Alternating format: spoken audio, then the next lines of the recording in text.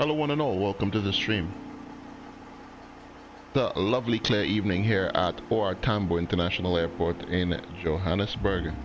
And we are on the Queen, folks, the classic Queen. It's been a while since I've actually streamed over here. To all those who are watching the stream now, welcome on board. Welcome on board South African 280. All those who are watching the stream in post, I hope you can enjoy it as much as I do during the live broadcast. We're here at OR Tambo, parked up at the gate. I forgot to see what gate we're at, but we're parked up in position here at OR Tambo, ready to load up for our 8-hour flight over to Cape Town, over to Perth, sorry, Australia, via Southern Indian Ocean, crossing with the wind. Should have a nice tailwind. Flight time should just be over 8 hours today at Mach Decimal 85. I think we're going to start off, we're going to be pretty heavy for takeoff, guys. Probably about 10 tons below our maximum takeoff weight, but we are sort of performance limited here out of Joburg because of the airport elevation being about 5,500 feet or 5,600 feet above sea level.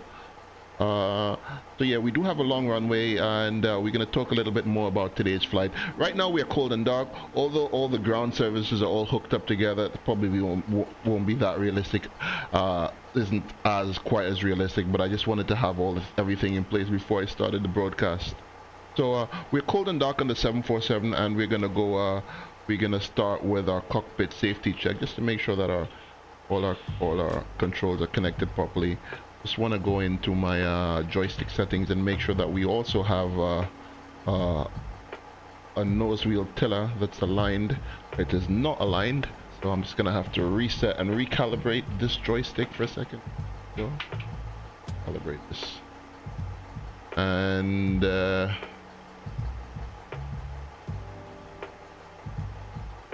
let's calibrate this joystick here.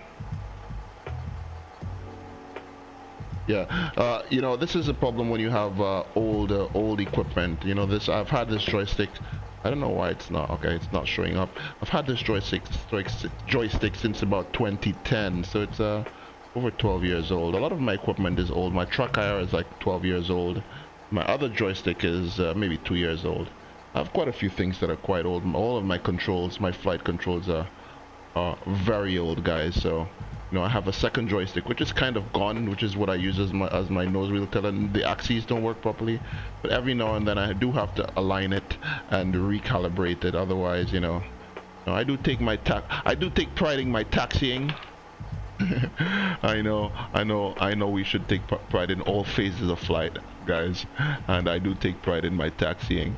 And an aircraft that doesn't taxi properly is not a good aircraft. Jamnik, hello man.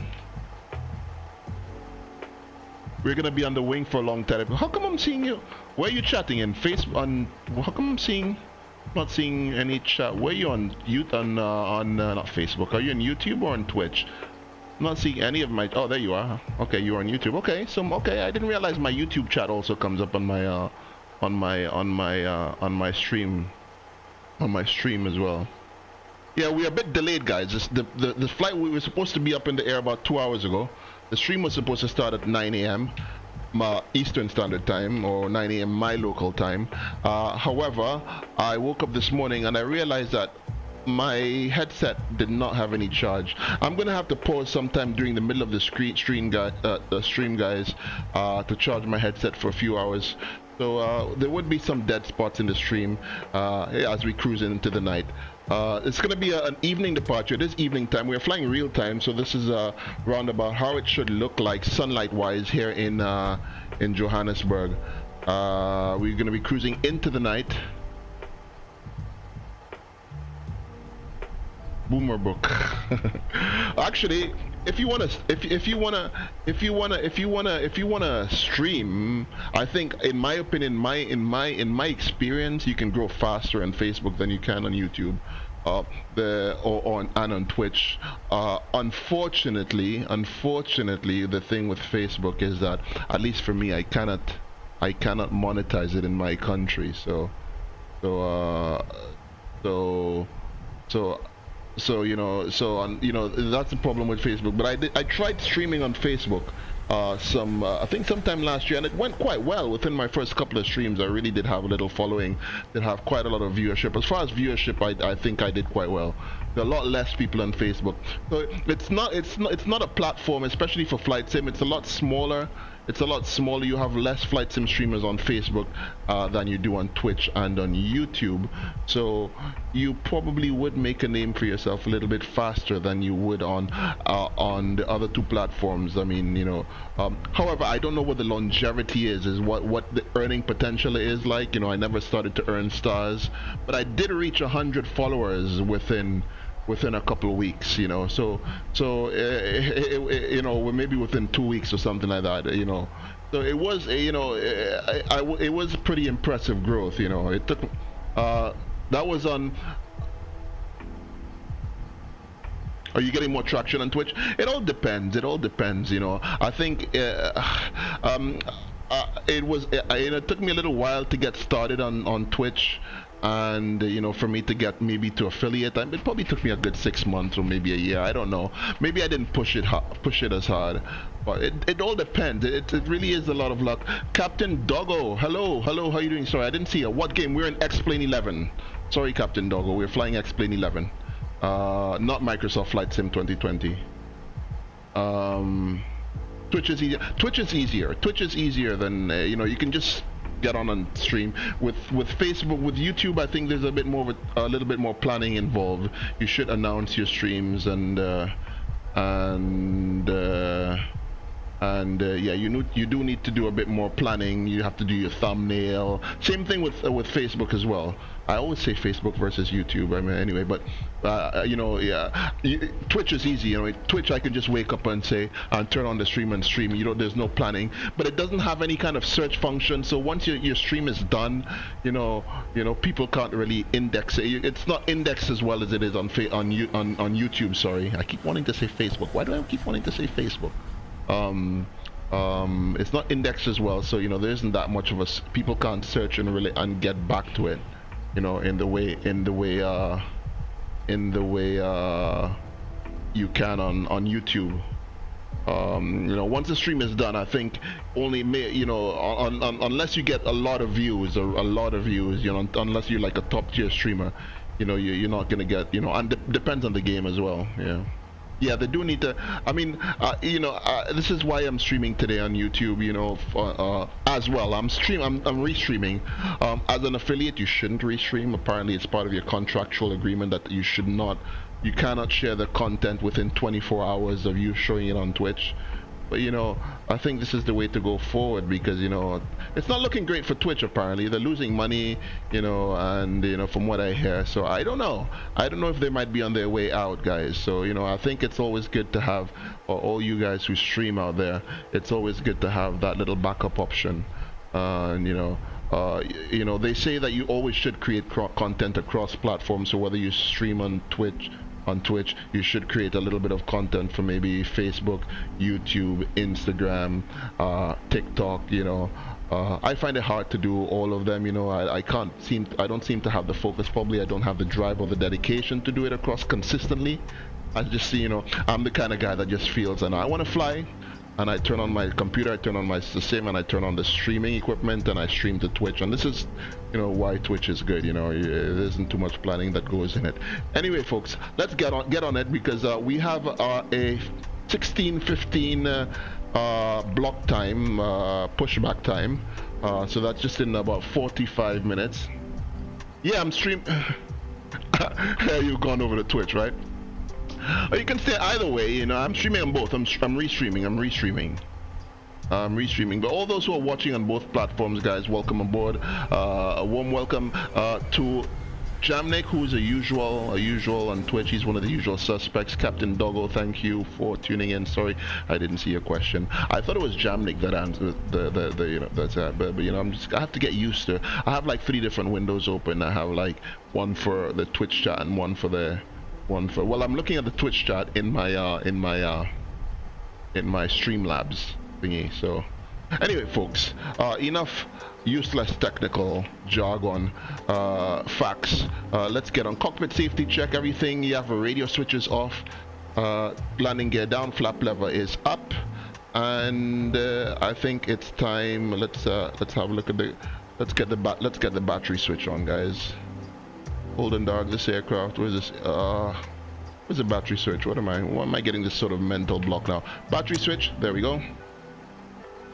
And we have ground power. We're ground power. Let's connect. Where's the ground power unit? The GPU. Where's the GPU? We have external power.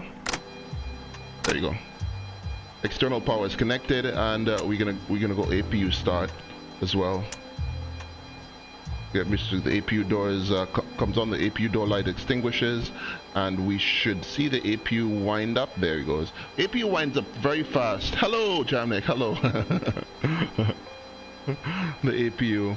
You know, this is pretty daunting, guys. You know, I'm gonna have to create content for the next 9 hours or the next 10 hours, because you know, an 8-hour flight is really at least a 10-hour stream. You know, so you know, it is at least a 10-hour stream. I hope it all goes well. I hope I don't have any memory issues. Or me having some memory issues, I don't know.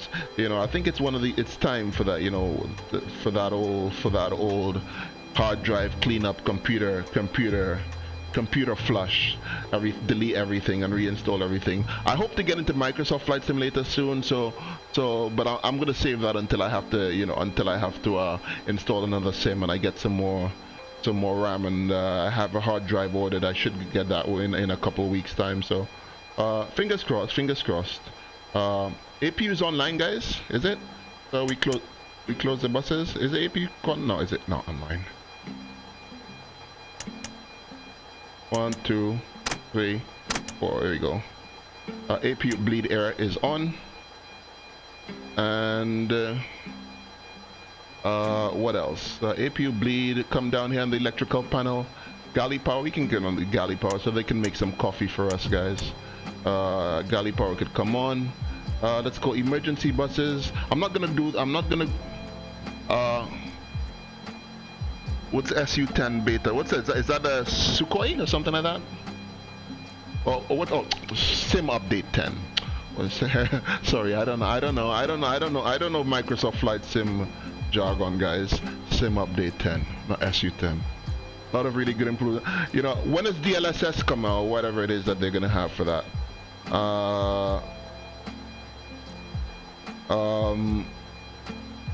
Anyway, let's see. We are getting APU. We are getting APU gen, so we are getting APU juice from the APU, guys.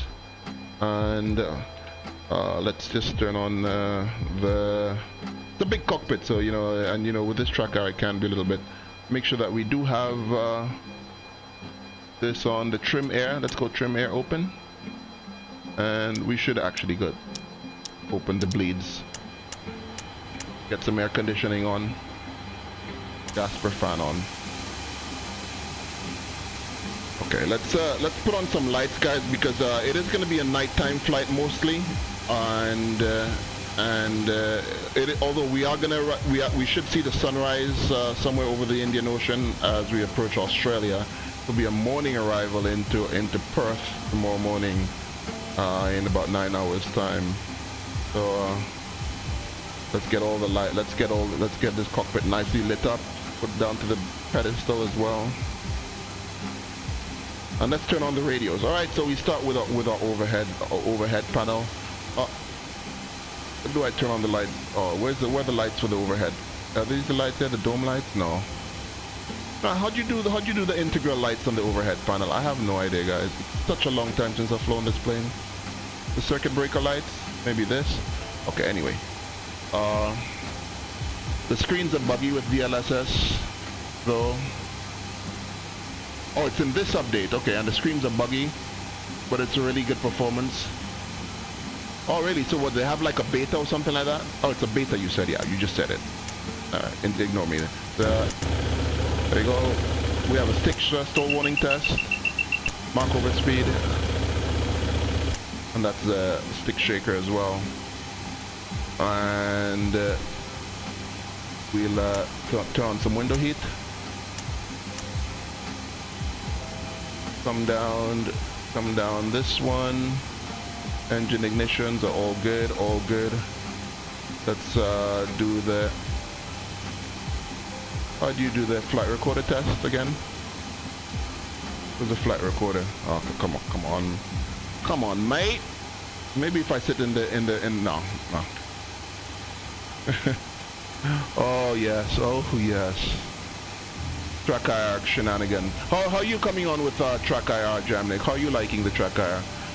Have you gotten the clip, or you still have the hat thing?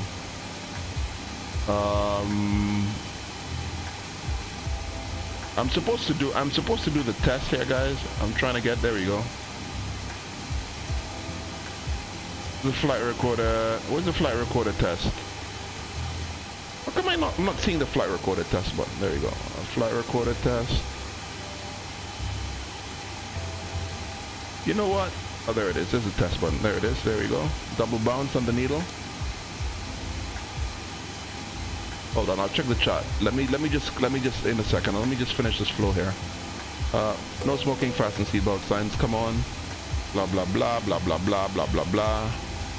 All right. Auto brake test. Auto brake off. Auto brake. Auto brake off. And we align the IRS. Align. Switch these to align, and switch to number 3 to align. And nav lights. Wing lights, logo lights.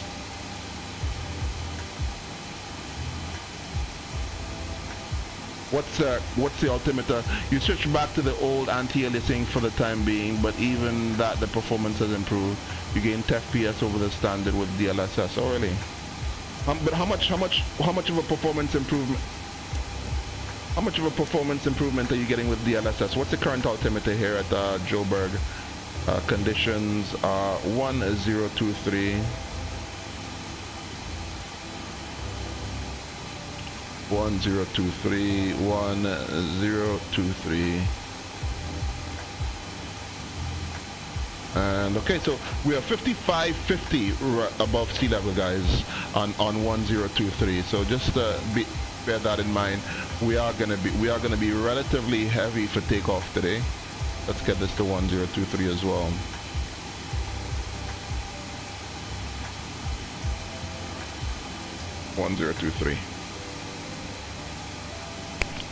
Steve, what the fuck is this? Xander, hello. Sorry, it's a little bit hard to I need to keep track on both. The 747-100 ER? You wish it was, right?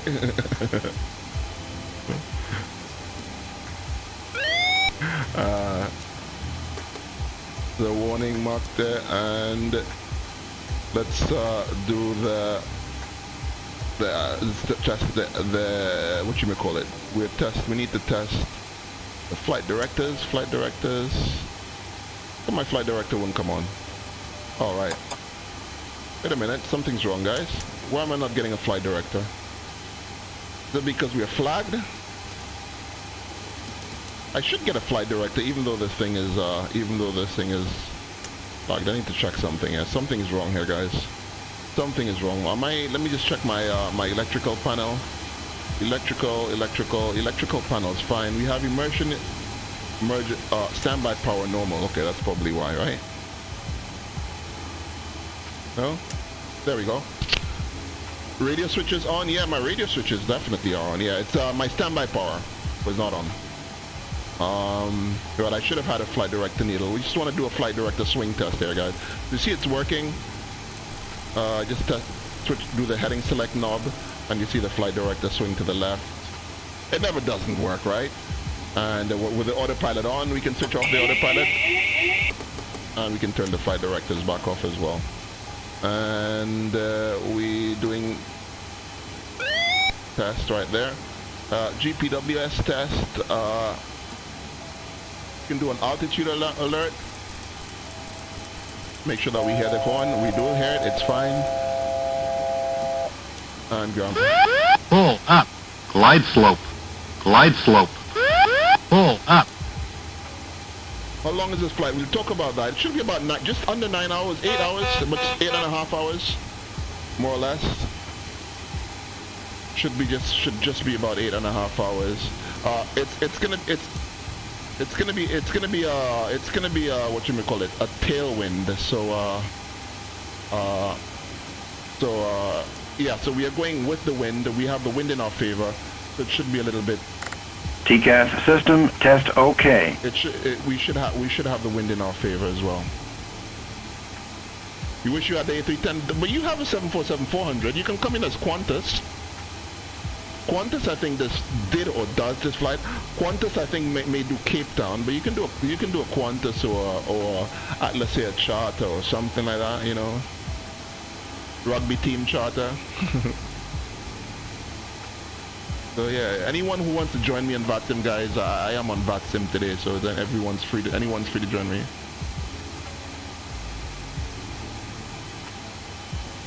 But you don't want to fly that garbage?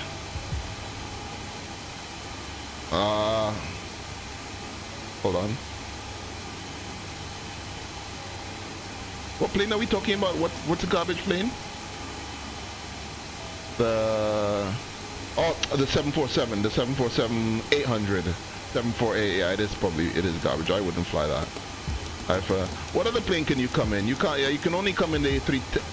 The 748 is the 748. Oh yeah, and then you have the Sparky. Yeah, unless you flew P3D. Yeah, I mean, I wouldn't call the Sparky garbage because it's freeware. I mean, it makes a good attempt, but it is a little bit unreliable though. You have the 373. What's that? What's the 373? 737. You got the 737. Have you got the A340?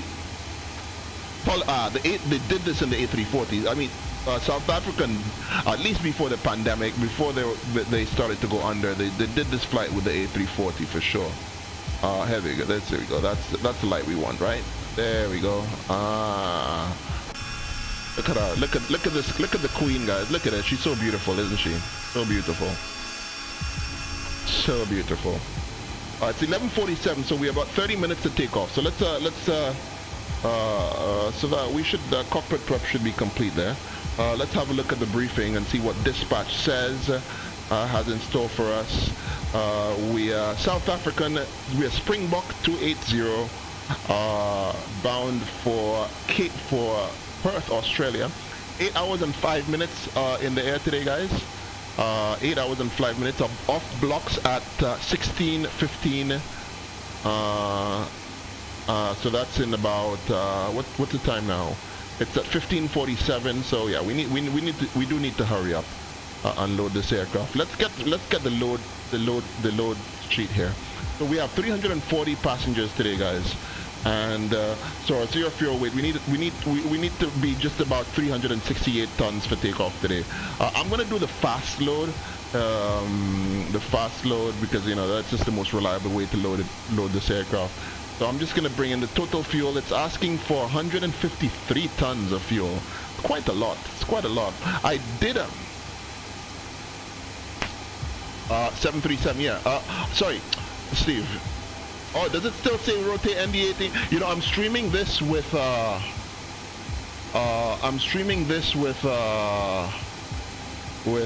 Restream.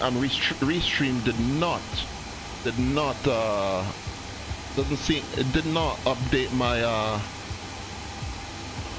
my title. So let me do this. Let me do this quickly. Thanks for that. I was wondering, you know, I meant to my thing. Hold on. Edit stream info. No, it should say it now. Hold on. Edit stream. I'm looking at it. I'm looking at my stream here on Twitch, and it says Southern Springbok. So I don't know what's happening.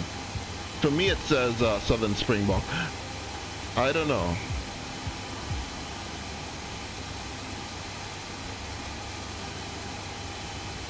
No webcam. Huh? Oh shit, my webcam. Oh fuck yeah. Oh, this is why. Oh. You're right. I'm in the MD-80, guys. Oh fuck. How embarrassing. Okay, right. Here's that's about to change. I'm about to transform into the 747, guys. Hold on. Glare shield. 747. Where's my 747 glare shield? Is that? There we go.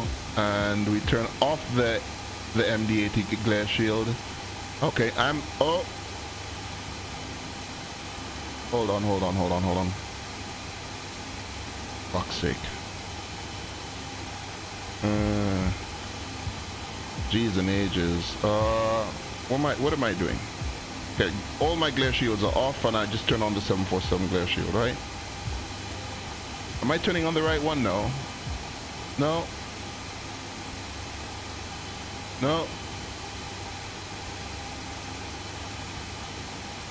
Why can I not turn on my 747 glare shield, guys?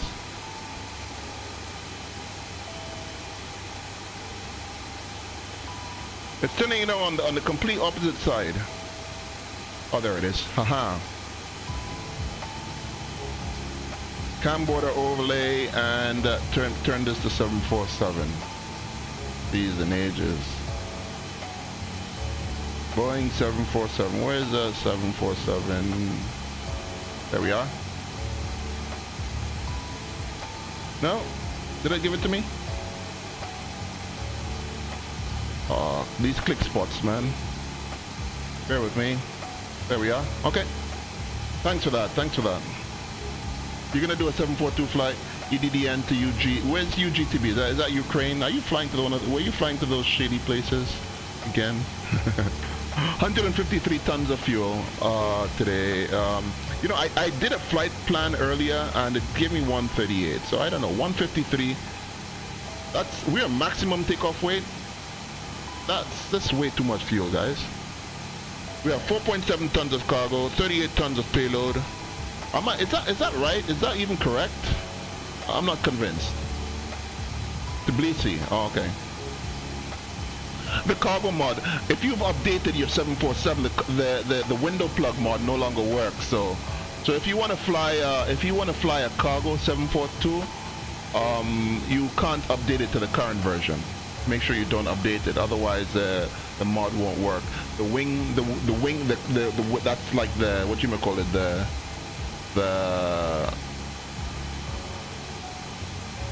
I mean, you should update because, I mean, you know, updating is always good. The plane has gotten better.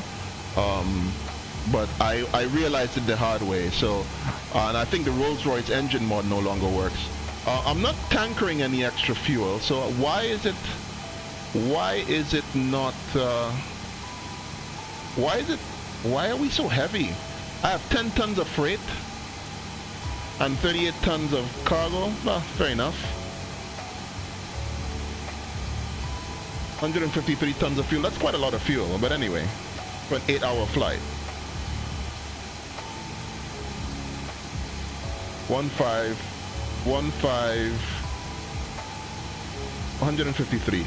And the payload is 38.7. 39 tons of fuel. 39. 367, 399. So that's basically, we're at maximum takeoff weight, guys.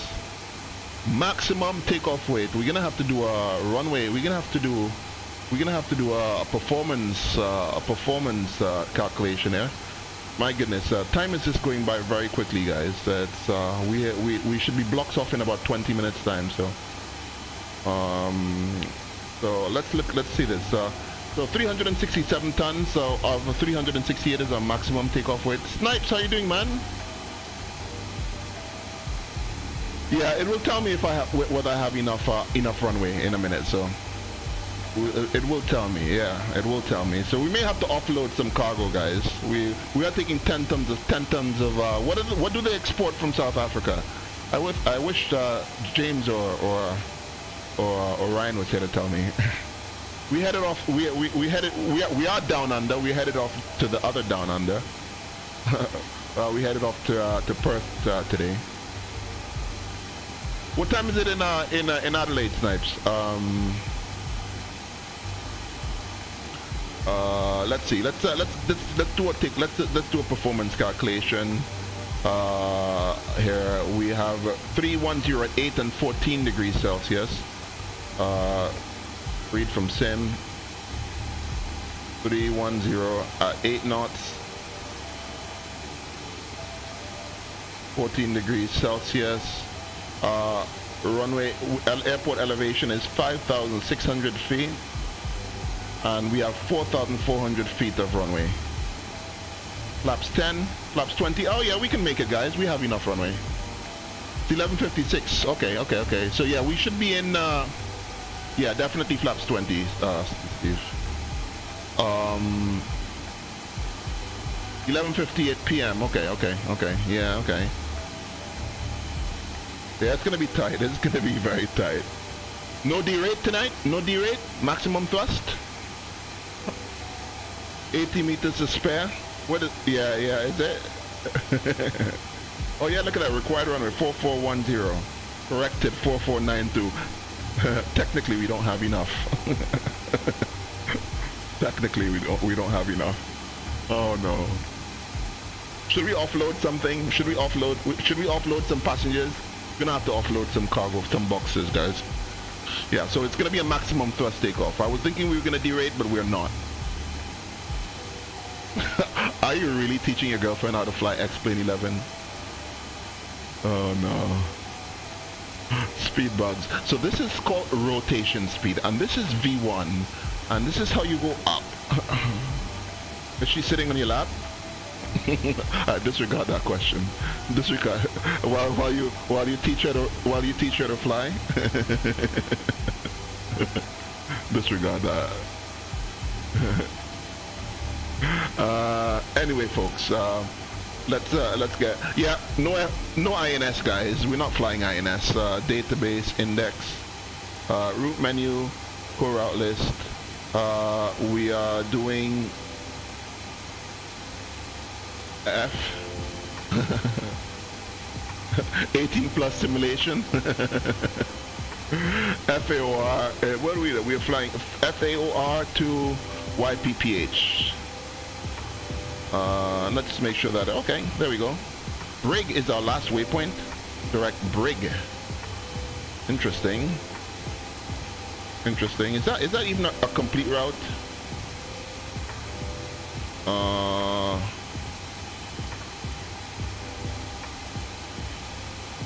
Direct Brig. Okay. Oh really? Okay. That is a complete route. Right, okay, that's fair enough. Initial flight level with flight level 310, I think. So we have 1620, actually, our off-blocks timing is in about 23 minutes time, guys. So, yeah. Initial flight level would be... initial cruise, what's our initial cruise? Block time 8 hours and 33 minutes. Scheduled time 9 hours and 15 minutes.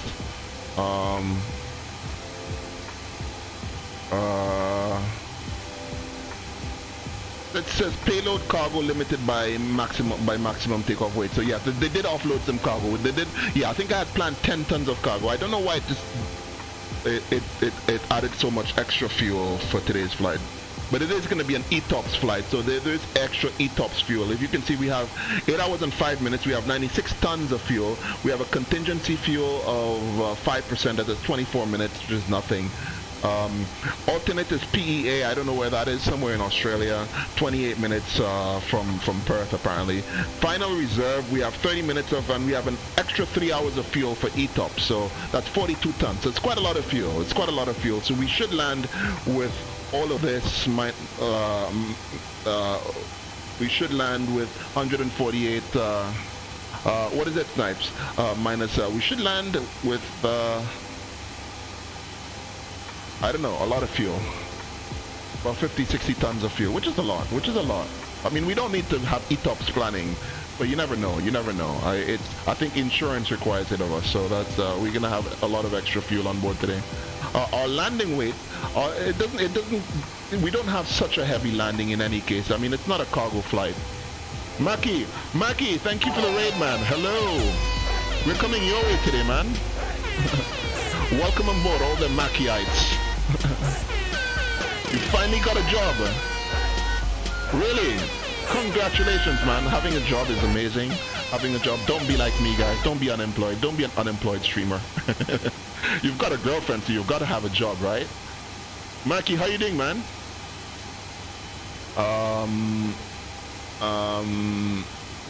Let's see.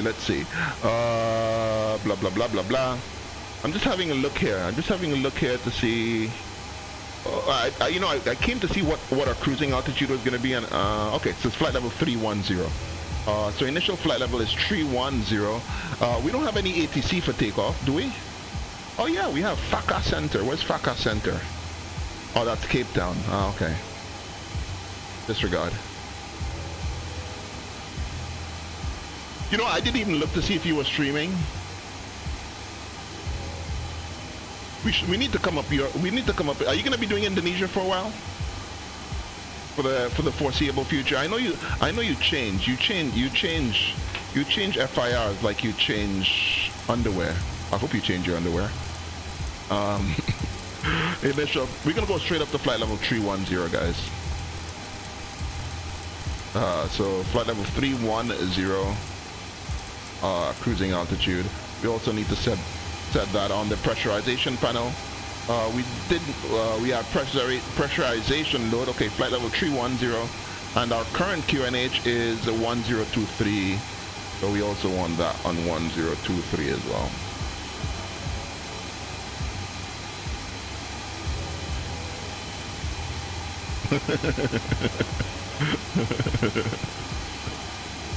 You're home.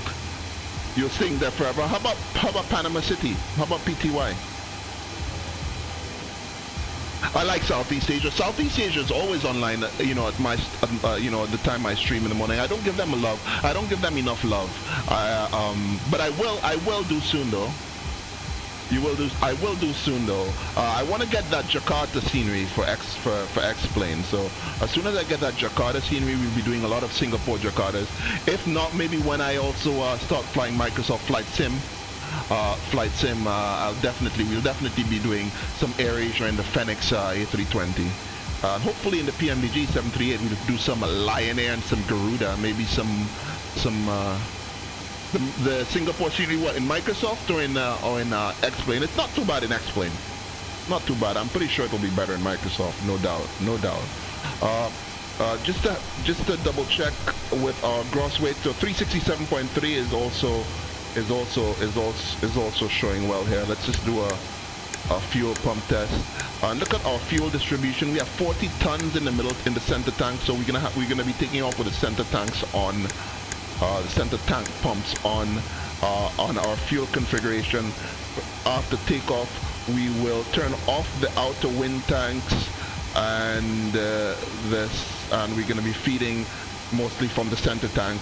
As soon as the center tank is drained, we're going to go to the number 2 and the number 3 main tanks, and then finally, when all of these tanks are level, we'll be going straight on a tank 2 engine. No, I'm not going to Microsoft Flight. See, when people, I hate it. Like when people are saying, "Are you gonna switch over to Microsoft Flight Simulator?" And I'm not gonna go over. I'm gonna run Microsoft Flight Simulator in parallel because I'm waiting for X-Plane 12 as well. So I mean, but I want to fly Microsoft Flight Simulator. Microsoft Flight Simulator sucks. I'm gonna have it in parallel. So the stuff that I want to taste, I want to savor, I want to try in Microsoft Flight Simulator. What's the in-flight meal? It's chicken and rice with sausages. I do wanna, I do wanna fly. I do at least wanna try the Fenix. All right, I've kind of gone off the tallest, but I wanna try the Fenix.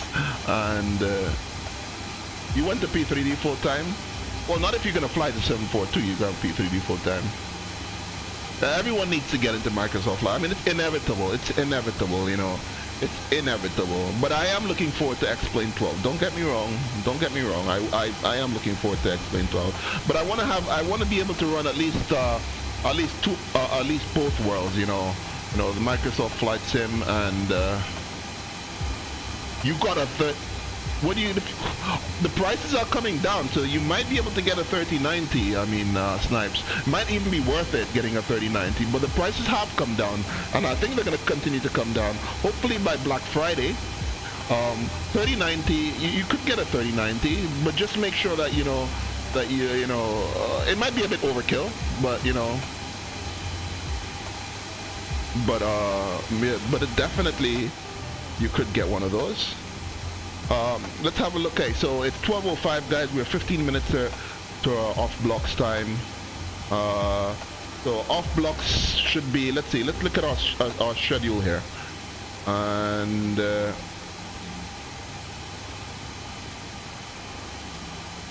off blocks is 16:20, and we should be off in the air at 16:40. So okay. So okay, so we're good. We have 20 minutes to get to taxi and take off, guys, which is more than enough. We just switch IRSs to nav, and we are loaded, so we can begin closing up the doors and stuff like that, just to make sure that we get everything. Or we can close the cargo door, close also. I didn't do the complete flight. I didn't finish doing the flight engineers checks, guys. I should have done that before, just to make sure that we test everything. Just test all the fire switches, and also, as we are gonna remove the chocks as well, the electrical hydraulic pumps are on. We're gonna turn this one on the air-driven pump number 4, air-driven pump on auto. Just to make sure that all these things are tested. Oh, we do need to test this. Aha, the jet ski. There we go. Turn that on. Charlie UK.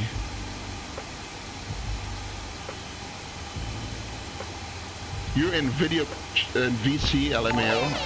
Hello, Charlie UK. How are you doing, man? What do you mean you're in VC with me, Charlie? How are you doing? Welcome on board. Even with 16 gigs of RAM, performance will still get you better performance than a single channel 16 gig. Yeah, I've been running dual channel 16 gigabyte, but I am upgrading soon. You have 2 in your system, but one is dead. Maybe faulty motherboard slot. Yeah, I mean, RAM does go bad. I have gone through a bit of RAM, not on this system, but on my previous system when I used to overclock. Guys, don't overclock if you can help it. Now with the new processors, it's no need to overclock because you're running dual channel. Yeah, I'm gonna get another 216 gig sticks so that I can run 32 gigs of RAM. Very soon, 64 is gonna be the norm, guys. I won't be surprised if 64 gigs is gonna be the norm pretty soon. All right, so all of that is ready. Our flight plan is in. Our legs. Let's just do a quick departure brief, guys. It is going to be an up-DAC departure. Let's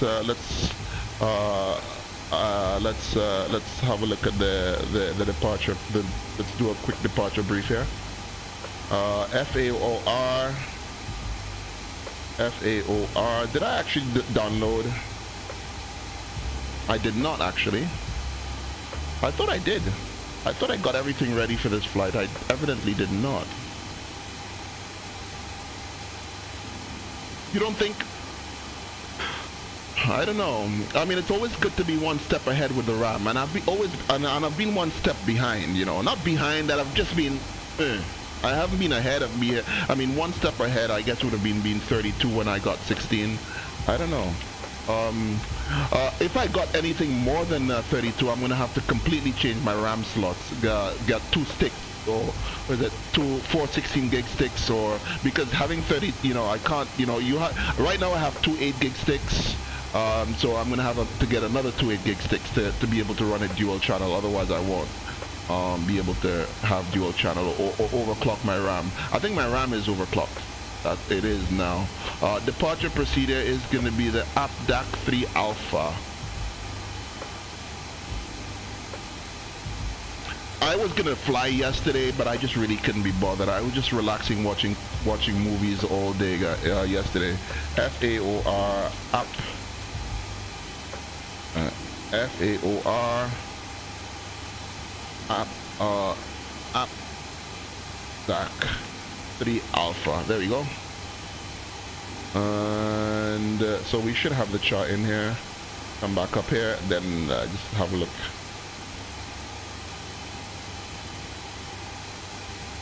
Where are you? Where are you? Where are you?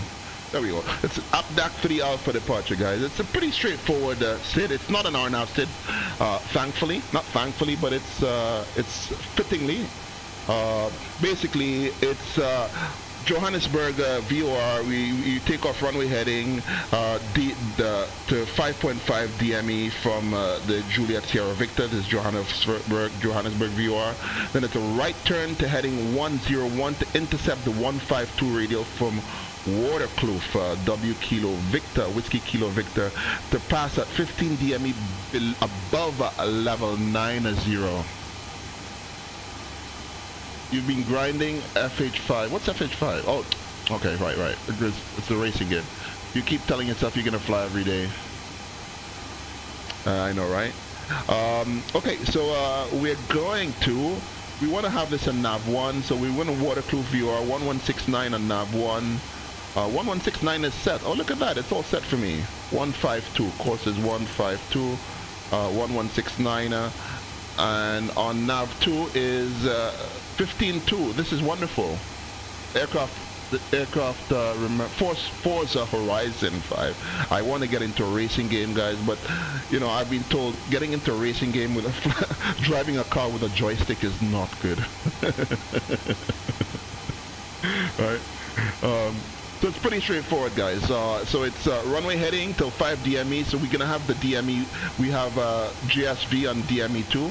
It's currently 1.6 DME from it, and we have the Waterkloof VOR at 17 miles, and we have that in NAV1, and we have course 152.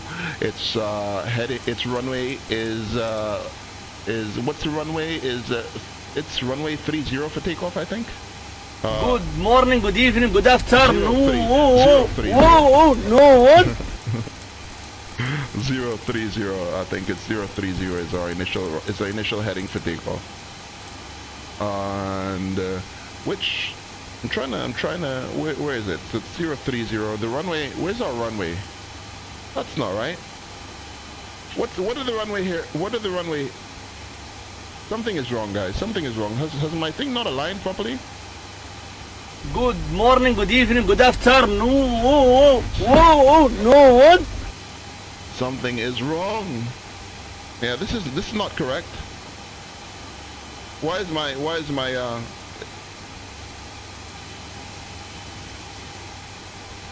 look at my ADI. My ADI is completely wrong.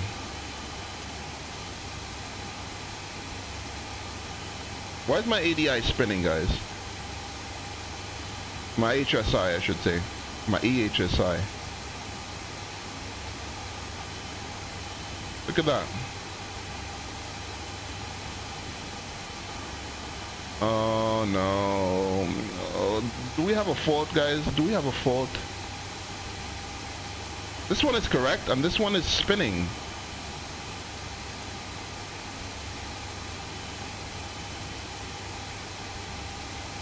Oh no. Ladies and gentlemen, we have a problem.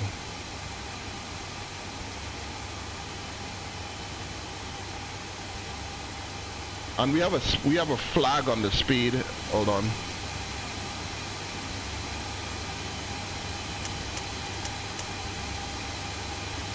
Why is it?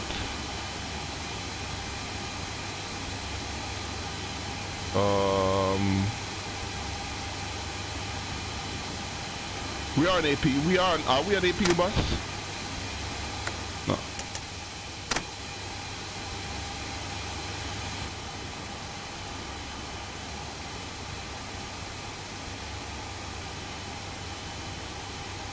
What?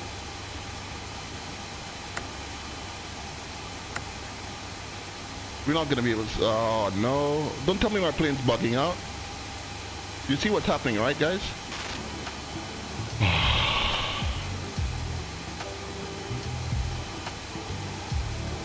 This is so fucking stupid, guys. This is so stupid. Why is this happening? Our speed is flagged. My speed is flagged. Why is it flagged? I'm getting this flag on the speed. Let's have a look here. Let's see what's happening here, guys. Something is wrong. Definitely something is very wrong.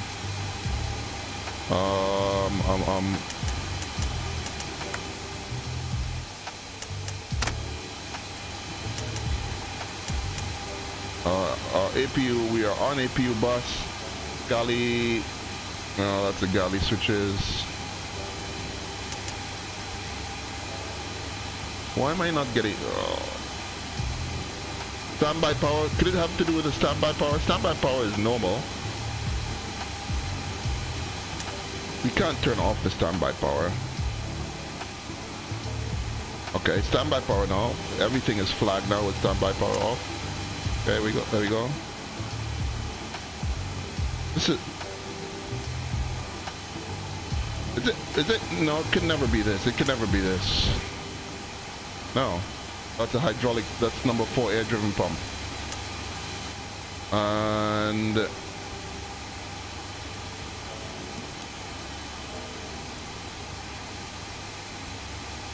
this is why it's always important to do the instrument check, guys. I do not understand why I'm not getting a whole bunch of things flashing here. Okay, so we have To fasten, insert the metal tip into the buckle and adjust the strap so it's low and tight across your lap. To release the belt, just lift the top of the buckle. Okay, I don't know what's happening, guys. I think the aircraft is bugging out. And let's see, are there failures? Options. We don't have any failures, right? We don't have any failures on here.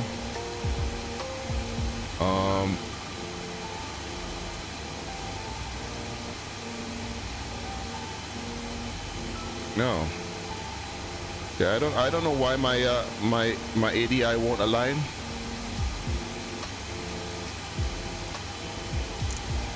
Okay, let's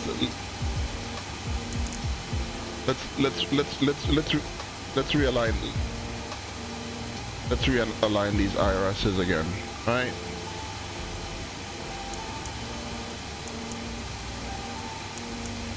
Let's try realigning the IRS. If not, guys, I'm gonna have to reload this whole aircraft, which will be a shame because it's taken us so long to get this aircraft up and ready, and we're already running late. We should be in the air in just about 20 minutes, and I don't think it's gonna fix itself, guys. You know, I have a feeling it's not gonna fix itself. Let's just do this, right? Developer. Reload current aircraft and let's see if that fixes it.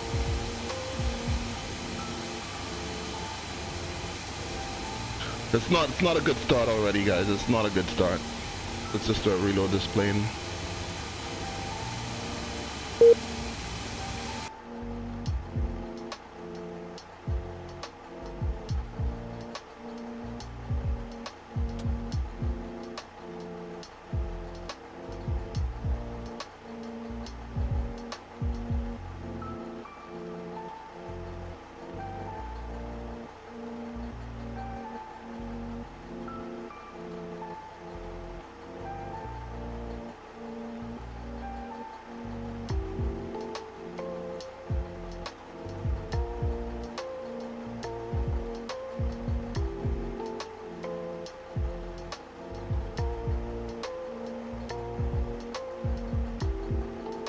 Jazz Winja, hello man. Hello, welcome on board, man. We just have a technical issue here, folks. Ladies and gentlemen. Parking brake set. Oh no. Ground power disconnected. I had to remove my SAB, so we're getting all these fucking errors.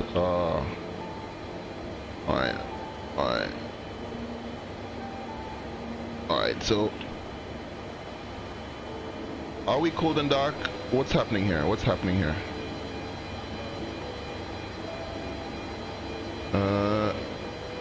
Ground.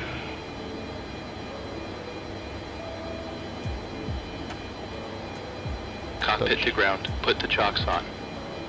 Cockpit to ground. Connect ground power. Okay, let's that's because our battery switch is on. Shocks are on. Ground power connected. This is not good. You know what, guys? Flight configuration. Let's reload this aircraft properly. Because it looks as if it's I don't know why it loaded it. Why it loaded it like this though. I don't understand. I don't know. I've never had that error on the aircraft. I had that once on the 737-200, but I've never had it on the 747 where the whole EHSI did not align. Usually it should align by the time you look at all these fucking activation blah blah and just get back in there. Flight configuration. Get back on here. Flight's delayed already. Passengers saying fucking South African Airways, man. Flying these old planes in 2022. Of course they're gonna have problems. You always have to be calling the mechanic, right? Let's try that again.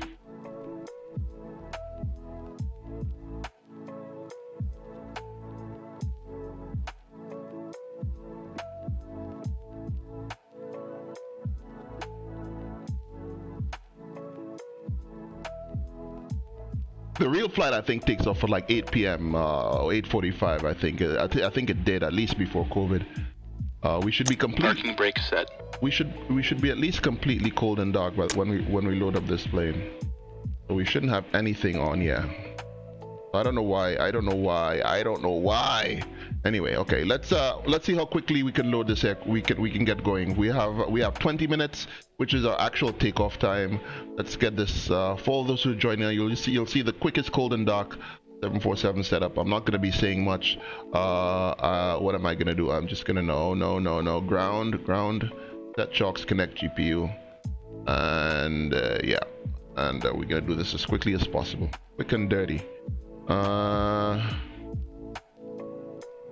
Okay, battery switch, come on. Shocks are on. Go on to Ground power connected. Get the APU started.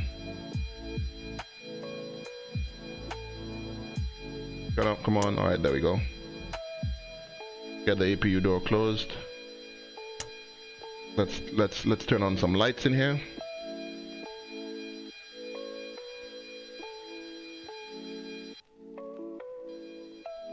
Turn on some lights.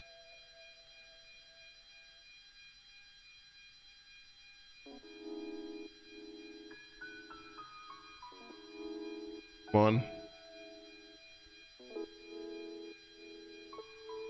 Yeah, our IRSs are gonna take a while to line up, guys. So, all right, and our APU should be online now. Okay, APU's online. 2, 3, 4. Galley power. Standby power. Normal. Packs. I'm not gonna run through any of the fire tests here, guys, anymore, because we did them. We have QNH's what 1023. Get that on 1023. And flight level 310 set. Let's go over to the overhead panel and get the IRSs aligned again.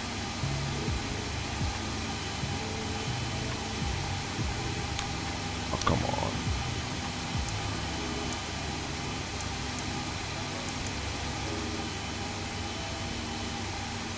Alright, so alright, IRSs be aligned, electrical number 4, and we go to air driven pump. Gonna open this. We are 3. What's our gross? Okay, so let's get this back in again, guys. Oh no. It's all going wrong. Hope we don't have any memory issues. What's our gross weight is our load gonna be? 153 tons of fuel. Fast load 153.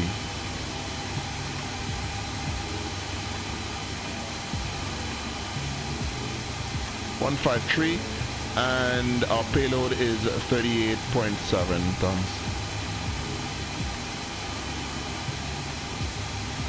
38.7, 39 is good. 367, okay, rewrite that into the sim. Alright, and okay, so while our IRS is aligned, I hope they line up properly now. And Get the performance calculation, get that from the sim. Runway at airport elevation 5,600 feet. Manu, how are you doing, man? Hello from Schwechat, from Austria, from Vienna. How are you doing, man? Joining us here on the YouTube side of things. 4,400 meters of runway. Yeah, we just had to redo our performance. There we go. Why am I not getting enough performance? Runway is too short.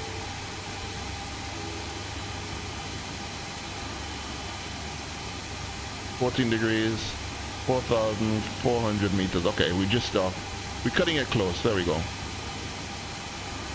Alright, so we get that performance. There we go. And it's 11 degrees and 339 climb out speed. V2 is 178. I'm gonna set the speed bugs now. So V2 is 178. V2 plus 10 is 188 is gonna be our climb out speed, guys, right?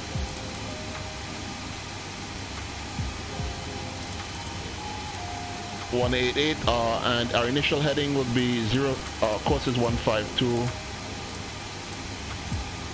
Heading is 030. We'll climb straight to flight level 310. Okay, all of that is in 1169 and 1152. Those are the two VORs that we need to reference for the departure. We spoke about that a while ago, a little bit ago. Let's just load in our flight plan again. There we go. And our first waypoint would be direct Apdak. Okay, let's do the rest of the radio switches. Come on. We need to test all of these things again, guys, unfortunately. Otherwise our first officer will tell us fail. We'll say those checklists. Okay, we need to get those checklists right. You know, it's a game within a game with the 747. Yeah, we're still on the gate. We had a problem with our ADI, Steve. My ADI would not line up for some reason.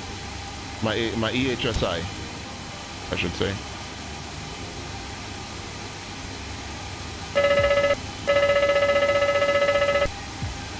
And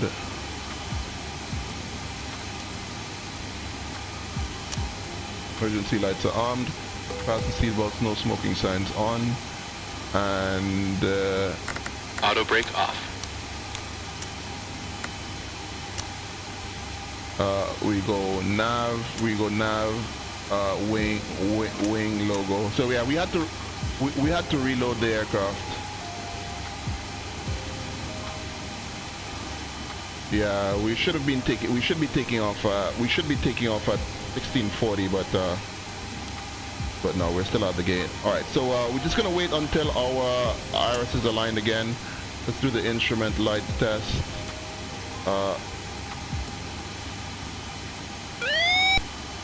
And Pull up. let's get the altitude alert test.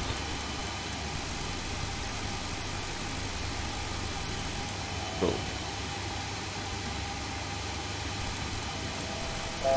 there you go. So it works.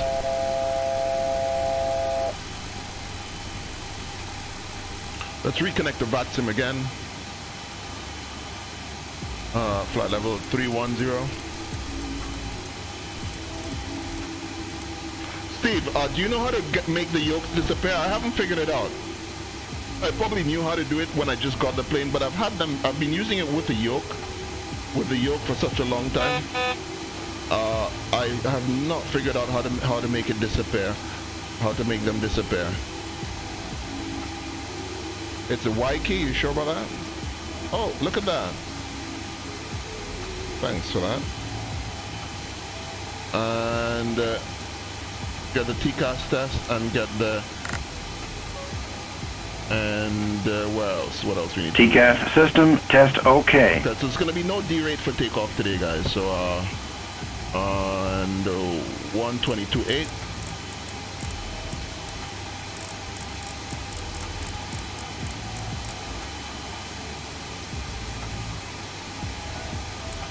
I don't know, why would anybody want to fly from the right seat, man?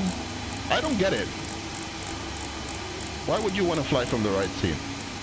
Why would somebody want to be first officer on their own plane? I mean, the only time I'd fly from the right seat is in shared cockpit. Yeah, but you know, I still don't get why anybody want to fly from the right seat in a flight sim when they, you know, if you're like single pilot.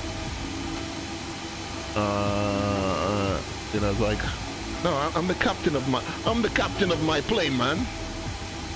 Now the EHSI is more or less lined up, guys. Do we have any green lights on the INSs? No, we don't. I think we've done most of the tests, guys. We just have to wait until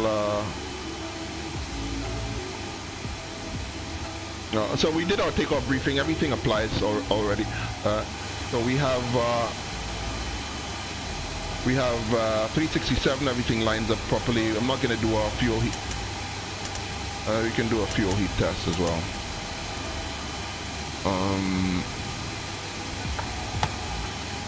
Okay, make sure that we did our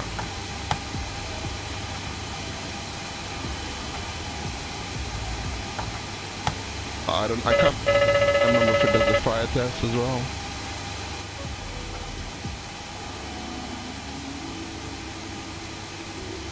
Alright, so just a few minutes to wait until the IRS is aligned. Practicing for when you go to the airlines. I don't think it's going to make a whole lot of difference though. I mean, it's not like you say, well, I used to fly in the right seat in Microsoft Flight Simulator. By the time you go to the airlines, you would have been used to flying in the left seat anyway from flying from your commercial pilot's license. So it's not like to say, well, you know, I'm used to flying Flight Sim and, you know, from the right seat, you know, it's no.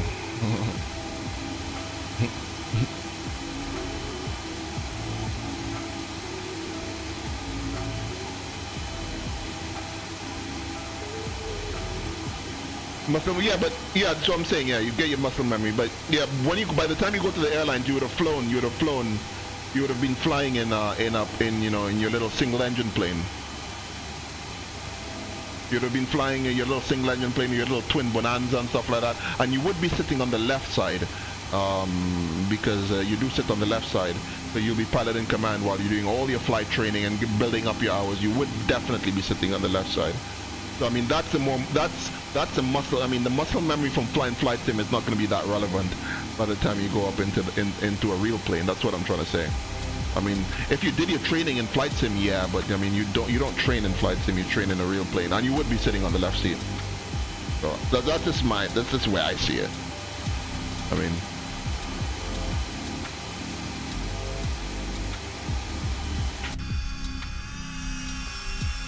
Look at our ground power is still connected. Let's get rid of our ground of our GPU. Ground. Cockpit to ground. Disconnect ground power. Make sure that our okay, so we could remove the chocks as well. We can remove the chocks. Cockpit to ground. Remove the chocks.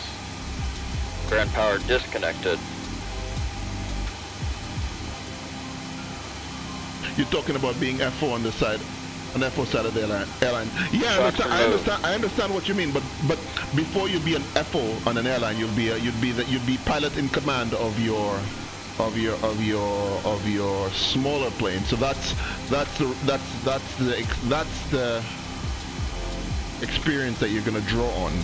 That's gonna. I mean, by the time you get into the airline, you probably have like 200 hours in your little plane, and you would have been in the left seat anyway. So I think that's where your muscle memory is gonna come in, you know, as opposed to being in the right seat. I fly with my stick in my right seat anyway. Oh, okay. You just want to fly from the right side. Fair enough. It's okay. We want a before start checklist, guys. We're just gonna wait until the INSs line up and let's go. Before start checklist. Before start checklist, please. Gear lever and lights. Down and check. Brakes. Parked. Start levers. Off. Radios. On and check. Flight control hydraulic power. On. INS. Hold on. We have to wait on our INSs to align, and I'm not gonna move forward on the checklist until that happens, guys. So just for safety, I don't want to push back on the INSs that are not aligned.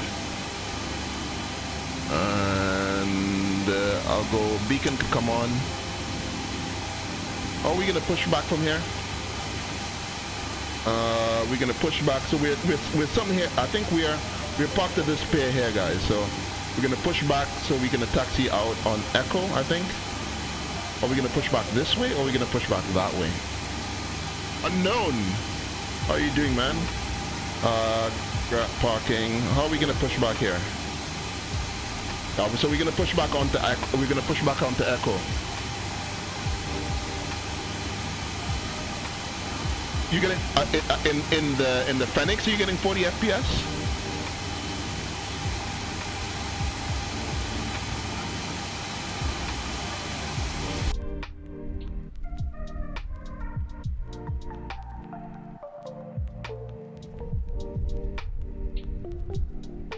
But make sure we put our plane here.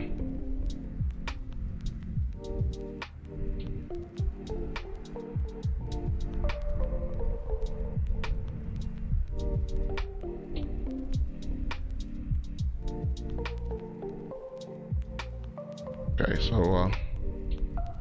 all right, Captain, got the directions. Let me know through the menu when you're ready.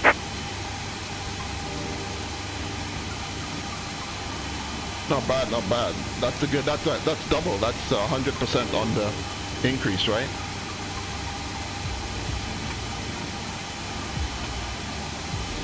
Okay, IRS is not aligned. IRS just take a while on this thing, guys.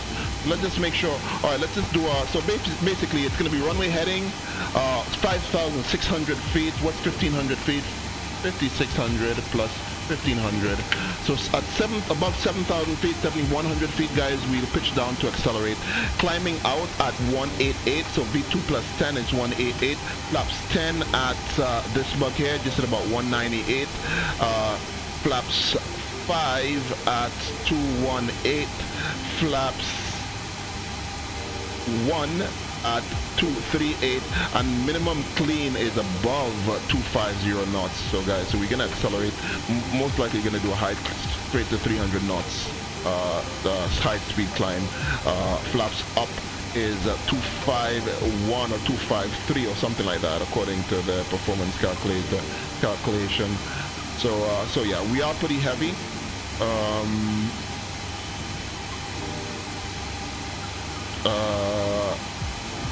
Okay, we've got that. I feel like I'm forgetting something. We've got our. Why am I getting a speed flag? I don't know why I'm getting a speed flag. I don't know. Probably because the gens, we're not on gen just yet. IRSs have not aligned yet, just yet.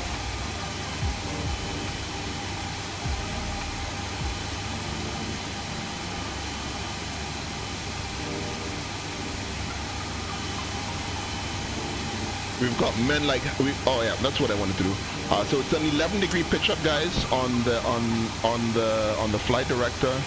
Although we do a flight director, I prefer doing a flight director less takeoff. So just at about 10 degrees, just at about 11 degrees is our initial pitch angle, guys, to take off.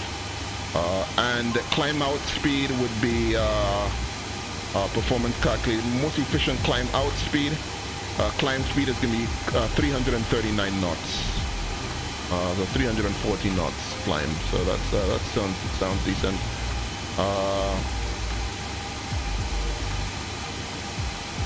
So no derate for takeoff, guys. We should have this in takeoff dry. Our takeoff dry setting would be 157. EPR of 157. Let's keep this on go around for now until we've completed the checklist. And turn on and get the green band on. We are in the green band, and it's going to be 6.5 units nose up for as well. So it's a 6.5 units for takeoff. 6.9 units actually, guys.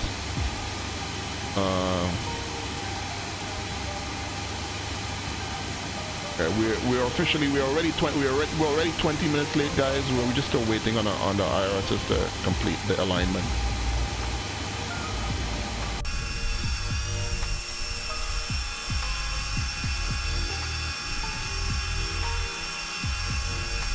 What a gorgeous plane.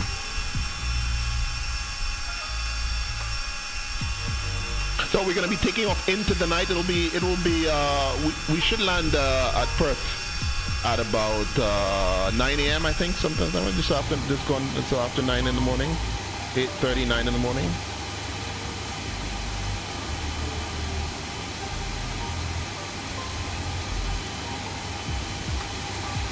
Oh, there we go. IRS are now aligned, so we switch this number 1 to nav, number 2 to nav, and number 3. Check and nav. There we go. Compasses. Slave. Window heat. On. Seatbelts and no smoking. On. Emergency lights. Armed. Exterior lights. Check. Great Flight news, Captain. Your tow's coming. Check. Altimeters and clocks. Altimeters and clocks. 1023, 102. Is it? 1023. Set and cross check. Radio INS switches.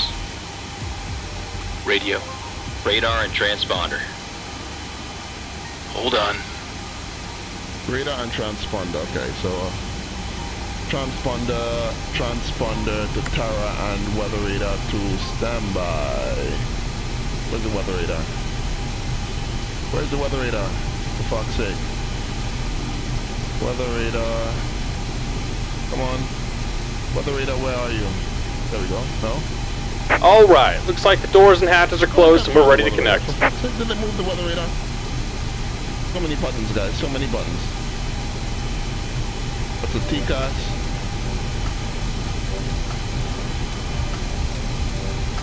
Hold on. What am I weather? Oh, there it goes. Standby. Standby. Indicator lights. The premium planes are not Check. encrypted anymore. Engine and wing anti-ice. Okay. Off. Stall warning. Check. Mach airspeed warning. Check. Auto brakes. Check and off. Body gear steering. Arm. Anti-skid. On. Autopilot and flight director. Damn. Welcome aboard, Captain. Tow's connected. 5 passengers inserted. Go ahead and kill the parking brake when you're ready to go. Takeoff warning. Check. Auto flight enunciators. Check. GPWS. Check. Instrument warning. Check. Flight director computer selectors. Check. Instrument source selectors. Normal. Reserve brake valve. Closed. Spoilers. Down. Static selectors. Normal. Oxygen mask and regulator. Check and emergency off. Brake pressure. Check. Stabilizer trim. Check and on. Rudder and aileron trim. Check. Checklist completed. Okay, so we go before start flight engine. Battery. On. APU panel. Check. Auxiliary power. Check. Engine oil quantity. Check. Fuel quantity. 152.871 kilograms. A lot of fuel. Fuel panel. Check and set. Pressurization controls. This.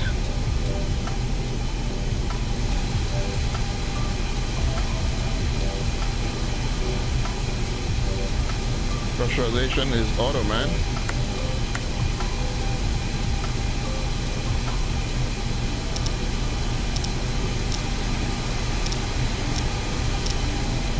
Come on, what do you want in the pressurization controls, for fuck's sake? Pressurization controls, this is a pressurization panel. What have I not done? We have it on auto, we have 1023, we have flight level 310. Did he want me to check it? Oh, we haven't checked it, that's why.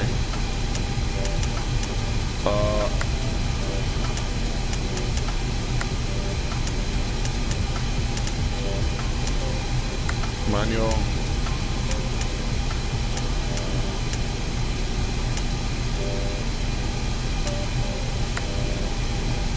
So we have bleed controls, we have pressurization controls. What the fuck is wrong with our pressurization controls? Or rate limit check. No?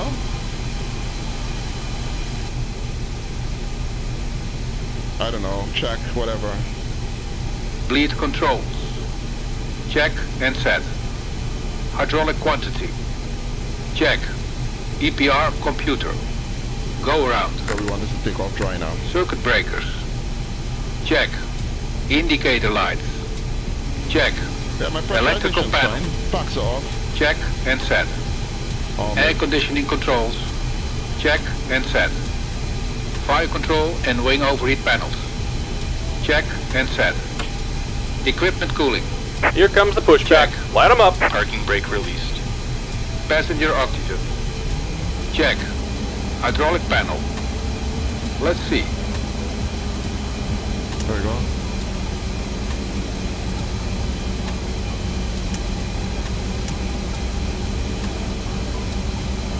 Oh, come on. Have I failed on the hydraulic panel?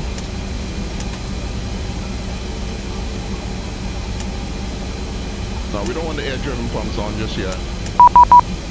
Oh, we have tower, mate. We have tower just connected to us.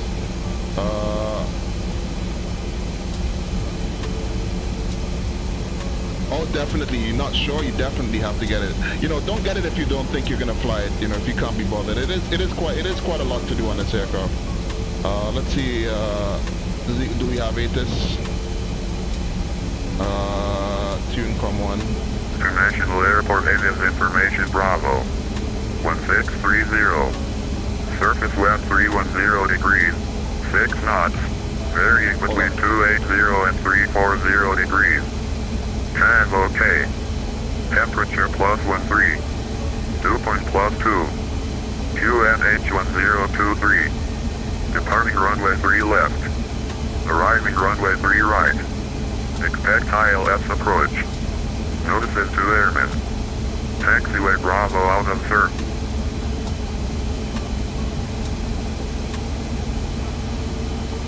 Joburg Tower, hello, Springbok 280, and we have Bravo. We're ready to copy clearance to Perth.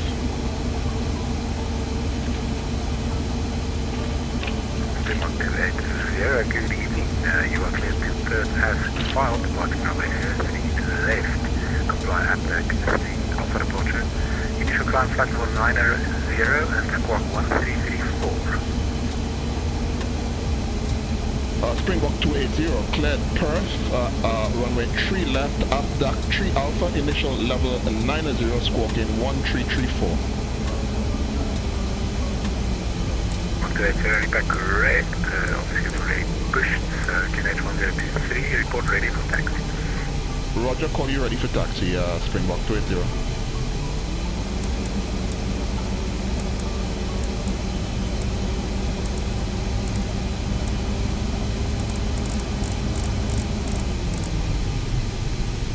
Thanks. There we are. Check. Fuel jettison panel. Check. Crew oxygen. On. Oxygen mask and regulator. Check and emergency off. Just about done here. Go ahead and set your parking brake. Off. Checklist completed. Bye. Parking brake set. And we're disconnecting the tow. Give me just a moment. Start, guys. And engine start valve. I always have trouble getting into the start valve. Ready to start the engines. So we're gonna go for 3. Ready for engine start. We're gonna be the outers, and we start the outers and then the inners. You're currently doing EGLL to see what to Heathrow to that's Toronto, right? There's gonna be the 764. I'm excited about that coming out as well for flight factor. Let's go. Starting. Where's cockpit is so dark, guys. I maybe should turn off the lights. Turn on the lights on this thing. Turn off some lights there. All right, turning number 4. Starting engine 4. And we're disconnected. Signal and pin on the left. Take it easy and have a safe flight.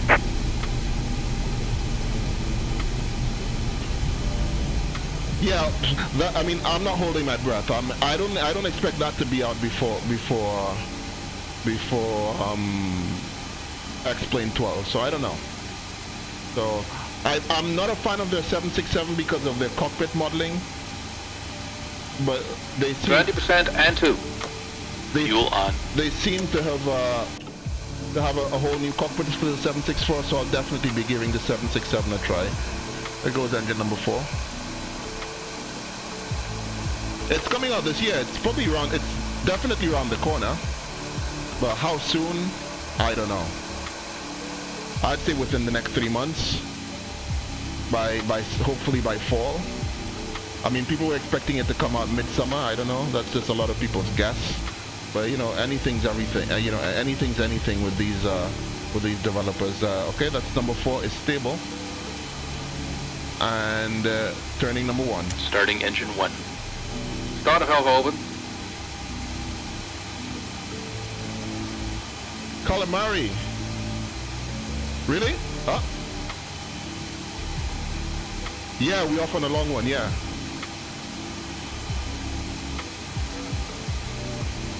For a change, right? 20% and 2. Fuel on. It looks amazing though. Most of the stuff is a free upgrade apart from the tallest, Light I up. think. Yeah. They should at least have it as a free upgrade. What I'm afraid of the 764 that they're just gonna put in the new cockpit and maybe not address a lot of the you know. Starter off. I hope they address a lot of the other visual models. Engine visual issues stabilized. that they have. I hope they do it properly. You know, I hope they do it properly. You know, I can't. Not like any builds. Any builds is going over to Microsoft Flight Simulator, and I always thought it was a good chance for them to upgrade their visual model to fix it. No, but they're just gonna take it and paste it into fucking Microsoft. So yeah. But, no, wrong one. Turning number 3. Starting engine 3. Starter valve open.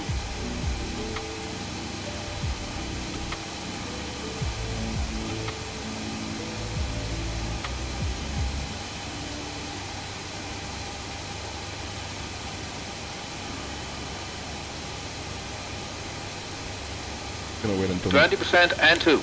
there we go. Fuel on. Light up.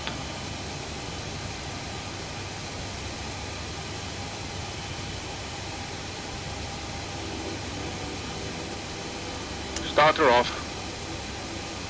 Okay. Engine stabilized. There we go. And we're gonna and final engine turning number 2. Starting engine 2. Starter valve open.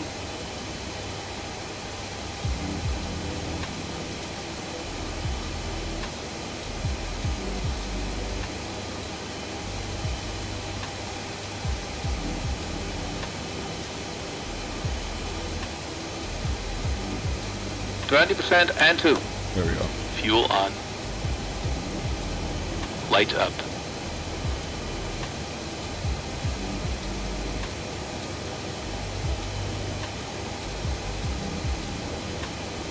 Starter off. Engine stabilized. Right, and the after start flow.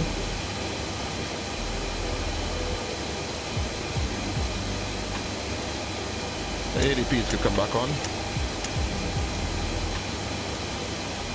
Hold on. Still getting an air-driven pump number 4.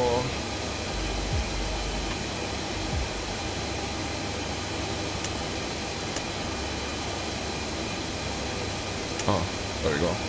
Air-driven pump number 4. Galley power is on. Go 1, 2, 3, 4. APU could come off.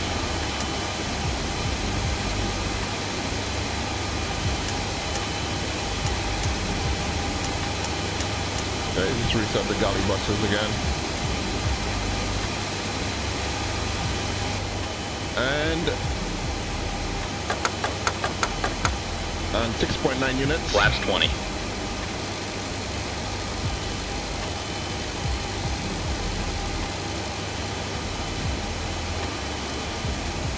.9 units nose up,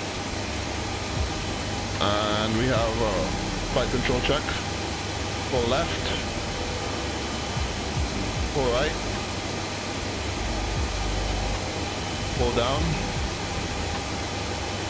pull up, neutral, rudder left, rudder right, neutral, and the overhead after start flow as well.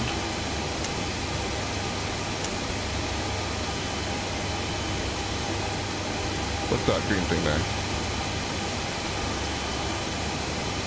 Nacelle valve open. Nacelle anti-ice, we don't need it, do we?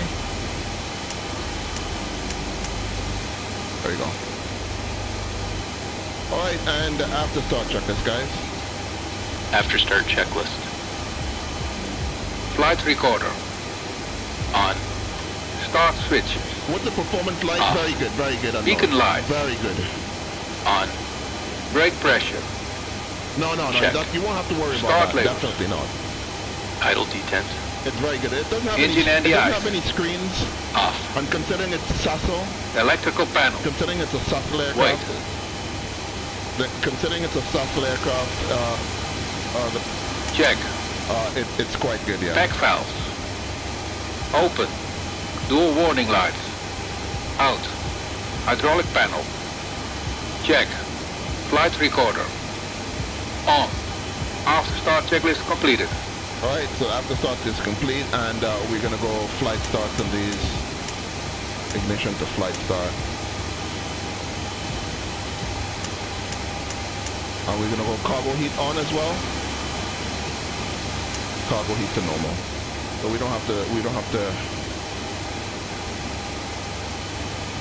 Yeah, I do. I use 3J FPS. I don't know if you can see me have it in the background. Little thing. You'll only see it when it has bad FPS. You'll only see this thing when it's trying, when it's working. But when you don't see anything like this, it's fine. But if I don't know if I turn my head or something, if I do now see, it's very stable, the FPS, especially here in South Africa. We've got the auto, it's nighttime. It's a scenery that's not very intensive, but we're getting the full, and I have my FPS limited to 38 FPS. I recommend that you do. Don't have it unlimited. I have it on 38 FPS, so my computer's never trying to push more FPS. 38 FPS is more than enough in every circumstance. So yeah, I mean the LOD thing, the level of yeah. That's basically what I'm doing. It's a lower script, yeah. You cap my 42 is good. It's similar. I just chose 38, 40. 40 FPS is a decent cap. So we are ground. So, Antawa, Springbok 280 is ready for taxi. Springbok 280, taxi to Wilmington Bravo, runway 03 left, check right on Alpha, left on Bravo, report ready for departure.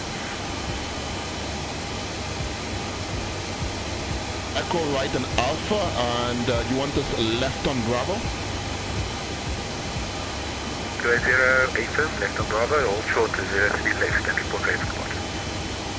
To the Echo Alpha Bravo and the 03 left. He wants us to go left onto Bravo. Okay, so it's Bravo, left onto Bravo right here.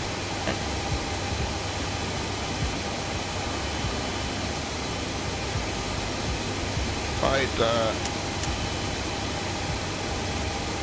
we can maybe turn off some lights here, right? Can we just make this cockpit?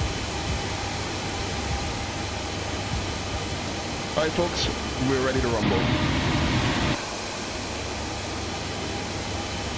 Yeah, 3G FPS, but 3G FPS is a LOD thing that you're using.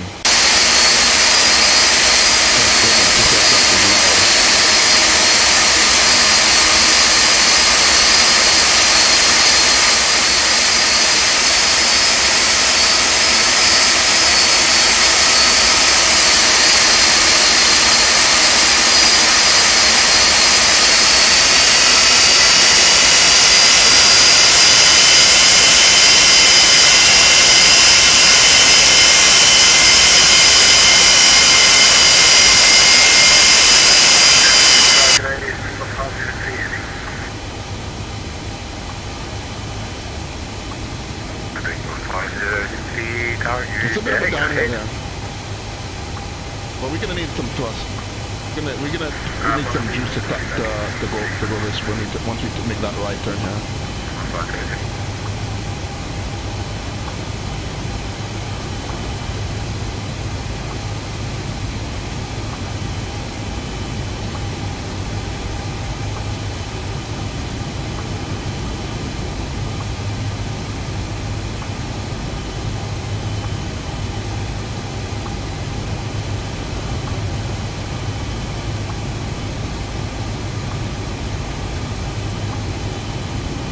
Okay, we can go on with the taxi checklist. Taxi checklist, please. Flaps. Flaps 20. Flaps 20. Takeoff data, EPR and airspeed bugs. Set and cross-check. Stabilize the trim. Set in green band. Probe heat. On. Flight controls. Check. Yaw dampers. Check. Seatbelt and shoulder harness. Check. APU. Off. Fuel heat. Off. Totalizer and gross weight. I don't know why I have Set. that speed. Flight engineer and pilot panels. Check. Aft cargo heat. Normal. Seatbelt and shoulder harness. Check. Taxi checklist completed. I don't know why I have that flag on this. Everything is good. Everything is good. We don't have any.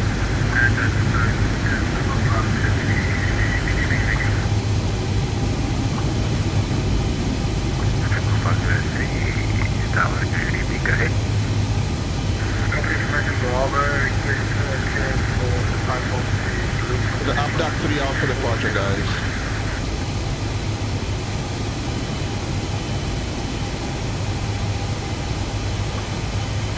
APDAC 3 Alpha.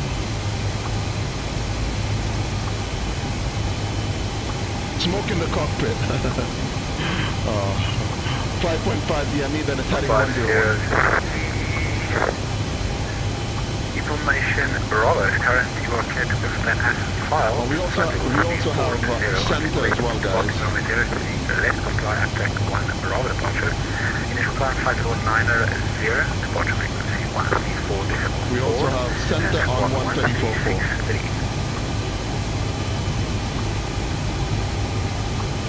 We've been staring at the ocean for 5 hours. That's how it is. We'll be staring into the blackness for a while, guys. 134.4. We're gonna be out over the Indian Ocean as well. At least you have a daylight fly, right? If you're flying real time.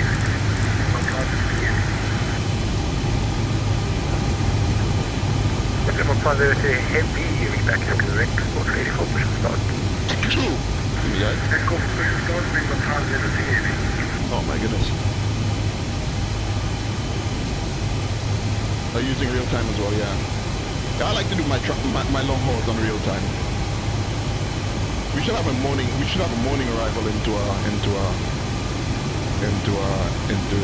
Perth.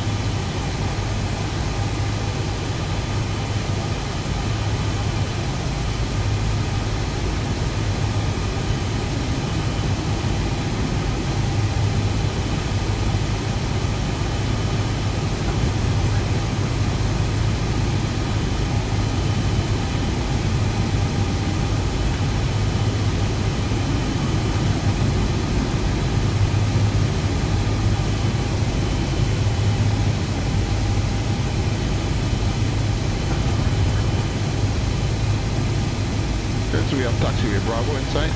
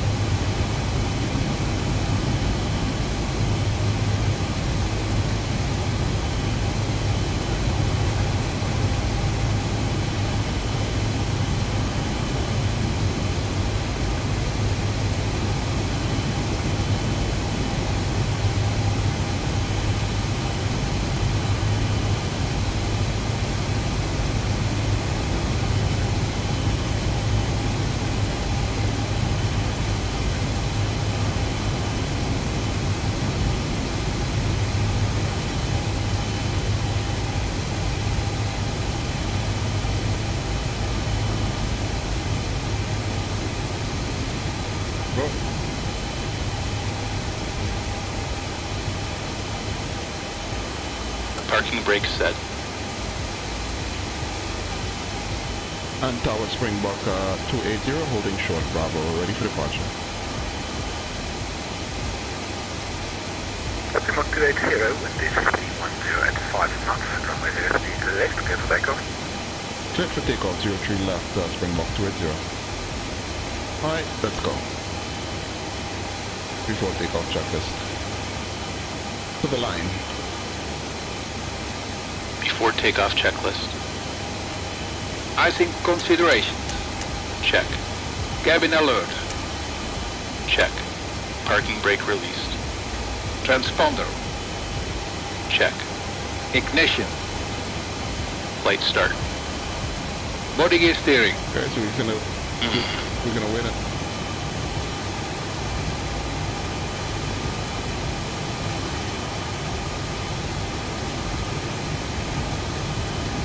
That's the good thing about the later versions of the 747. You don't have to manually turn off and turn on the body gear steering.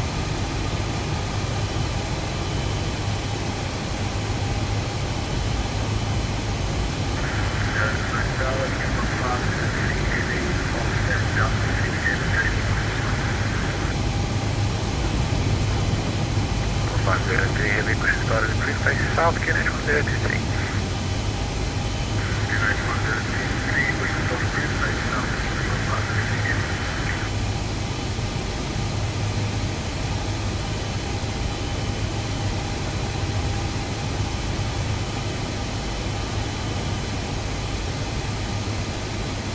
Oh, I think we might have misjudged that turn there, guys.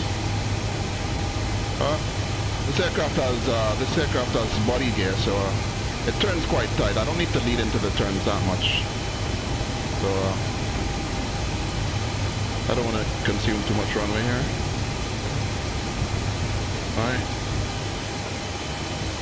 Alright, and body gear steering can come off. Disarm. Back valves. Wait.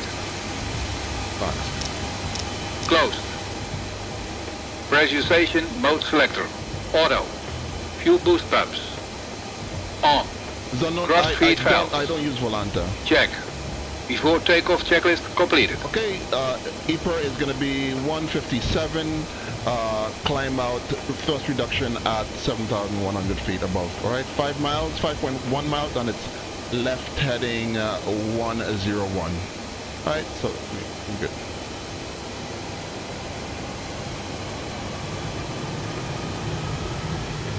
Stabilized.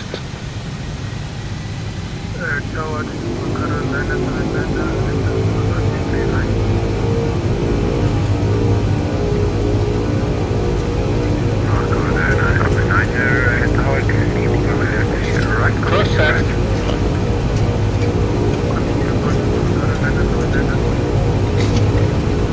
80 knots. 80 knots.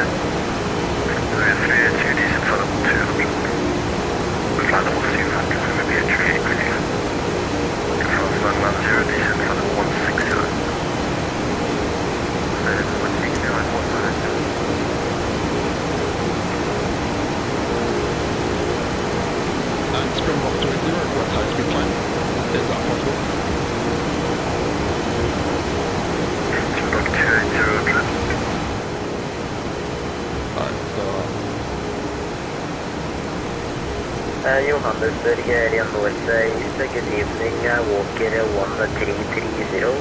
Final 390 inbound Iperol. 10,000.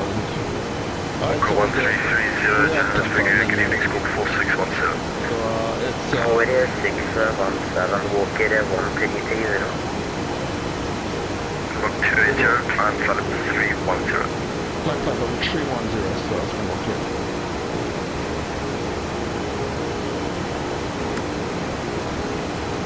Walker 1330, identified on the transponder, flight level 390, under radar control, expect a landing runway 03 right, advise near Vargo 1 Charlie. Vargo 1 Charlie, arrival 03 right, Walker We should be able to 1330. accelerate, let's give it, we're on vertical speed, accelerate. Springbok 354, about 541, Level 310, and let's go 1013 as well. Squawk 354, recycle score 4631. We're big 31, Springbok 31.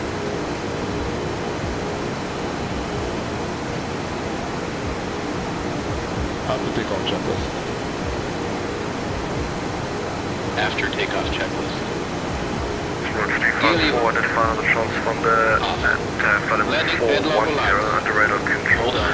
Landing runway 03 right, flight Index 1 Bravo. Index 1 Bravo, 03 right, Wing light off, no light off. Ignition. Check. Seatbelts and no smoking sign. Check. Back valves. Skipper 221, Johannesburg area, good evening, Fuel recycle We are score speed and we 1664. are Wait. oh, there we go. Autothrottle is on. Continuing to the time practice.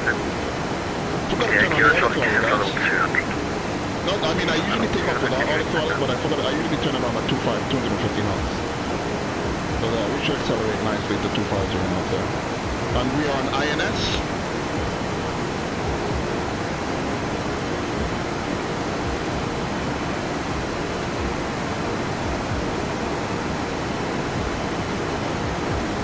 So we have speed, vertical speed, and we're accelerating slowly to 330 knots. That engine roar is amazing, isn't Skipper it? 221 identified on the transponder, Sounds flight amazing, level that takeoff, wow. 370, under radar control. Expect a landing at runway 03 right, flight Index 1 Bravo.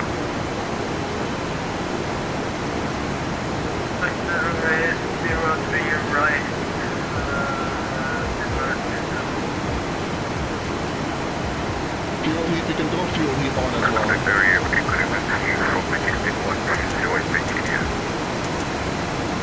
Majestic 120, Johannesburg area, good evening. So we were off blocks for about 10 minutes, about 20 minutes, 30 minutes late, half an hour late. Fuel heat, where's our fuel heat? Go to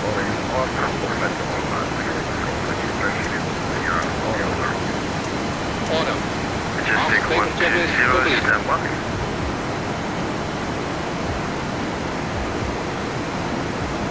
You can turn on the flight directors as well, right? There we go.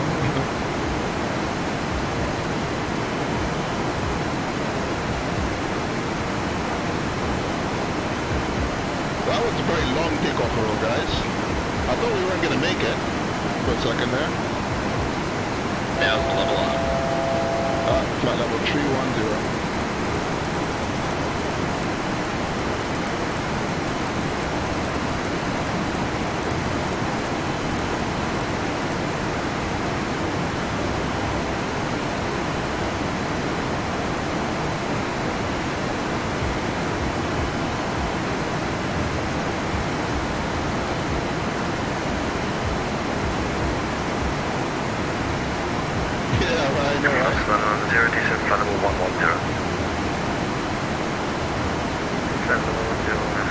Guys, we're going to be flying all day, into the night. Maybe 382, descent flight level 160. In the same, all night, into the day, into the morning.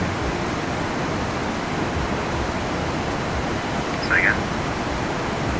Maybe 382, descent flight level 160. 60, maybe a tree. Hello, Kilo 47 Charlie, parking call out 700, flight level 70, 3 out, 1 out.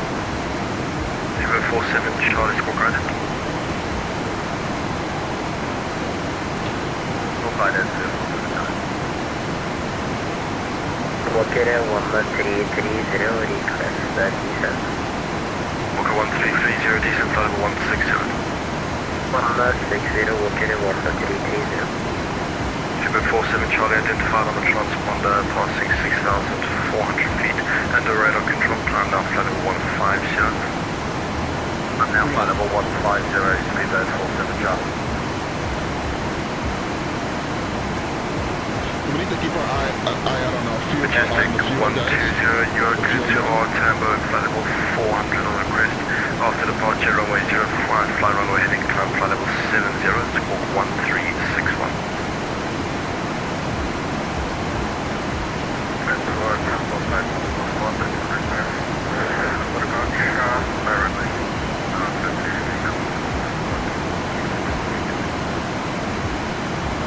Majestic 120, reback is corrected, last legs ready for startup. Namibia 382, request free speed. Namibia 382, free speed. Transnamibia 382. Walker 1330, also request free speed from the level. Wow. Walker We don't have the 1330. greatest climb performance at the moment just yet because we're accelerating to our climb speed right there. So we're at 330 knots on the climb. And I'm just gonna flip over in a second over to the EPR. Cuban 47 Charlie, expect the landing runway 03 right, 5 Eastern, 1 Charlie, climb now flight level 340. There we go, should climb a bit better. Climb now flight level 340, expect the right, Sierra Tango Victor, 1 Alpha, Cuban 47 Charlie. And 1013. Cuban 47 Charlie, VD Stanton, Sierra Tango Victor, 1 Charlie. Sierra Tango Victor, 1 Charlie, climb flight level 340, Cuban 47 Charlie. Namibia 382, descend, flight level 120.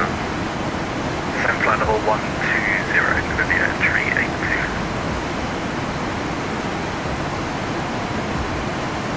Alright, and we're direct Avara, so that's the first waypoint on our outside of the city, 24 miles. Let's have a look at the routing today, guys. I can turn the volume down maybe a little bit here of the aircraft.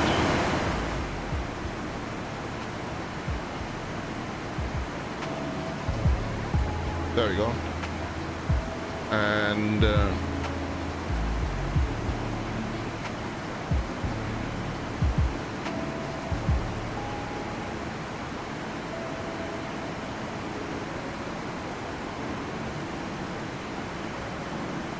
okay, so let's see.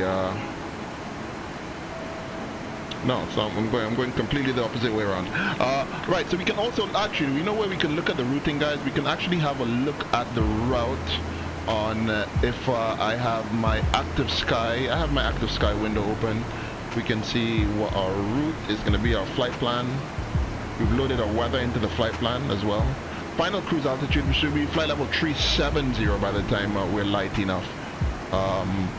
France land on the 0 vectors for the ILS runway 03 right. So we need to look at our fuel burn now and keep an eye on that because we would need to switch over some tanks as well. In fact, let's have a look at our fuel tank situation.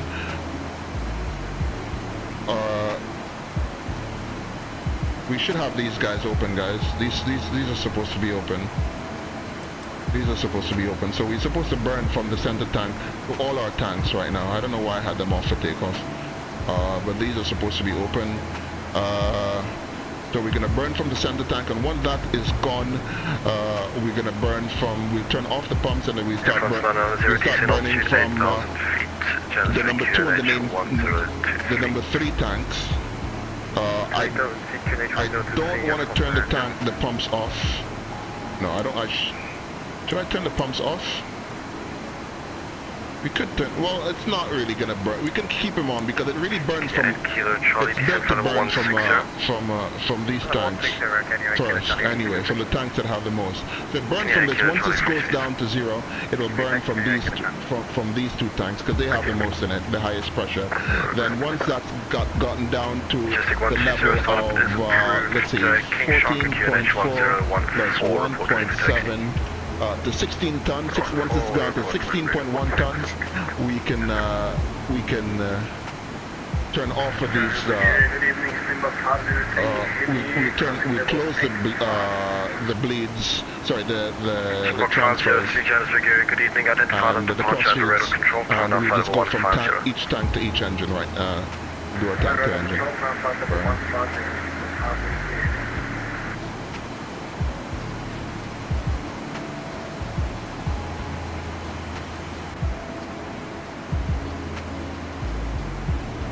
Going to be a 382 descent for level 9 is 0. Level 9 is 0. And we have flight level 310, and 310 is also armed as well.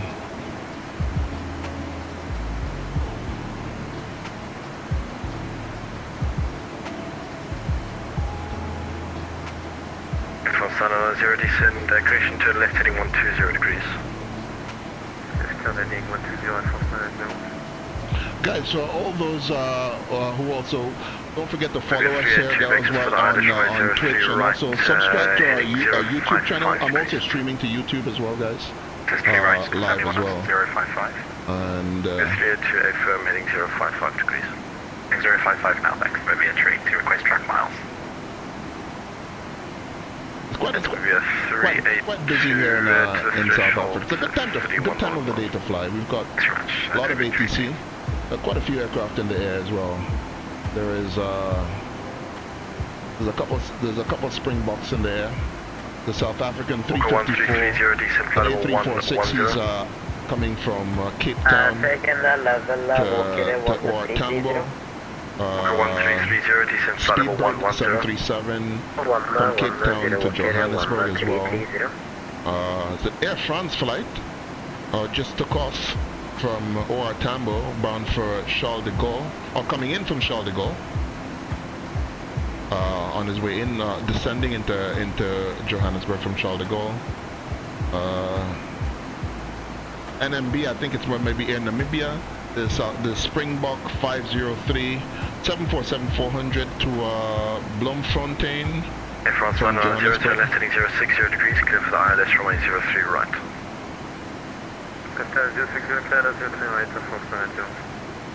There's Air France 777 coming from 382 speed 200 knots or less. 00 less, Namibia 382. 1,000 feet per minute, that's all we can manage, guys. Majestic 120, taxi to the hold runway 05, report ready for departure. Majestic. Majestic.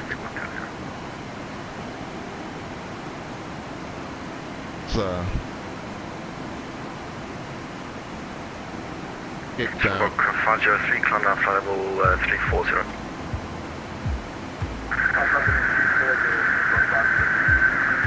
So looking at Cape Town, yeah, so we were going to look at Steve.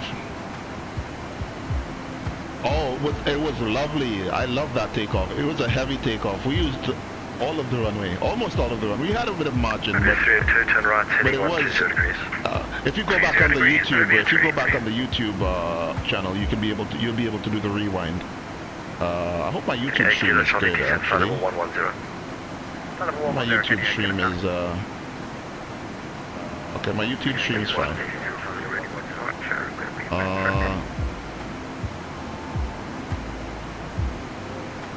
Majestic 120 backtrack approved on runway 05. You can also check the VOD on Twitch, yeah, you can.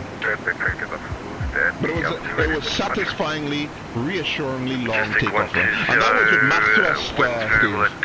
That was with my power levels all the way up. No derate whatsoever. Did we use any derate? No, we didn't use a derate. No, I didn't use any derate for takeoff. Walker 1330, vectors for the ILS, runway 03 right, turn right now, heading 225 degrees. Heading at 225, I walk it at 1330. You know one thing I've never seen before? Air France 990, contact Johannesburg Tower now 118.1, bye-bye. Yeah. Contact Tower 181, Air France 990. Literally, I needed to keep 10. I needed to have 10 degrees or less for takeoff on that climb out, because that's what a 10-degree pitch for that time.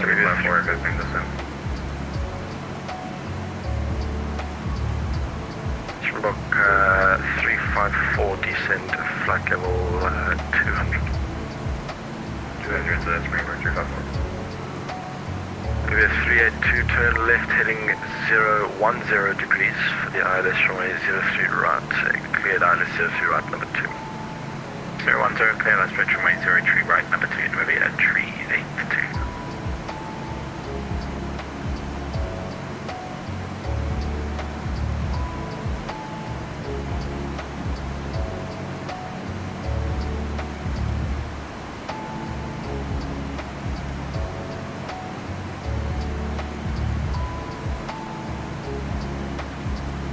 You found some beef jerky in the economy class galley?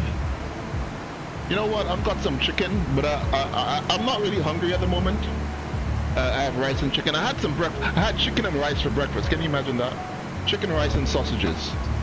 So that's gonna be our mid-flight meal, and we're gonna be in the air for 8 hours. So guys, so yeah, it's gonna be a multi-meal service today. You're the flight engineer on this flight. Yeah, you're gonna have to keep an eye on that fuel, on that fuel gauge. As soon as we get to cruise, we're gonna switch to flight engineer view, guys. As soon as we get to cruise, and we're EPR hold. Johannesburg QNH 1023. Mach hold. Put it in Mach hold. Marina 1023. Accelerate to Mach 850. We're almost there. We're going to flight engineer view. And keep an eye on that. Keep an eye on that fuel burn. I keep meaning to do something and I don't even do it, guys. I keep meaning to show us what a route looks like. So where is Charlie descent for level 90? active sky? There we go.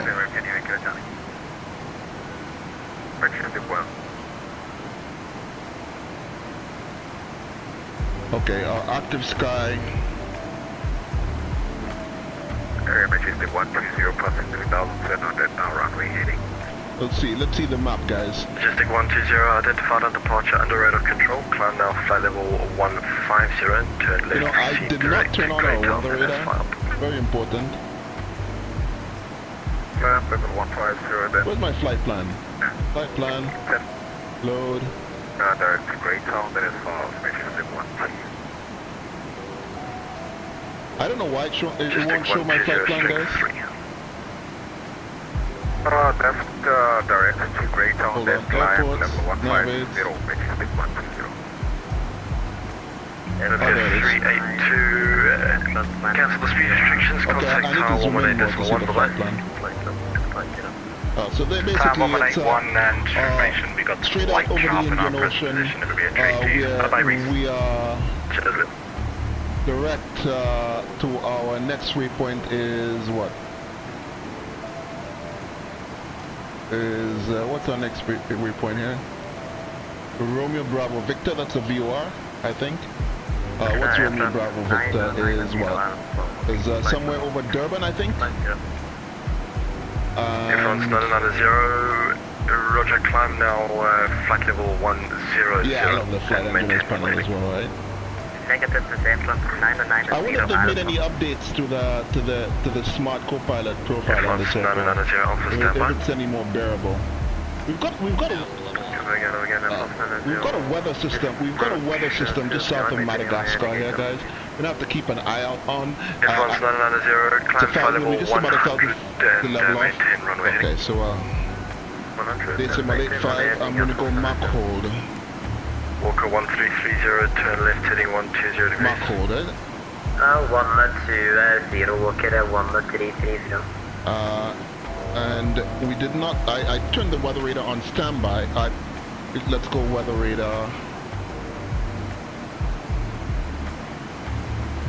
Let's see what the weather radar here is. The weather, and put it on our screen. So we need to keep an eye out on the weather radar. We don't want to encounter any icing here. And France 990 Alpha, we with you, flight level 340. Air France 990, Johannesburg area, good evening, squawk 1370. And the squawk Air France 990 Alpha. Air France 990 Alpha, squawk 1370.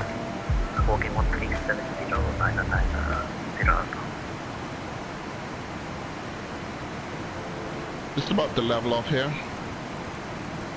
Air France 990, turn right heading 125 degrees.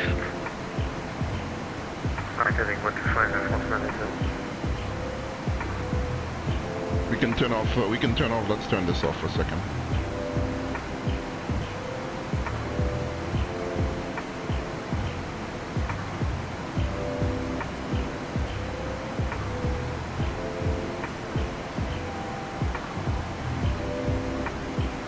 Alright, so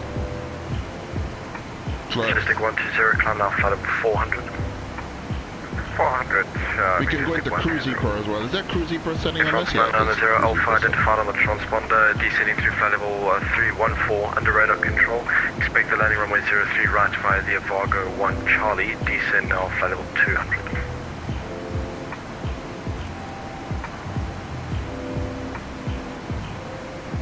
There we are. Flight level 310, and we can go altitude. We're not climbing anymore, are we? We'll alt hold. There we go. Because alt hold, so we are alt hold, we're nav, and we are Mach. Our auto throttle is a Mach. I think we're good, guys. I just want to make sure that we have. India 8 Kilo Charlie 10 right heading 305 degrees. Weather radar. Is there a tilt QNH 1024 on the weather radar? 305 8000 1024. Can you get a Charlie? Air France 990 Alpha. Can you take on the stop or 03 is it? France 990 Alpha, the Avago 1 Charlie. Maybe okay, if we look at it from here. Charlie arrival 03 is right, then descending flight level 250 Okay, so we have the tilt. Weather radar tilt slightly downwards, or no? Or we just have it tilted horizontally. We don't need any down tilt on this thing. 360 to the left, okay, 1330. Let's have it on zero tilt. We have it on 25 miles.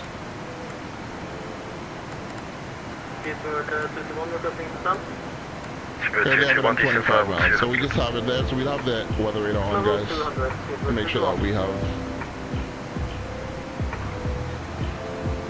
Air France 990, turn right heading 215 degrees. Anti-ice is on. I'm not going to turn on the engine and then the cell anti-ices yet at all. Majestic 1, just level up at level 340. Let's go back to speed mode here, just quickly Roger, here. climb flight level 340 for cruise. Let's go to speed mode here. Let's accelerate a little bit to the bug speed here.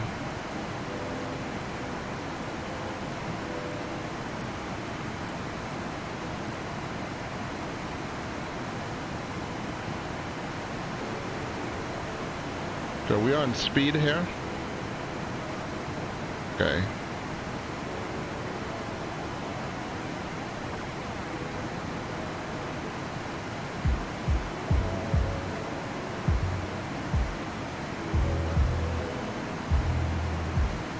Yeah, 8 Kilo Charlie, turn right heading 360 degrees, clear for the ILS runway 03 right.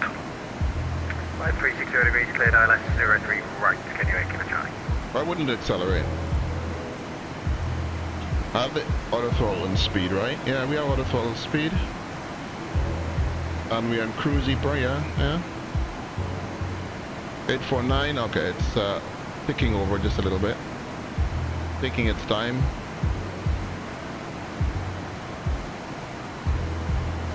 Air France 990 Alpha, descent flight level 160. descending flight level 16 or 999 feet on Alpha. So we have quite a tailwind, guys. Ground speed is now that's good. We can go back to Ypres now. Walker 1330, speed Mach. 200 knots. Mark hold. Alright, our ground speed is, you can see our ground speed on our progress page. Walker 1330, We can see our ground speed here, 565, but we can see the wind component on the progress page here on this aircraft, can we not? We have tailwind of 62 knots and the left wind from the left at 1 knot. So we have a perfect tailwind, guys. 333. 221, confirmed descending. Wind from 333 at 62 knots, yeah.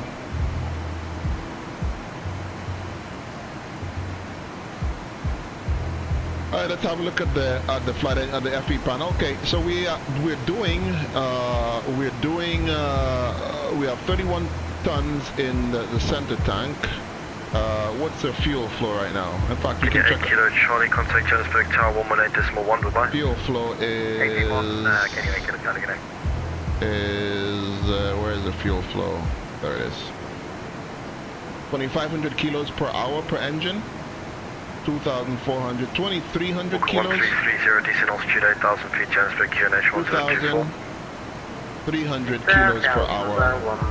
So 2,300 multiplied by 4. That's 9,200 per hour. And we have 30.8 tons on board. 30.8 divided by no. So 30.8 divided by 9.2. 3, expected landing runway 20 into Bloemfontein. Fuck no. So we have what I want to do, I need to know the time, right? Walker 1330, so we have 9.2 per hour. Right, number 2. So what time, how long would it take to so it should take 3 hours, right guys? 3 hours to 3 hours and 34 minutes to empty out this tank. So the time is now 1:40. The time is now what's this do? 1740 Zulu, guys. So 1740, 1840, 1940, 2040, and plus 30 minutes at 21. At 2110, at 2100, we should be looking at this flipping of the center tank. So that 2100, that might be 5 p.m. for me, I think.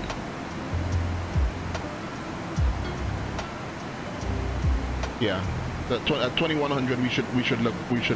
Our center tank should be empty in about 3.5 hours, 3 hours and 3.5 hours for our center tank to empty out. So keep an eye on that. I should put some kind of timer on. I don't know how to.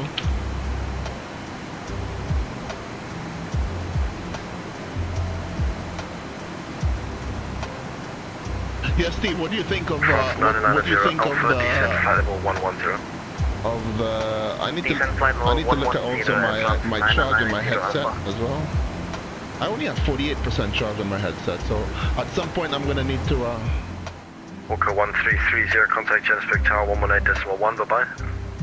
At some point I'm gonna need to charge my headset for a little bit, guys. So I'm gonna need to put my headset down to charge it.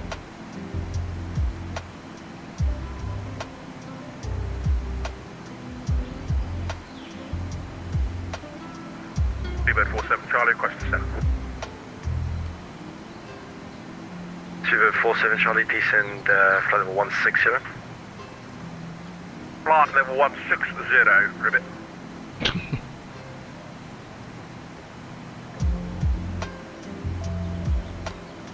Walker 1330, Johannesburg area. Walker 1330, we had a problem with too high for your approach, request go ahead. Walker 1330, roger, maintain runway heading, climb flight level 100. Runway heading, flight level 100, Walker 1330.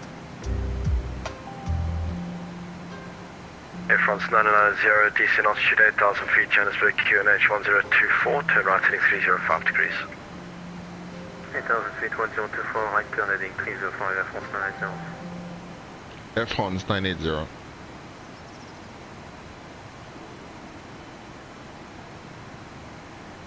And also we need to keep our flight log here. Make sure that we're holding the speed as well. Charlie Quest on approach 03 right. Are we in a turn? We are in a turn. 47 Charlie on runway 03 right approved. Yeah. Oh, I'm gonna keep it in this. I'm gonna keep it in this view here for now. At least for another 3 hours, at least, so we can keep an eye out on the weather as well. I don't want to run into some kind of weather and I'm not looking, and then, you know, this is a long haul flight, guys. So while you're not asleep, you should go to bed, man, because we should be landing. We should be landing in Australia in the morning time for you. Good time for you to watch. So you can go to bed now. You can go to bed now, and.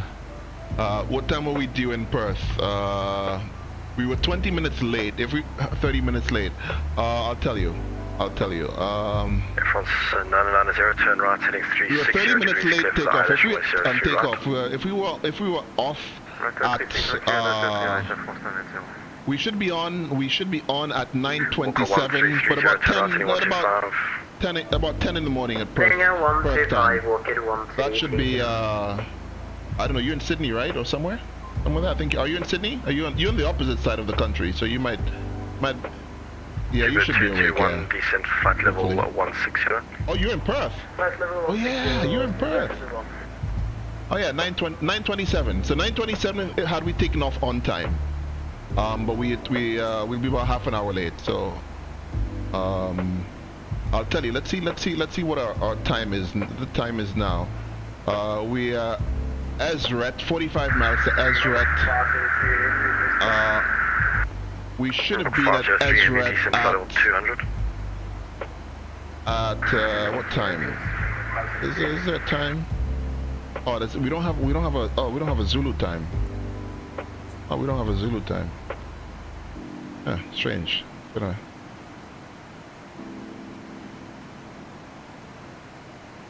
Oh, you've got an appointment at 10:30. Okay. You may not see us land. We should be touching down just at around that time though. Just before that time. If the tailwinds are nice, we should have decent tailwinds all the way across. We're doing some good ground speed. Cool, no problem. We should have sunrise over the Indian Ocean. 990, contact Johannesburg Tower 118.1, bye-bye. 181, France 990, bye-bye.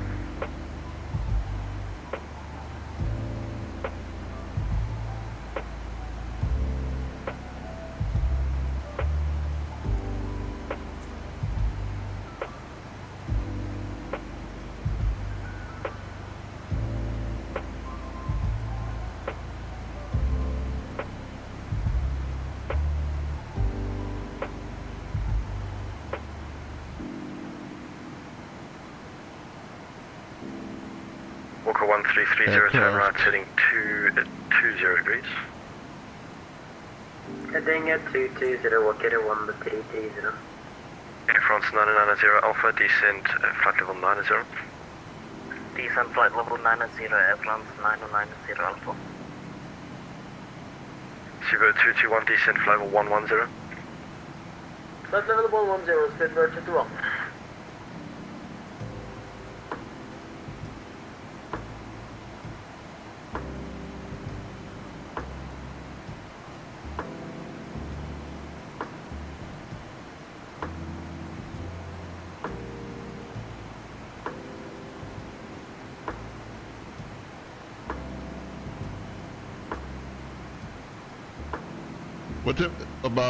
What time is that for me?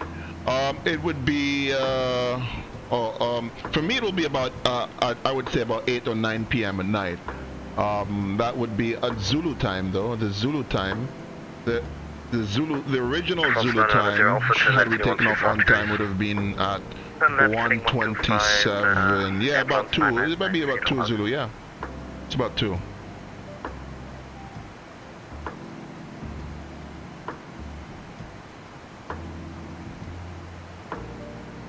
Yeah, we actually I can't remember the time that I should have kept the record of the time that we took off though. I'm not good with timers on setting the timer. Springbok 354 requesting further descent. Book 354 descent level 160. We just passed north of Durban.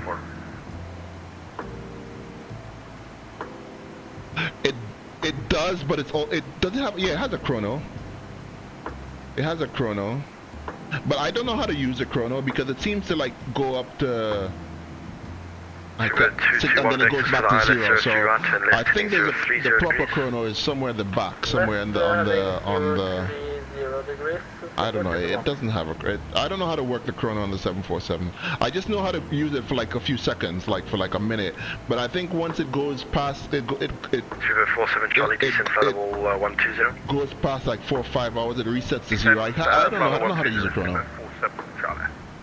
Is it ET switch? Oh yeah. No, there isn't. No, let me see. Is there on the engineers panel? I don't know how to use that chrono. There's run, set. Oh yeah, there's an ET estimated. The run switch on the. France 990 Alpha 10 left heading 060 degrees, clear for the ILS runway 03 right. I don't know how to use these things. I hope we don't have to balance any fuel today, guys. Air France 990 Alpha Johannesburg QNH 1024. 1024 QNH. 990. River 221 descent flight level 90. 790, speed 221. So the FE run is the engine time and the captain run is... 1330 descend flight level 90. Okay, right, okay. 90, walk it 1330. Okay, so that's how you do it. All right. Swebird 47 Charlie, speed 250. So the captain keeps a track of the airborne time. So I need to have this on run. No? Springbok 354 descent flight level 110. And then I go chrono. Okay.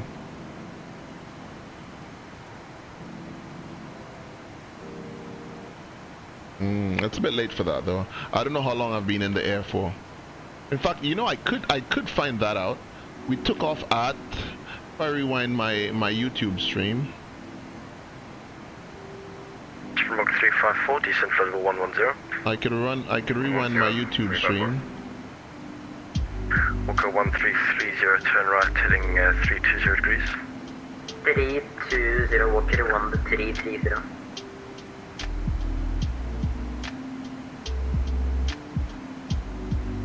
Swebird 221, speed 200 knots or less. 200 knots or less, speed 221. I'm looking at my YouTube stream here, guys. We took off at 17:09. Okay, we've been in the air for just about 40 minutes. Yeah, at 17:09 we began the takeoff roll. Quite a long run, guys. Alpha, contact Johannesburg Tower 118.1 bye. 118.1 Air France 990. Wow, that's an impressive takeoff roll. That is, I need to watch that back. I love this is why I record my flights. This is why I got into streaming, because you know, just to look back at some of my flying. Not that I'm such an amazing pilot, but you know, but you know, I do like to relive my flight sometimes. When you don't feel like flying, you know, you have to.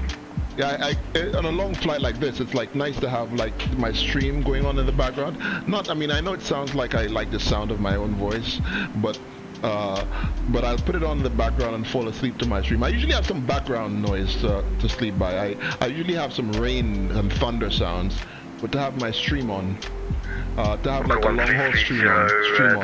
I go to bed as I start the stream, and I'd doze off within 5 minutes, and I'd wake up as I'm in descent for landing, which is pretty cool.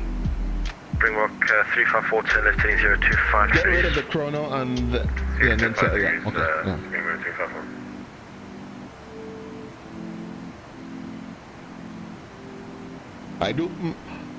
I do actually, you know what? Yeah, that's so I need to check, I'll put the timer on so that I can look to see when I need to switch. Charlie via Edley Cliff on runway 03 right. Switch off the pumps, the center tank pumps. On 03 right for Edley, and open the cross feeds. Walker 1330, Johannesburg QNH 1024. For the number 2 and the number 3 main tanks. 1024, and walk in 1330. And having a look at this, flight level 310. Speedbird 221, turn right heading 220 degrees.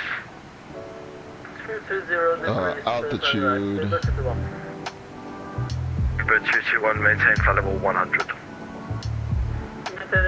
So it would seem that we have a steady 16 knot-ish wind along our flight.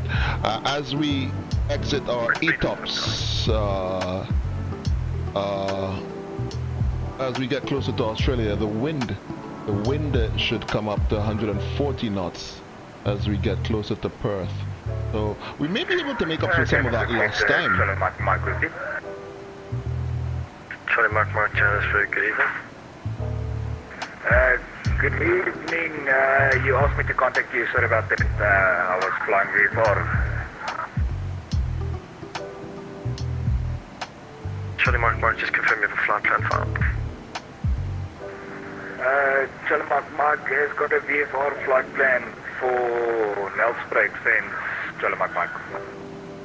Charlie Mark, Roger, stand by, brake, Springbok 354, decent altitude 8,000 feet, QNH 1024, turn right heading 075. 075, 8,000, so yeah, so we have, we actually keep, so we're over this current waypoint now, and the next waypoint Charlie, decent level 100. is, what, 338 miles to the next waypoint. The time is now 5:05. Continue right turn heading. So 55 minutes in, basically. We can keep an eye out on this, on our waypoint position check, a position report.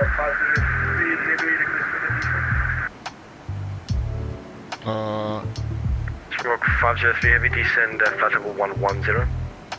So 55 minutes in. So we are oceanic entry.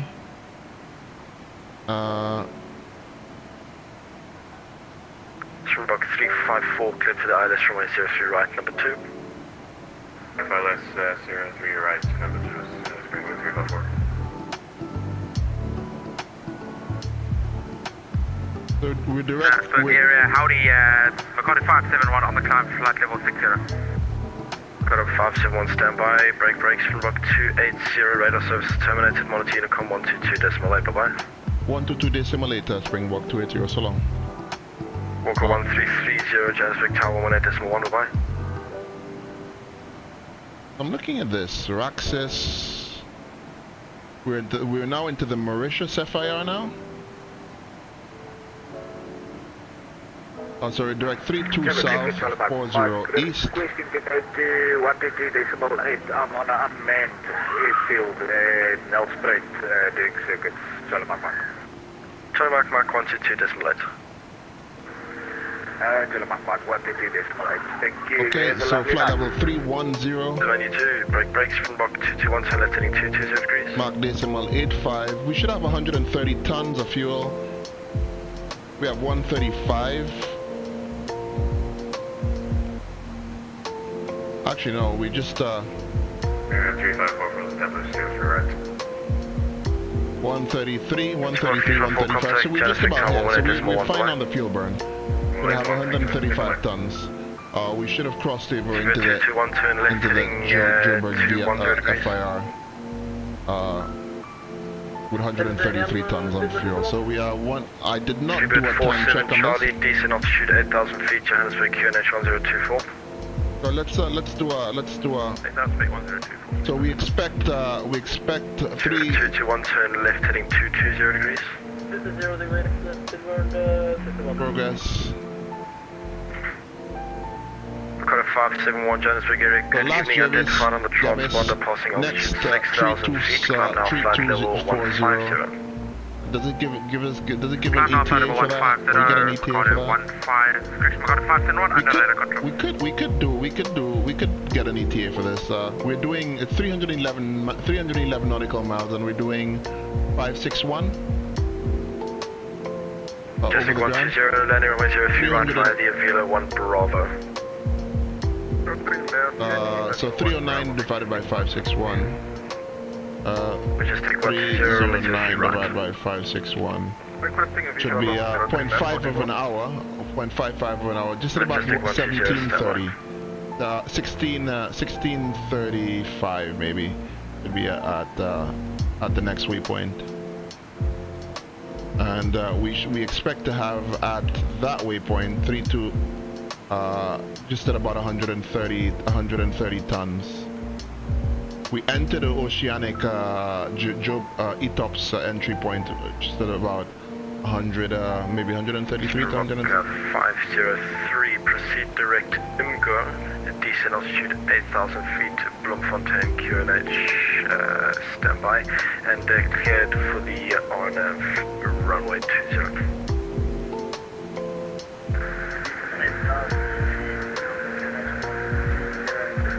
Oh, now I see what you mean. Springbok 503, proceed direct unload.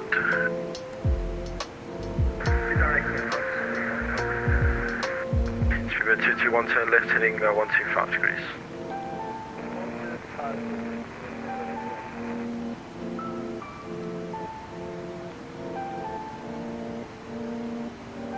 Johannesburg, good evening, Springbok 546, aircraft A320 on the ground at Lance area with information Bravo stand, Bravo 7 requesting IFR to King Sharko. Okay guys, I'm gonna go get Springbok 546, standby. I am gonna get a bite to eat. Just give me a second, guys. Springbok 221, descent level 90.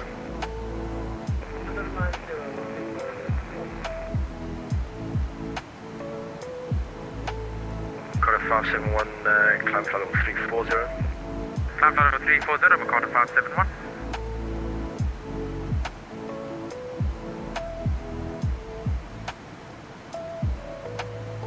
Springbok 503, Bloemfontein QNH 1020.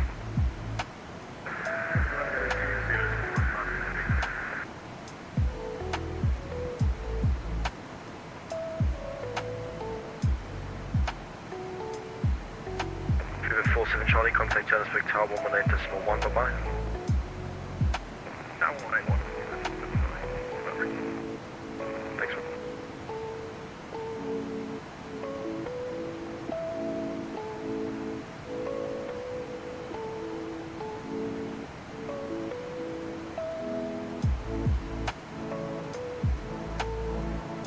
Springbok 503 via unload declared for the 1120 report established.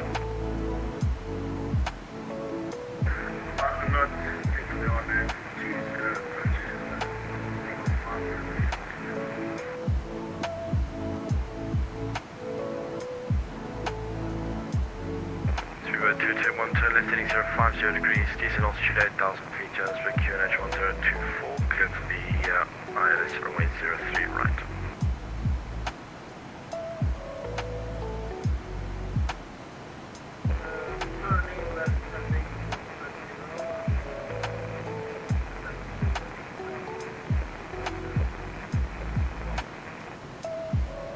Springbok 546, confirm ready to copy clearance.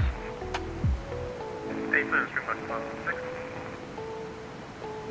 Springbok 546, just confirm you'd like flight level 320. We can allow you flight level 330 or 310 for the semicircular. Okay, we'll take flight level 310. 310 and Springbok 546, you are cleared to King Shark flight level 310 on request. After departure, runway 07, climb flight level 90, maintain runway heading, and score 4634. We're cleared to King Shark flight level 310, climb to flight level 90 on runway heading, score 4674, flight 546. Springbok 546, departure runway 07 and score 4634. Apologies, 4634 and runway 07, Springbok 546. Springbok 546, Rebecca is correct, advise next ready for mission start. Majestic 120, requesting descent. Majestic 120, descent flight level 160. Flight level 160, Majestic 120.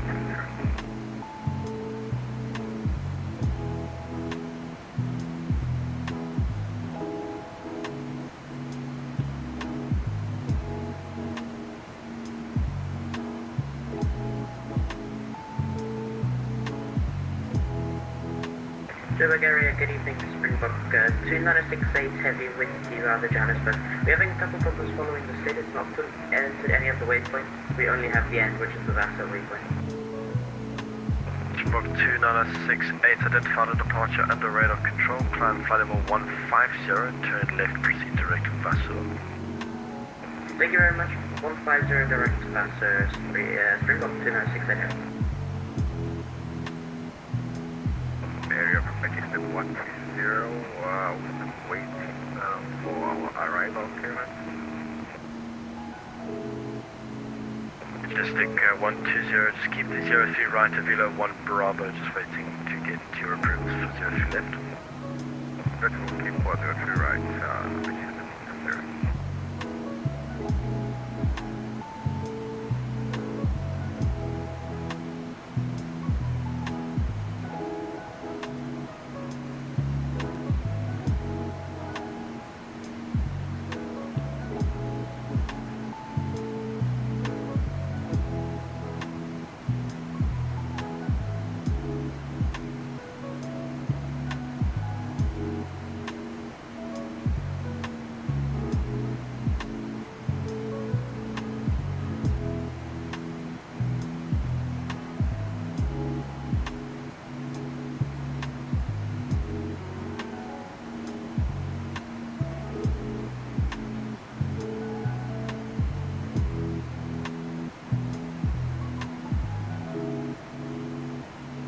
Majestic 120, expect the visual runway 03 left.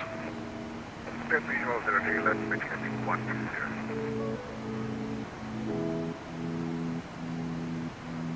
Super 221, contact Johannesburg Tower 118.119.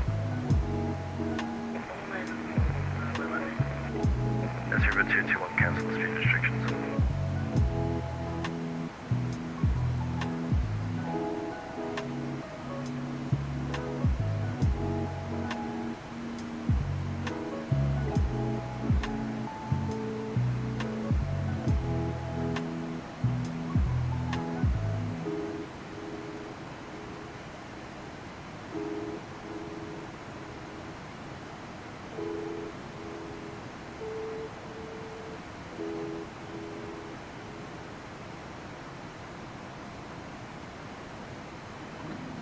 Mark 503, winds 24011 knots, runway 20, clear to land. Yes? Hi. I'm an idiot. Johannesburg area, good evening. Dakota Turkish here, 7,800 feet out of Johannesburg. Dakota Turkish here, Johannesburg area, good evening. Identified departure under radar control, climb now flight level 150. Climb flight level 150, Dakota Turkish here.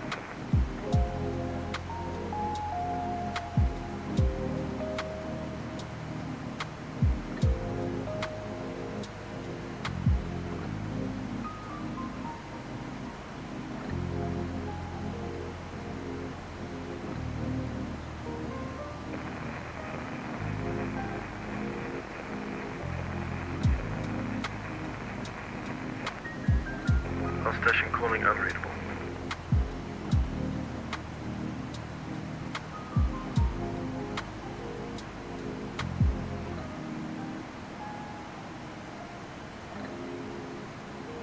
Springbok 546 on Dan Bravo 7, request startup. Springbok 546 startup approved, report route for taxi. Taxi next. Springbok 546.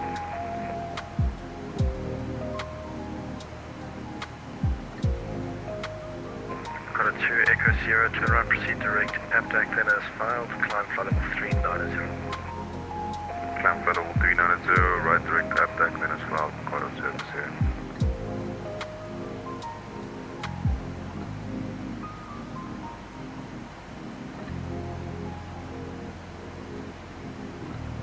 Majestic 120, descent flight level 110, proceed direct airlink.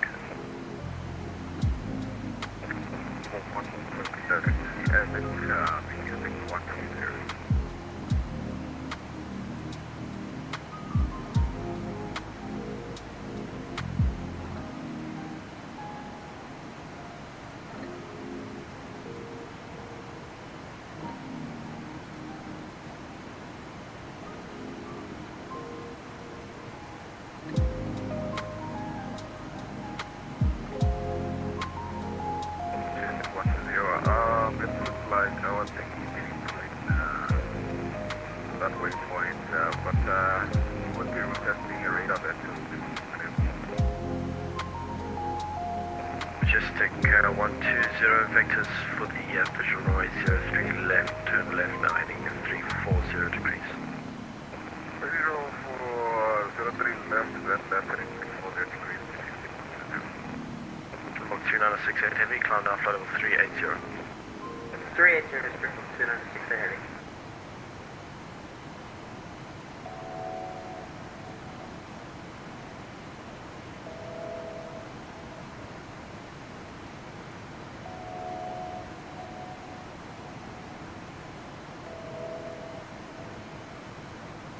Quarter to X2, do you know which runway is in use? Continue right now.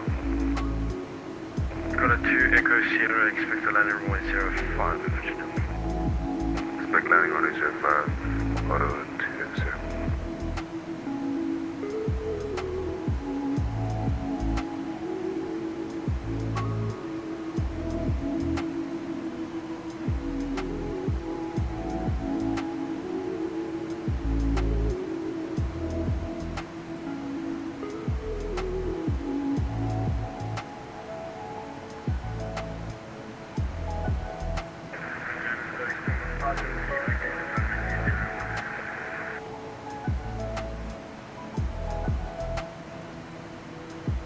Rock 503, welcome to Bloemfontein, continue taxi on Alpha to standard choice.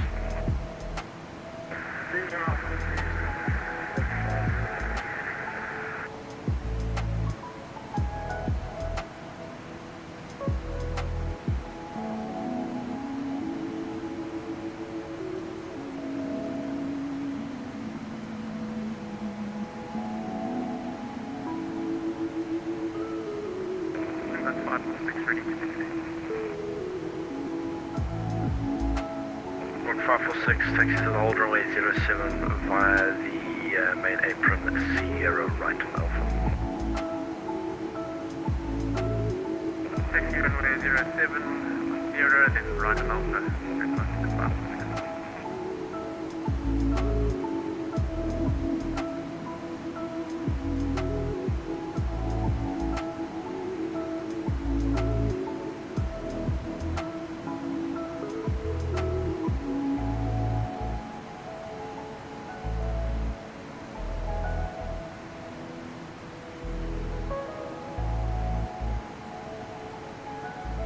Majestic 120, report field inside next. Report field inside next, I think it's 120.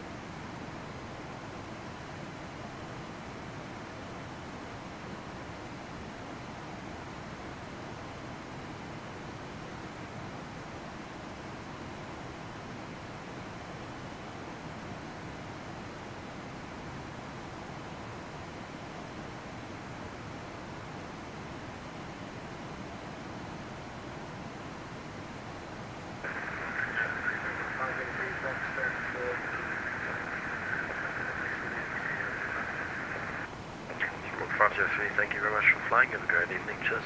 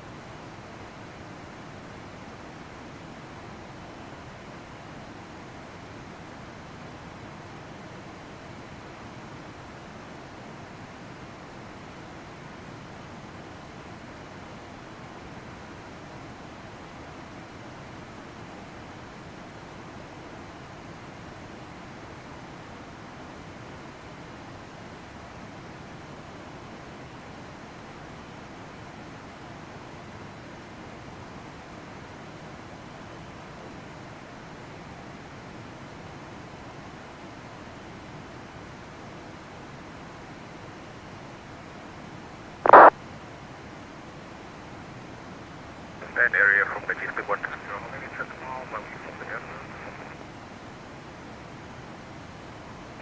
Majestic 120, currently 21 nautical miles. The airfield is currently at a heading of 010 from the position. Roger that, not at the airfield. Majestic 120, turn at heading 330 degrees, descend flight level 100.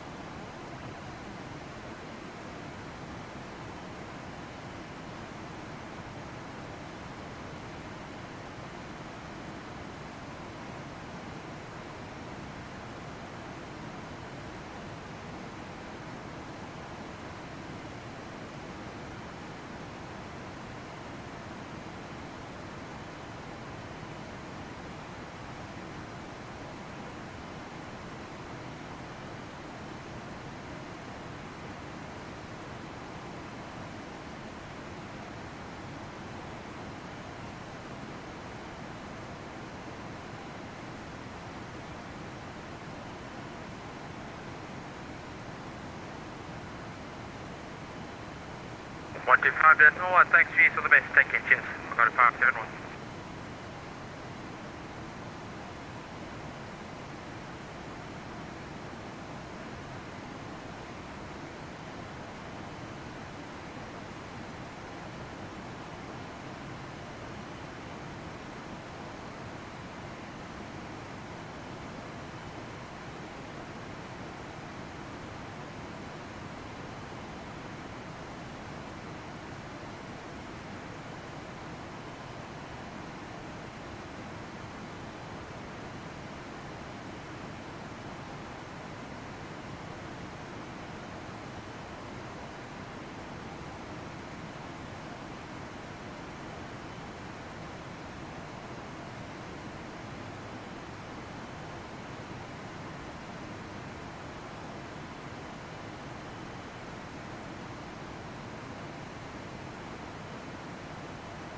Good morning, good evening, good afternoon. No.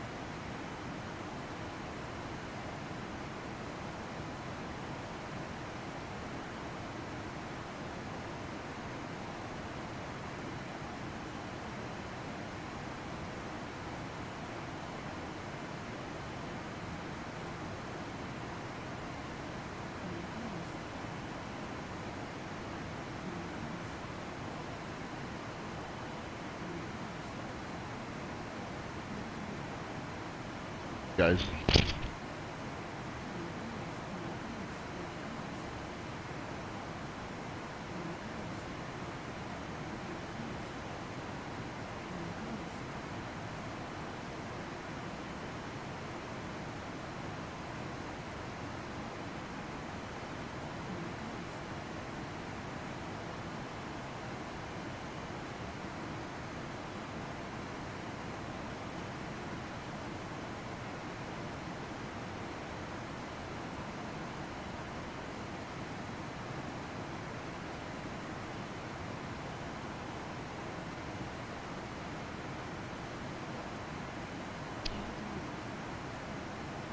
Yeah, folks, my apologies. Somebody came by, so I did need to attend to well, attend to them. Someone's here to do the grass. Now we've been in the air for 1 hour and 27 minutes. The time does go by quite quickly. ATC is gone. We're right in the middle of the Indian Ocean as well. Thanks, Mackie. Hold on, what did I do? I'll be in and out. At some point, I'm gonna have to go silent to charge my headset. So, because in all my infinite wisdom, I did not put my headset to charge. No.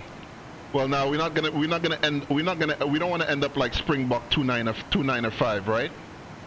The Helderberg. We're just south of maybe a couple hundred miles southwest. Is that southwest of Madagascar?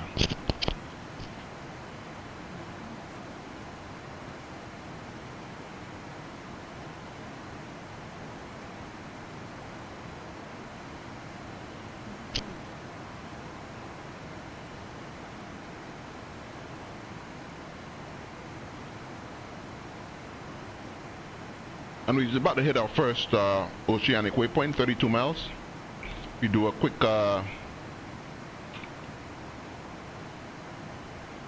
32 degrees south, 40 east, and we should have roughly 32 south, 40 east. That's 130 tons. 130 tons of fuel. Well, we're a little bit below that. We're already at 127 tons. So I don't know. So much for fuel predictions right there.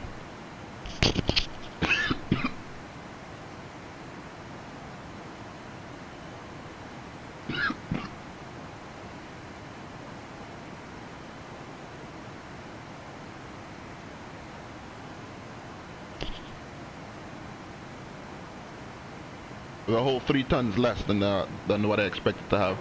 Just having my lunch here, guys. My apologies. Or my second breakfast, I should say.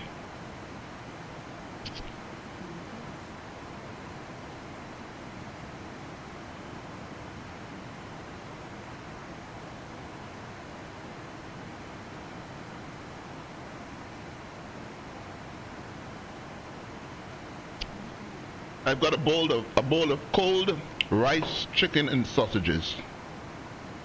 Well, you know, sausage, sort of like, you know, chopped up sausages. Not like rice, chicken, and sausages, you know. It's chicken rice with sausages as well in it, and veg. I cooked it this morning for breakfast, and I'm having thirds, basically.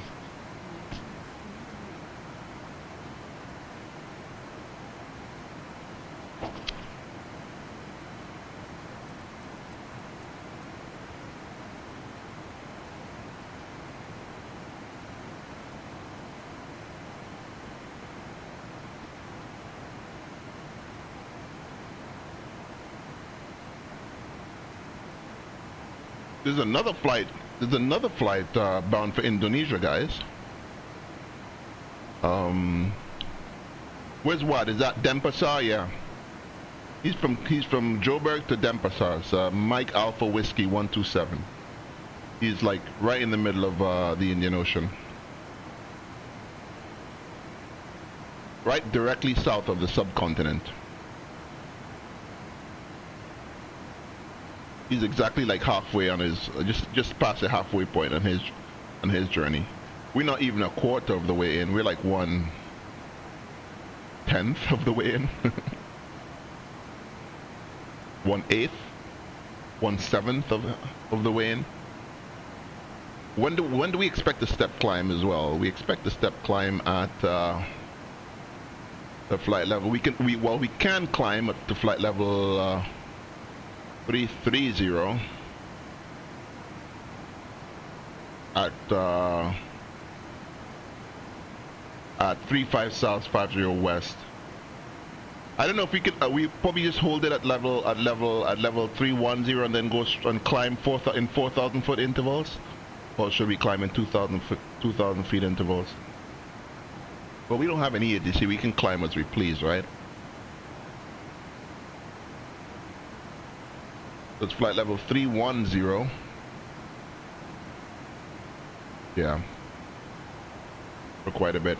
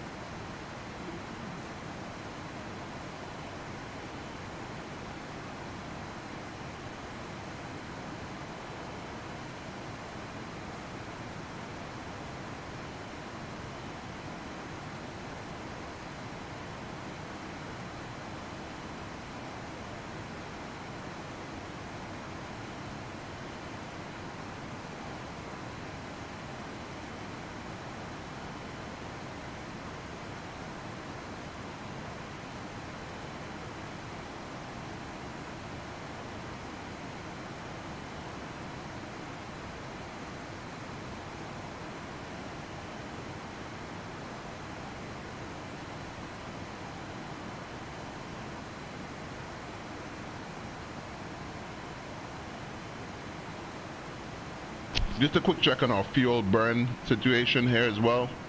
We are burning 2,300 still. We're still burning 2,300 per hour. 23 times 4 is 9,200 tons, 9,200 kilos per hour for all 4 engines. 18.2 divided by 9.2. In just about 2 hours time, 1.9 hours time, we should change over. It's 1834, 1934. About half past 8.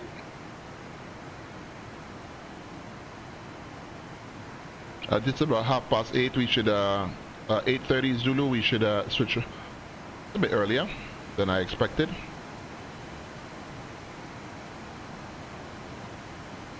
How many kilos per hour are we burning? 2.3. That's what? How much is that? 2.3 per engine per hour? Yeah, 2.3. 2.3 times. Oh, for fuck's sake. 2.3 times 4, 9.2. So that's 9.2, and 18 divided by 9.2. So 18, that's divided by 9.2. Yeah, that's just about 2 hours. Okay, in about 2 hours time. There goes our friend with the hedge with the. I hope you guys can't hear that, right? Guys with the weed whacker with a fucking hedge trimmer.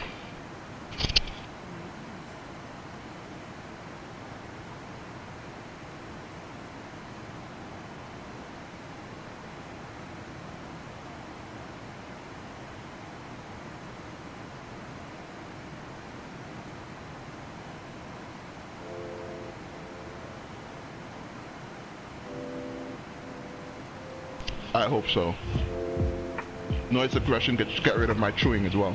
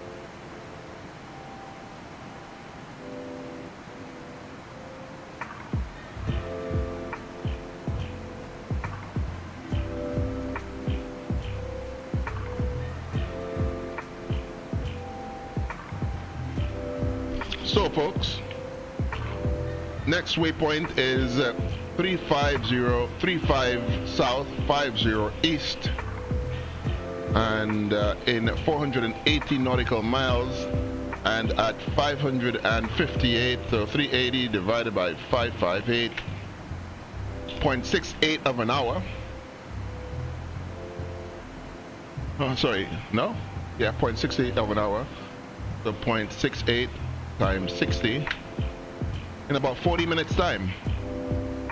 So we should cross the next waypoint at 1810, at 1808 actually, 1908, 1908 Zulu.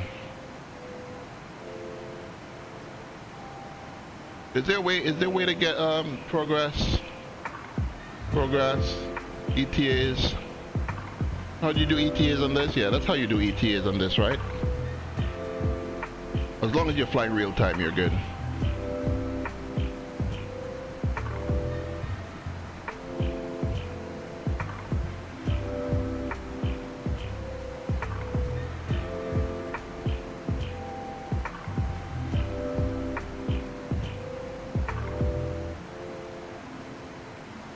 All legs.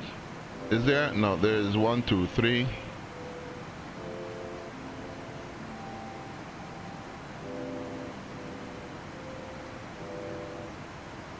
On our cruise page 1.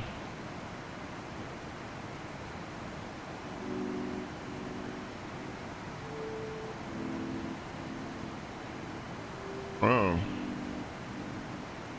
Oh, look at that. FAOR. No, I'm not gonna mess with it. I'm not gonna mess with it. We're doing good as it is. I'm not gonna mess with it, guys. I realize that the origin is not in there, but it's flying the routes fine. It's our destinations in there. It happens because we did a core route, so we loaded in a core route. We don't have any navigats anywhere, guys. Off the bed. See you, man. See you in a few hours. Thanks, man. Thanks for sticking around. Sleep tight. Don't let the bed bugs bite. Should be landing in about 6.5 hours.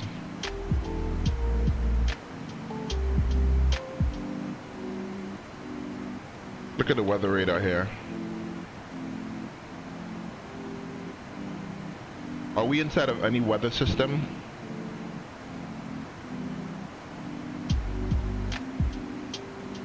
We do have some weather, but I don't know if it might be below us or above us.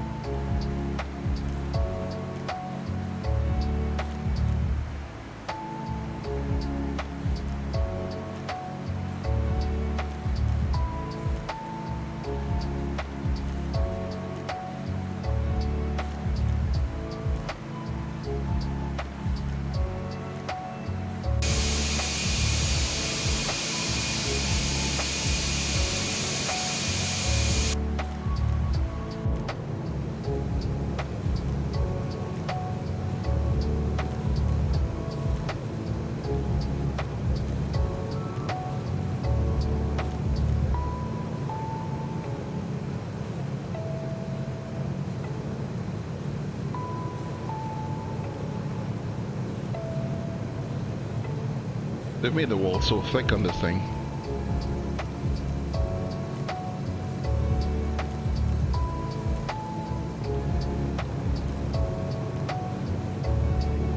Can't see a single thing, guys.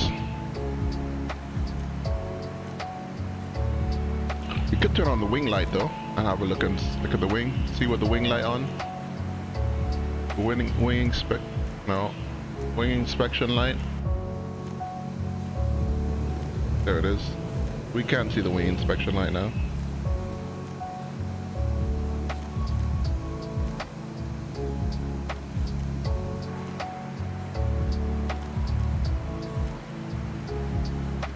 Turn them back off.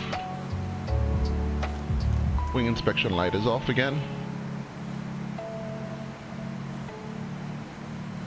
420 miles. We said 40 minutes, right? So at 19:08, I think they said it should be at this waypoint here. At this current ground speed. So we have 417 divided by 555. 417 divided by 555. 554 maybe is the average. Why do I keep getting more time?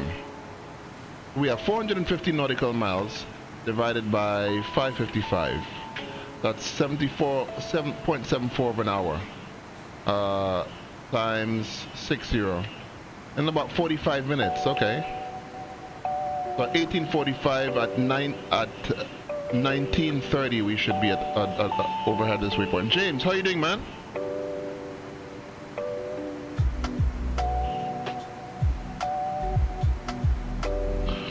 We are flying Springbok 280 over to Perth. We had some good ATC for takeoff as well in Johannesburg. Quite busy. I still see there's tower at Joburg.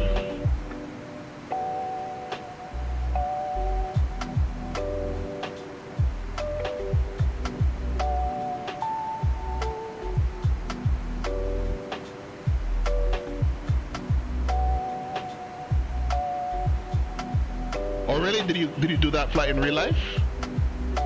It's not that long going westbound, going eastbound. We have quite a nice tailwind. Should be just be about 8 hours over. On the way back, I can imagine it'll be a lot longer. Did you do it on South African or did you do it on is it Qantas? Qantas does Qantas goes to Cape Town, right? I know one of them does Cape Town and one does Joburg. I saw one of them. I think there's a Qantas goes to Cape Town, right, or something like that.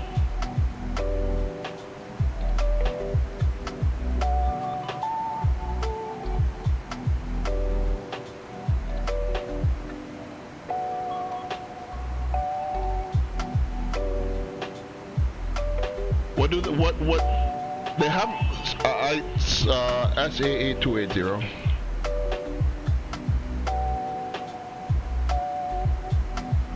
The South African A340, Qantas does, Qantas does from Sydney, okay. Okay.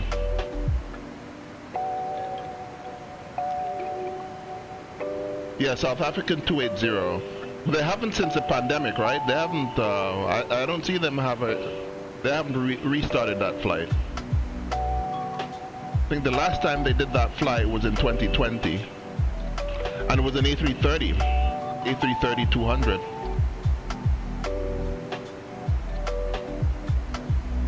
But I imagine it would be an A330/A340 on this run, quite easily. And they fly to Rio, so we'll be doing it to Rio as well. This is another. So this week we'll fly over. Maybe next week we'll fly back. We'll fly back or something like that. We'll fly back with the headwind. I might do that one overnight though. I might do that one overnight so we can land in the morning.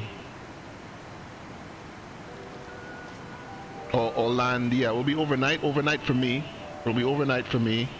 That should get into Johannesburg mid-afternoon, early to mid-afternoon. The real flight looks as if it did it. It left at 8:50 p.m. and landed in Perth at 11:55 in the morning. SA is what is it? SAA 281. What's the return flight? Okay, they only go to Accra and Lagos.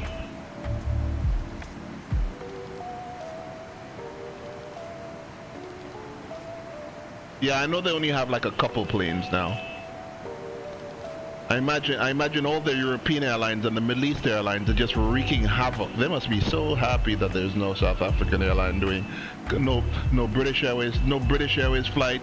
Sorry, no flights competing with them to London, to Frankfurt. They're just like, can you imagine? Airfares must be super high from Europe into South Africa now, especially from London and so on.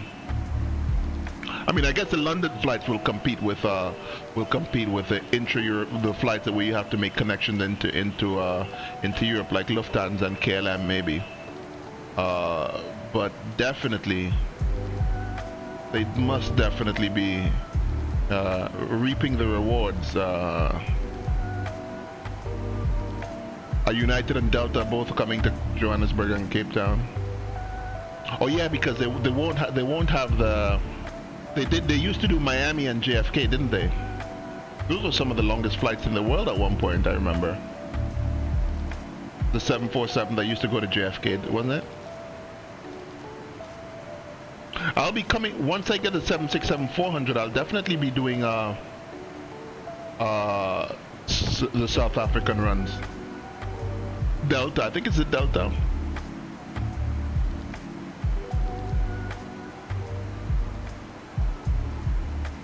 There's going to be a 767-400 coming out soon for, I don't know if you guys been seeing the updates from Flight Factor. They've already announced the pricing, which no one expected actually for them, to release a 767-400, far less to release any aircraft in X-Plane 11, but apparently they're going to release it for X-Plane 11, so I'm definitely going to get that plane. I mean, I didn't like the 300, but I'll get the 400, seeing as they fixed it, as it has got a new cockpit, so.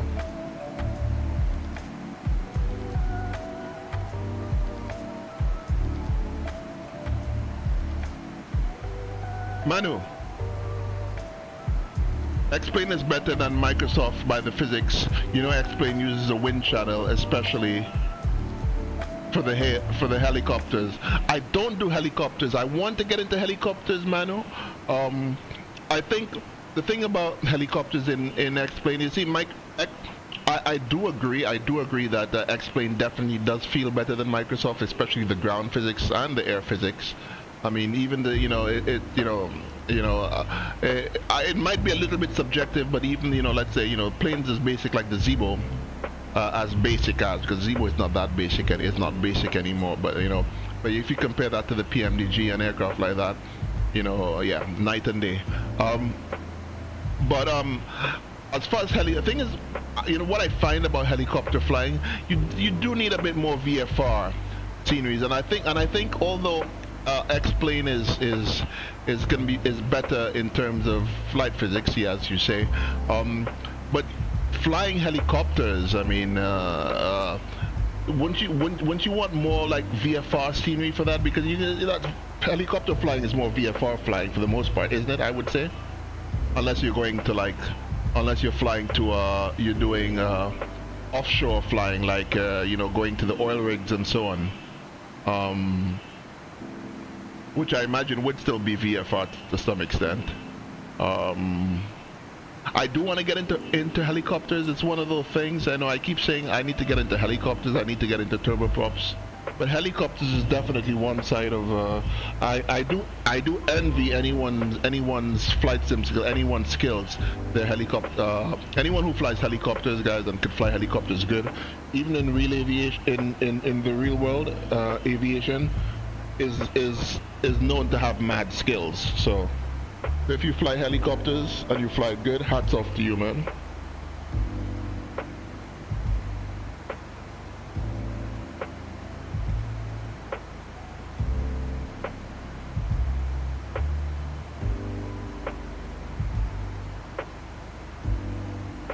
Yeah, especially yeah. I've been to Austria once. I've been to Innsbruck and Kufstein.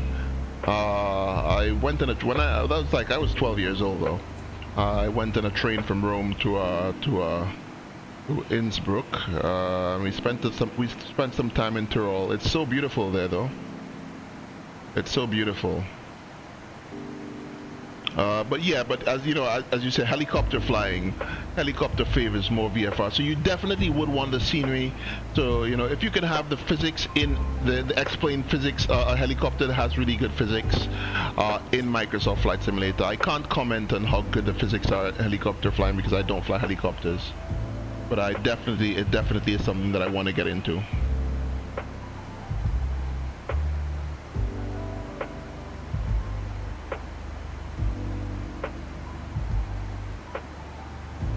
This is 1854, time is 1854. We have 326 nautical miles.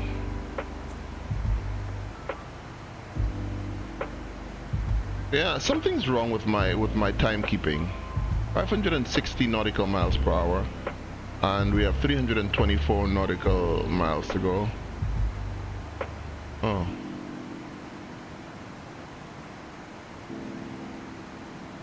No, something's wrong with my time calculation.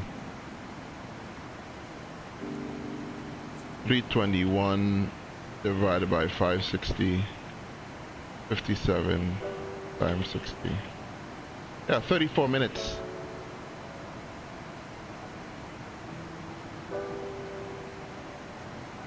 So in 34 minutes, yeah, in 34 minutes, yeah, at 1930. So that's what I said. At 1930, we should be overhead that.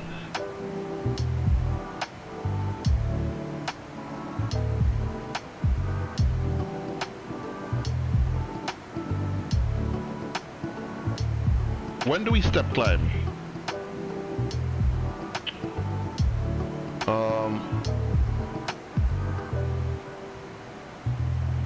Let's have a look at our now we have 13,000 kilos.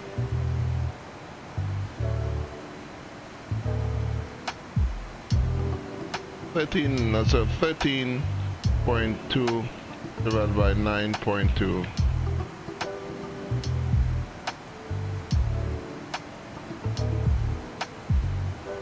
So in 1 hour and 26 minutes to an empty tank.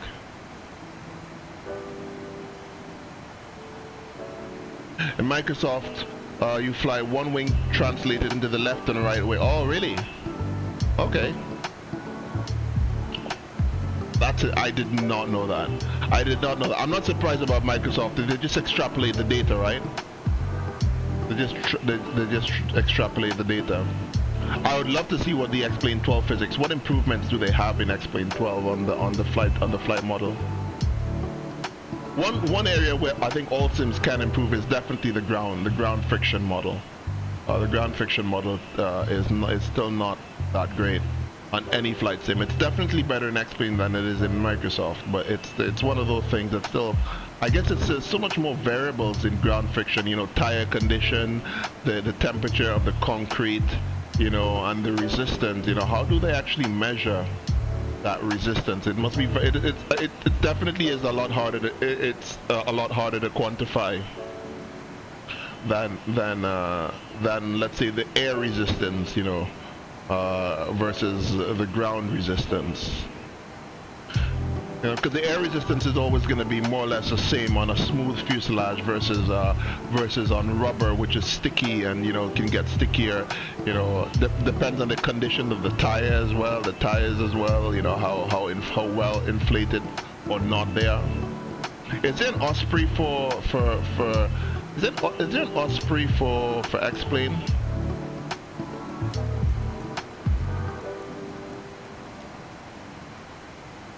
X-Plane, Osprey. There is an Osprey for X-Plane.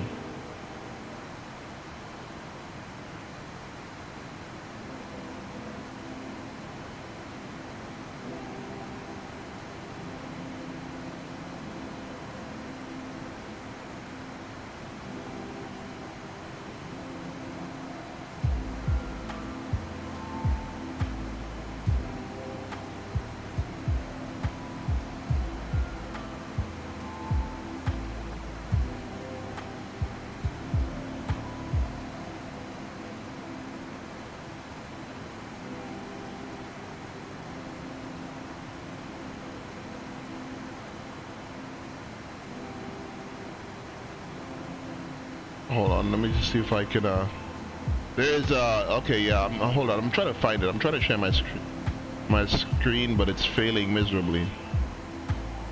Why can't I not share my, my...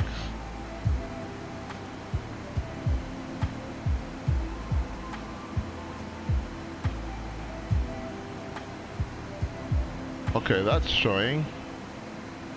Properties. Why would my opera show?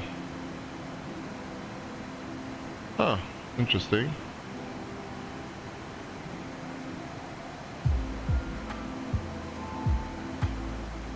Oh.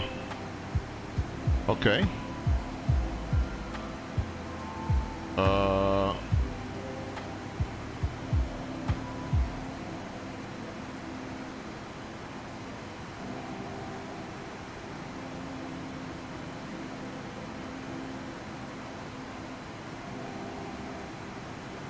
There we go.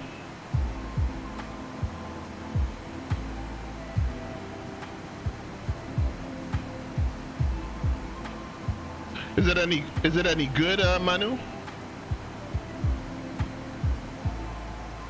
No problem, my pleasure, Manu. I hope I can keep you entertained. At some point, I'm gonna have to come off stream. I mean, I'm gonna be on, so the stream is gonna be on, but I'm not gonna be on stream because I need to put my headset to charge. I have a wireless headset, and I did not charge it up last night.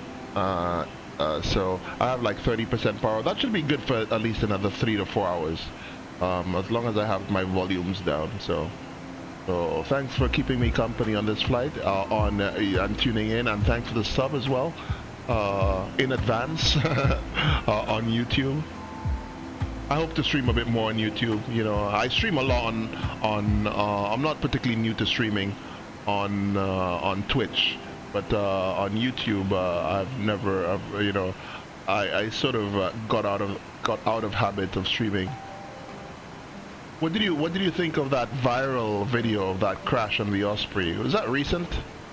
Everyone seems to have been sharing that online these days. It looks like a nice flight model.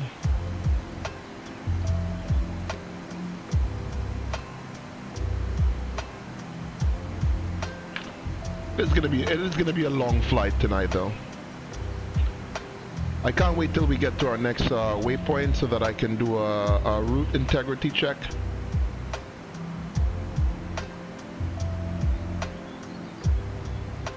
How much time did we save for the center tanks?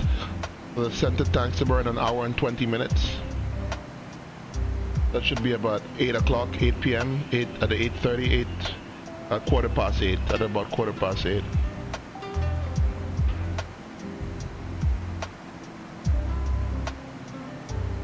You haven't tried it yet. You haven't tried it, okay.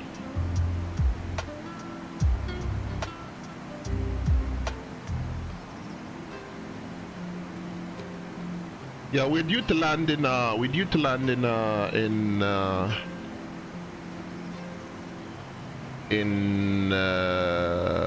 Australia at Perth at about let's see.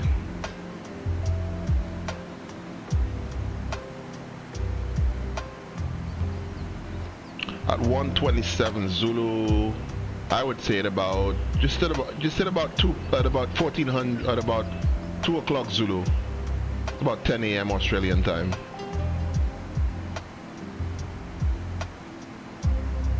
That might be about 3 in the morning for you, 3 or 4 in the morning for you, in Vienna.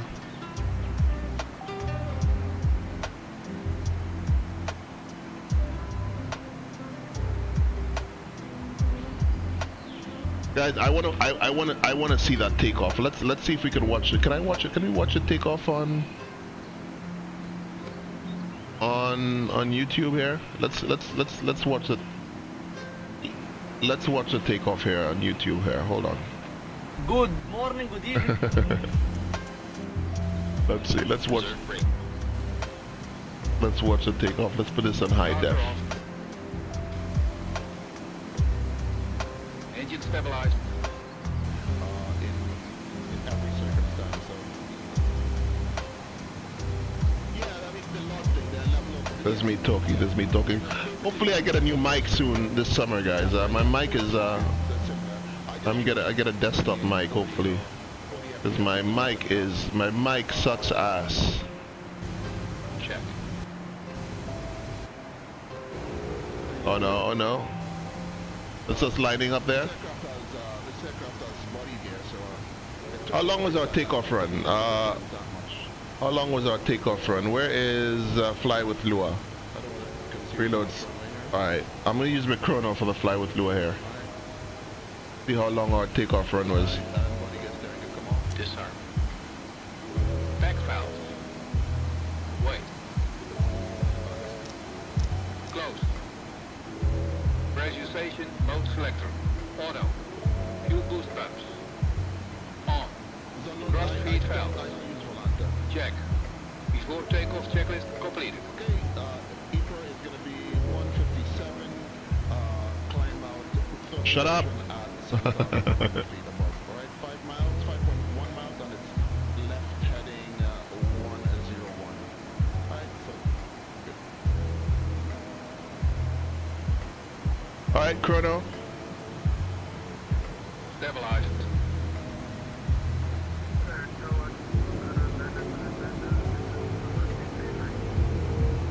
45 seconds is our takeoff run. 47 seconds. Cross set.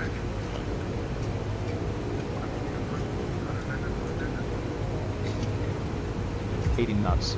80 knots.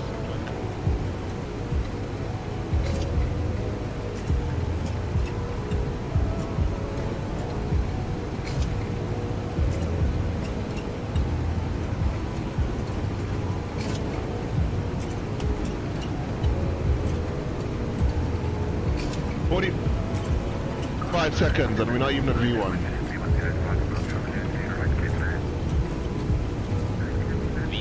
My goodness, 54 seconds.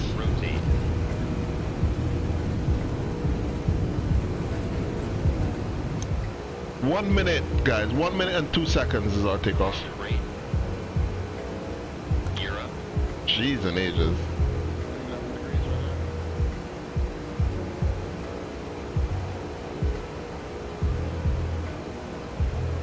And that was max thrust, right?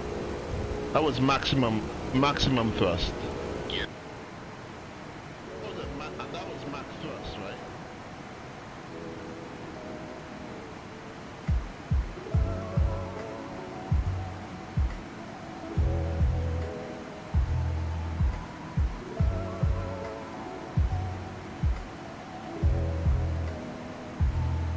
BRB guys, just give me 1 second.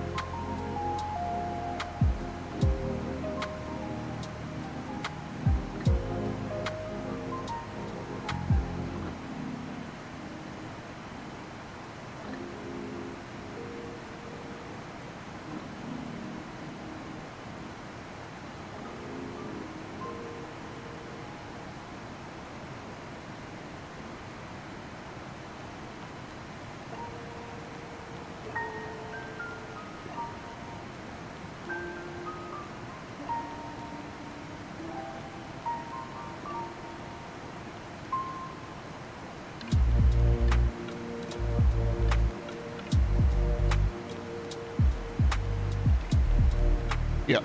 Yeah, 1 minute at maximum thrust. It would be more than a minute because it took us a while to actually climb 1,500 feet. We were doing like 1,000 feet per minute.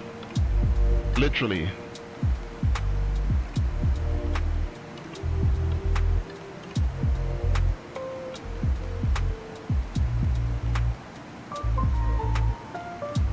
I mean, the Earth was literally... Steve! I'm back. No, I went and I came back a couple of times.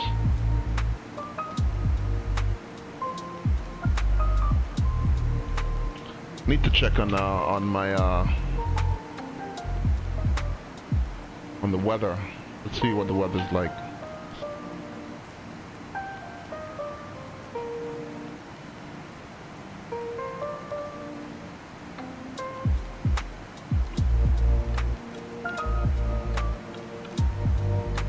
Yes, Steve, we were looking at the takeoff run. It was 1 minute. It was 1 minute, just over a minute long.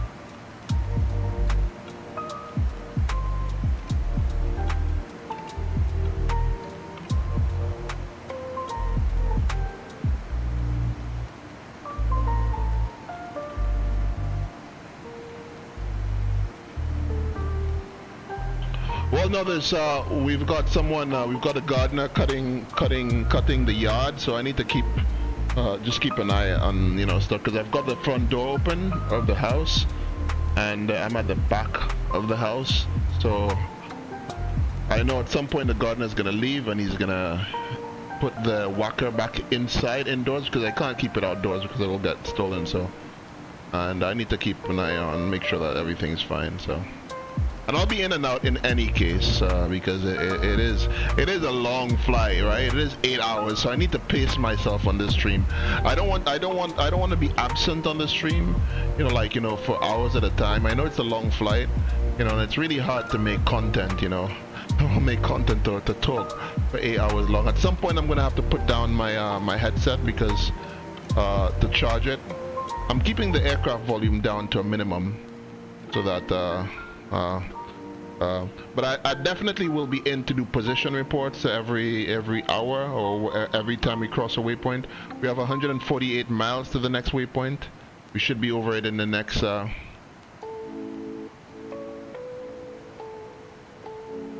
You held a stream for 8 hours. Were you on stream for 8 hours? Did you see the takeoff? Did you see the takeoff roll? The takeoff roll was 1 minute and 2 seconds.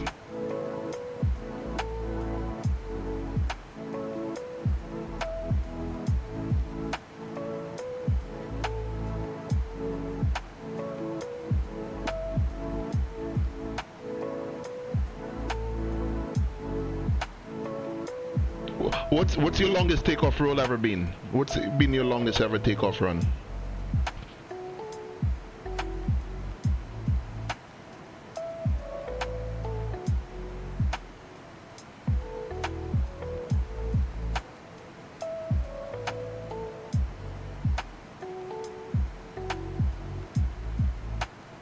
I can't wait till sunrise though. There's nothing on the weather radar, fortunately. It seems that we're over clouds over a weather system. But there's probably not going to be any weather, right? So there's any rain, clouds. Where is rain? Precip. We have some precip though. Okay, we're gonna have some precip over. Okay, we passed over an area where this is supposed to be over. Oh, La Paz, really? What were you taking out of La Paz that your run that needs to be?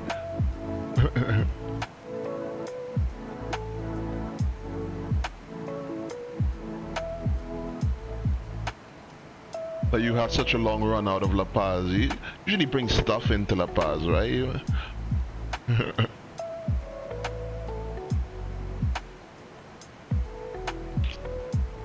In fact, flights out of La Paz don't high altitude drugs.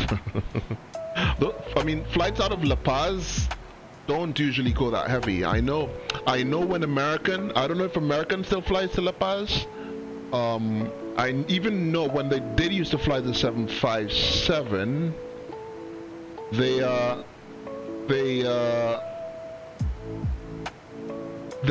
went to La Paz, Vero, then on to Miami.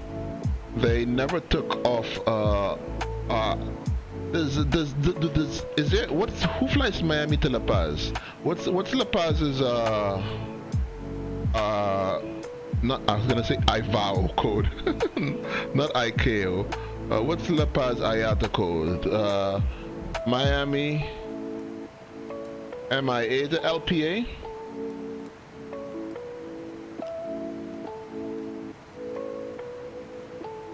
No, no, that's Miami to no, LPZ. No, that's ICAO. That's ICAO code. I want to know what's there. KMIA. The SLLP.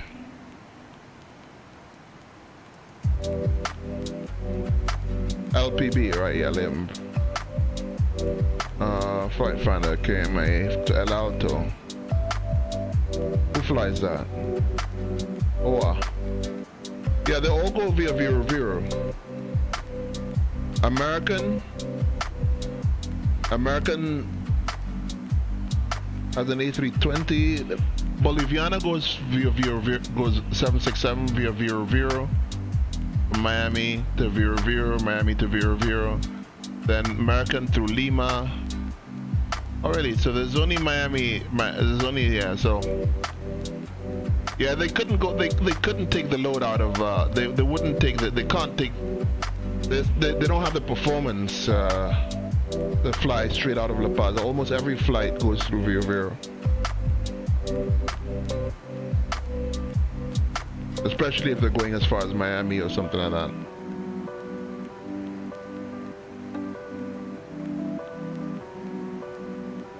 Are you looking forward to the flight factor 767-400? Are you gonna get that?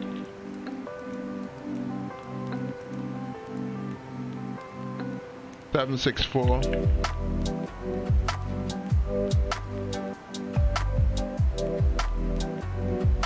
When was the last news item about it?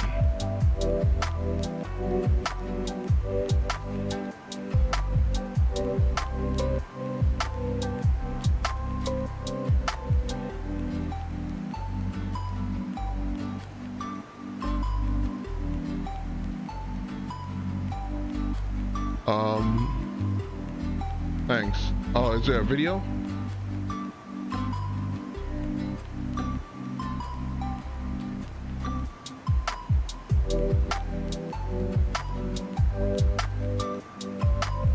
The DC-10 out of La Paz? Where were they going to though? They probably brought cargo into La Paz, so that's what I'm trying to say.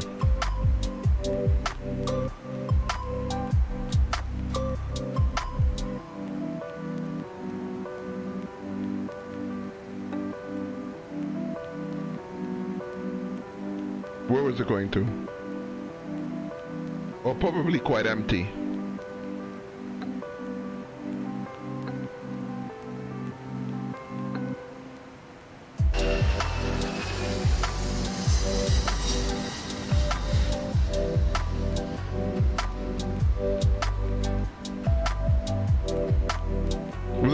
Was it Sol Cargo? What airline was it?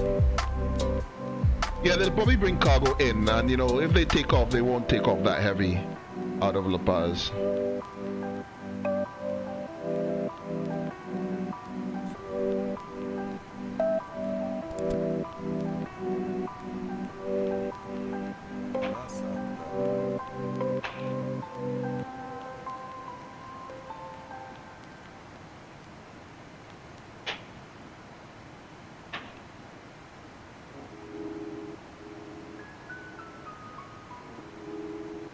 Right, so 82 miles to the next waypoint.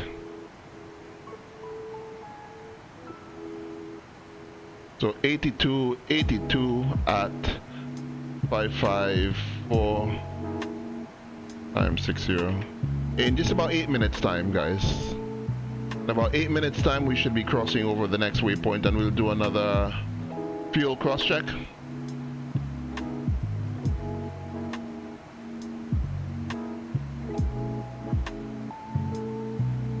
Hold on.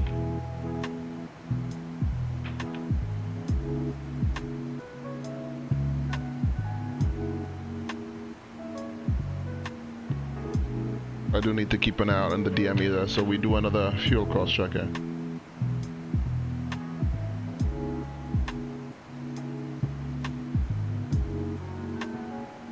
Out of, okay, this is a, oh, really interesting.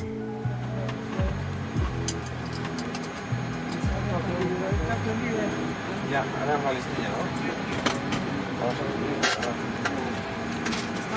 estándar ponemos máximo que se ve. Vamos a poner un poco la salida. Okay, por izquierda y que se está radial. Then we're headed to Cochabamba. That's where we did our shared cockpit tour, didn't it? Where we crashed, where you crashed.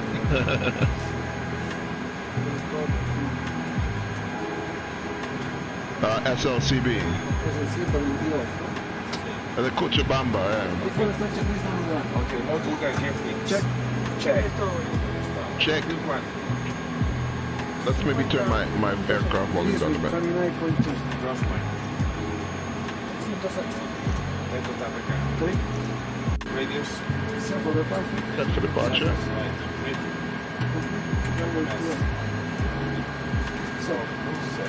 Is that a leather jacket the captain's wearing? 320 degrees. 320 degrees. Your numbers? Oh. Emergency lights. Pneumatic pressurization. Cargo finance protection.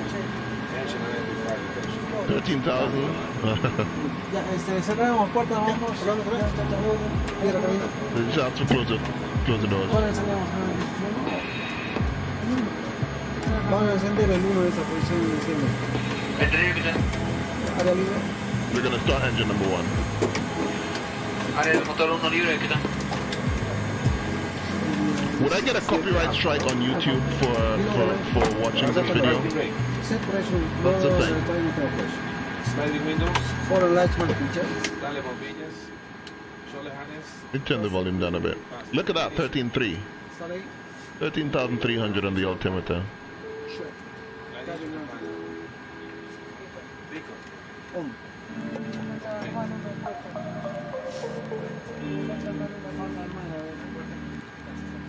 No están armados.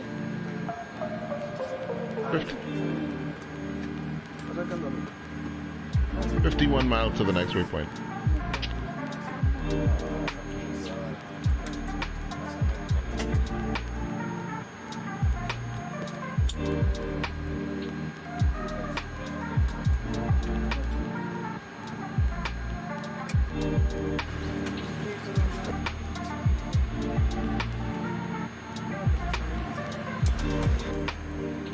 I know, right?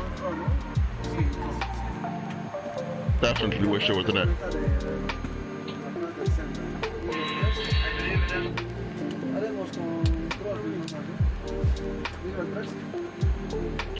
Then you get people, are you guys gonna do the MD10 with the nav screens? With the VNav?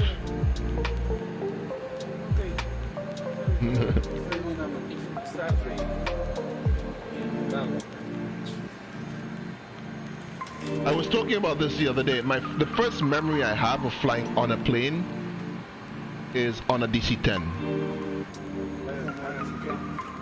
Ryan, how you doing, man?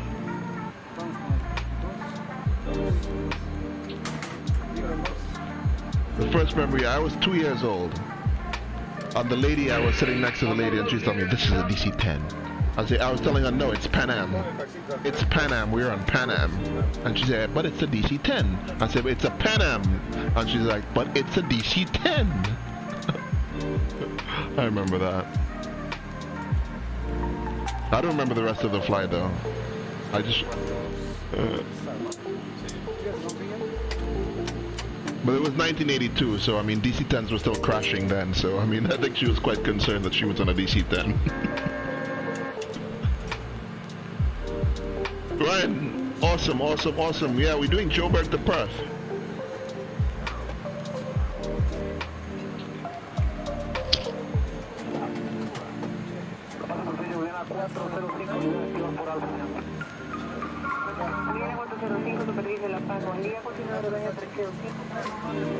$97 years old? No, I'm not 97 years old.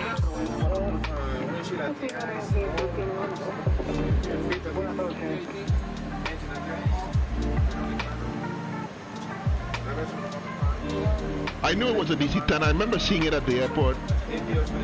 And I think for that trip, this is my first, might have been my first trip to the USA. When I was 2 years old. I know it was 1982 because years later I saw photos of that trip and I saw the date on the back of the photograph. It was like February of 1982. It was winter time in 1982. Yeah. But I do remember we were supposed to go on American Airlines, and for months we had the tickets ready. And I remember always asking my dad, when are we going, and seeing the American Airlines ticket jacket that said that in the red, white, and blue writing, it said American Airlines. And I think the day came, and for some reason we got to the airport late, and I don't know, they left me in the car, you know, at the drop-off point where you drop off, the passengers drop off, and I could have just seen like a view of just a view of the apron, and then I heard a plane taking off.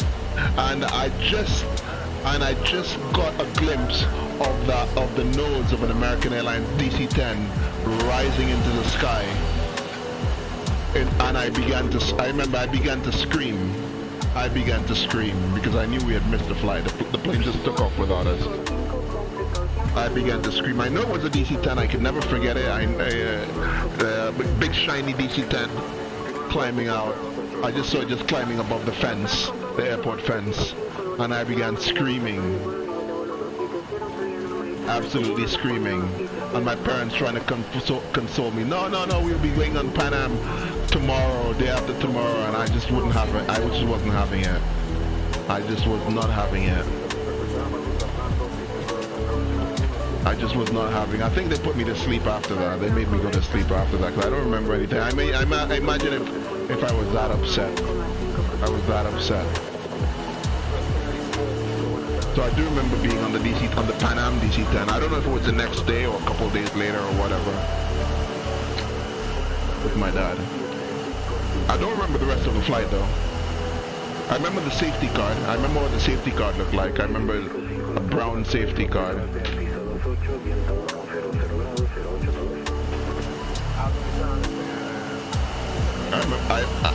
I'll never forget what the safety card looked like. Let's see, Pan Am. Let's go.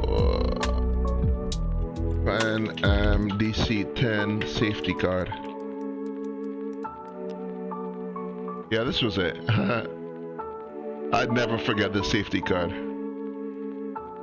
Anything with airplanes, I have a vivid memory, even though I was like really a little baby. Oh, that's it. Hold on, control. That was it. That's a safety card. I remember fascinated by the picture of the aircraft on the outside.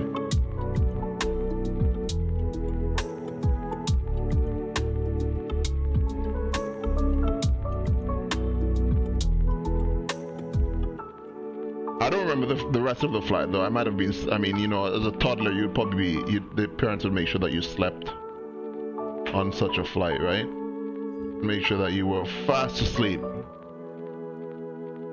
Where is it? Where's that video?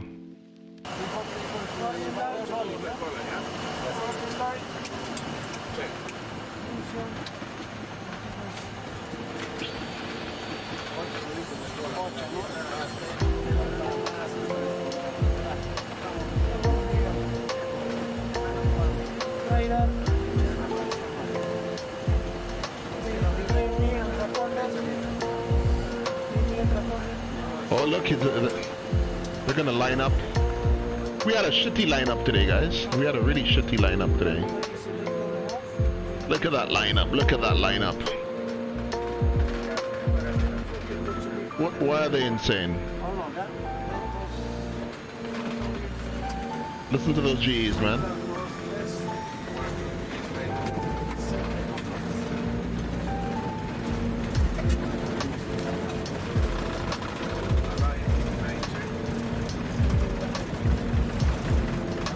Nothing insane. They're probably flying it. Yeah, but it's probably very light though. But definitely not at maximum takeoff weight.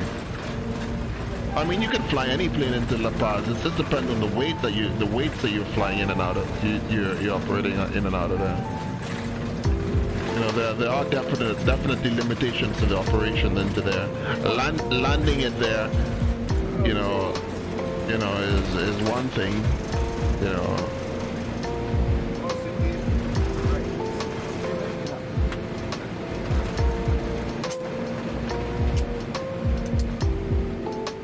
Yeah, they used to go in there, but I'm pretty sure, just like the DC-10, they didn't go very far. They didn't go very far. They either came into there from somewhere and went somewhere before they went back to Frankfurt, but they definitely did not go back to Frankfurt, you know. I don't know the routing, but I'm quite sure there definitely was not a non-stop flight back to Frankfurt on the 747. That's just obvious.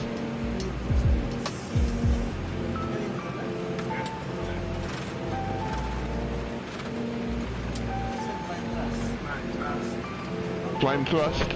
They've got the oh, look at that. They've got the TRP just like on the MD-80. You see it? The climb thrust TRP.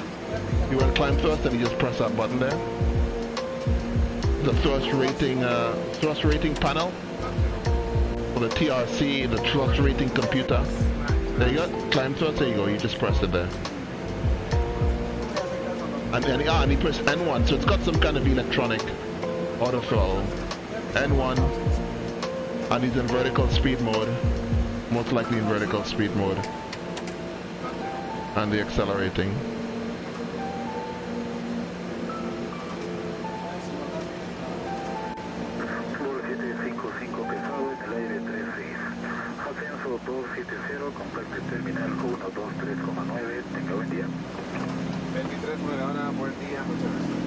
So they're climbing to flight level 270 according to. Is this a... Okay, are they... La Paz, buenas tardes, Bolt 755, libre 166 por 270. Continúa en su ascenso para 270, autorizado a volar directo a Tampoco, cuidando propia separación con el terreno. Notifique Tampoco. Libre ascenso 270 y autorizado Bangkok, Bolt 755. What airline are they flying? Notifique posición en la COP. Autorizado a bordo La Paz sin demora para tu aproximación. Copia La Paz, ¿verdad? Reporta viento 120 grados 10 visibilidad manteniendo. They're flying to SLCB. This is where we were flying the last time. They're getting their full clearance. Hold on. Do we have any chart for SLCB? Cochabamba.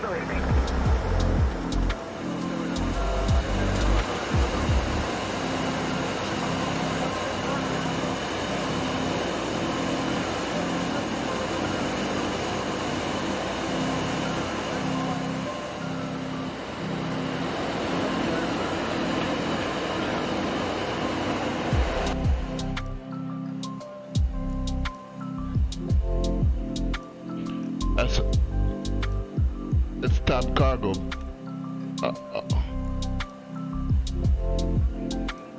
What I want to know is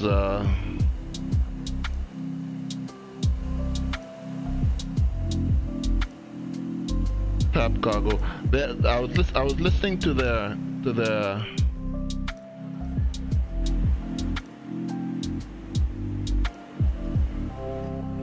call sign though.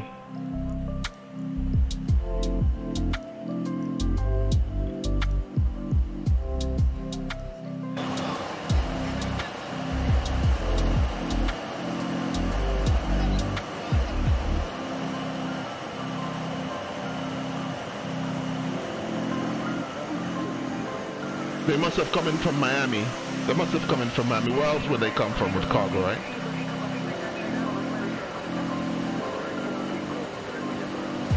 They must have come in from Miami and made a stop and drop some cargo and then take some more cargo over to Cochabamba.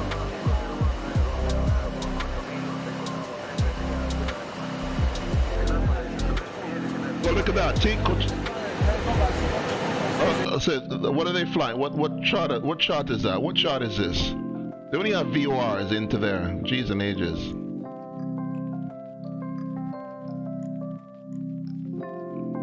Look at that. Look at all that red from that mount on the chart. Fucking flying into the landing in a fucking pothole.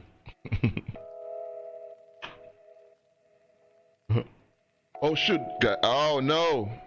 I missed my reporting point. Jeez and ages. Hold on. Before I missed my reporting point watching this video.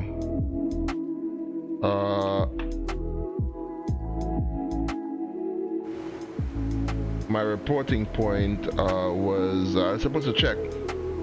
We just went 3550 on this and 3550. We were supposed to have 118 tons of fuel. Just keep an eye on this fuel tank, guys. We have 112, so we have 5 tons less. Well, interesting. Fuel burn is higher than what Simbrief predicted. What was my takeoff fuel? I did have the correct amount of fuel for takeoff though. What was my takeoff fuel supposed to be on this? Takeoff fuel 153 tons. Yeah, it was 153 tons I loaded on. But we were burning fuel a lot faster, so I don't know. A lot faster than what Simbrief says. We do have a lot of extra fuel on board though, so I don't know. And I do have to keep an eye out on the center tank. Center tank will be empty very soon, so I'm gonna keep it on the flight engineer's panel so that we can turn off the pumps and we'll go. Yeah, so we'll keep all these cross feeds open, right? We'll keep all the cross feeds open. And turn off. Oh no! Turn off the center pumps. Cross feeds open, so we'll just burn from the center pump. So yes, from these tanks.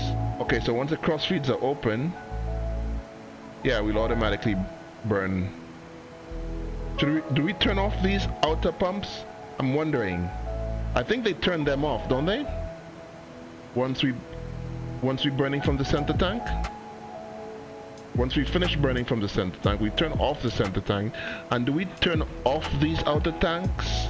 The pumps on the outer tanks? Or we just keep them on? I think we keep them on, don't we? Oh yeah, we'll only turn them off if we want to balance the fuel. But we shouldn't burn at all from these tanks. That's what I'm trying to figure out. Yeah, these won't begin to deplete until these. So this will deplete by itself first. Then these two will start burning from these two.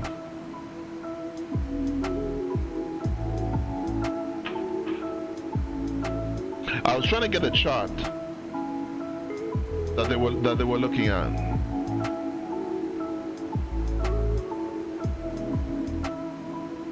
Yeah, this out. So you think I should turn them off now?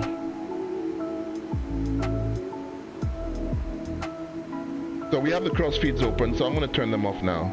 We still have fuel pressure across. Yeah, so we can turn them off. No, wrong one. We can turn them off. We can turn them off. So we're still maintaining fuel pressure across the lines. So that's to ensure that they don't burn away, because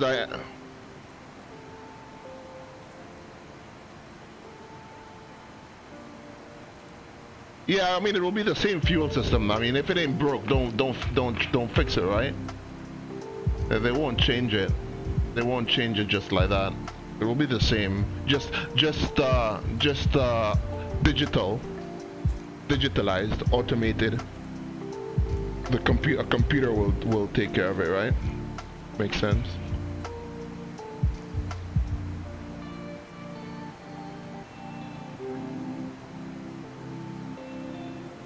I don't know why my charts won't load up for SL Charlie Bravo.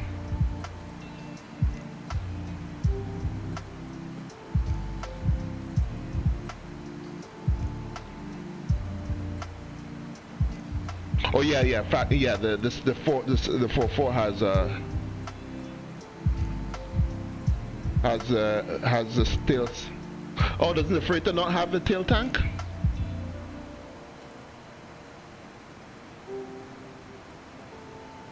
Or does the LCF, the BCF have a tail tank? The BCF comes with a tail tank, right? I would imagine. Or do they deactivate it?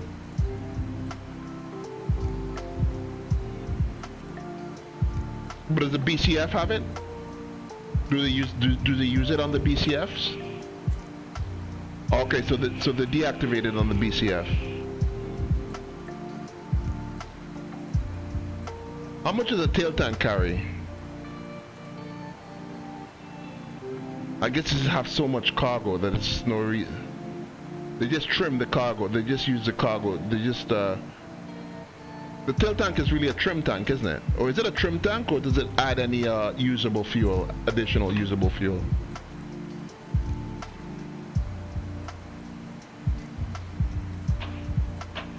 I was trying to find the chart if for Cochabamba, but my Jepson is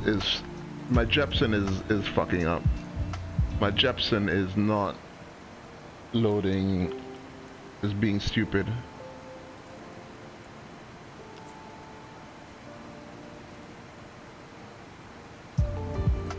No, SLCB, SL Charlie Bravo.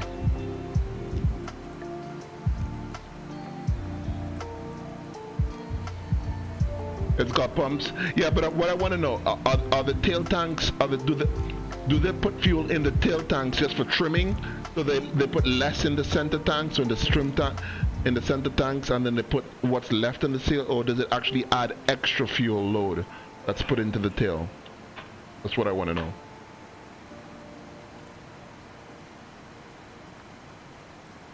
It's a trim tank, okay. So it just pumps fuel in there when it's needed to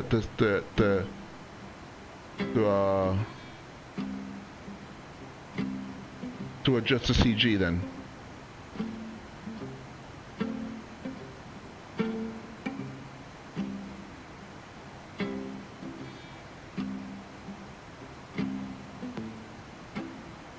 I'm trying to get the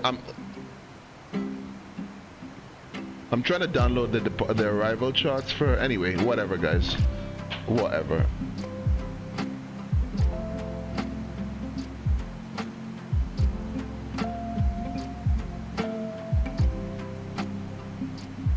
Unless you're headed across there.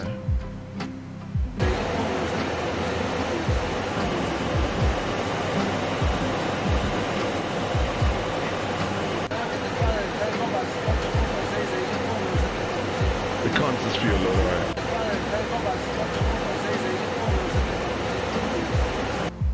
Yeah, so that's a VOR approach. VOR runway 32.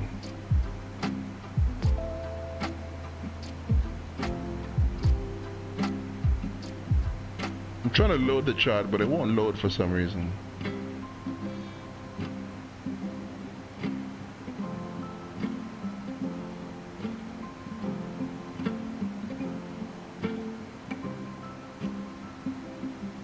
We're already getting a low fuel pressure, one of the pumps on one of the...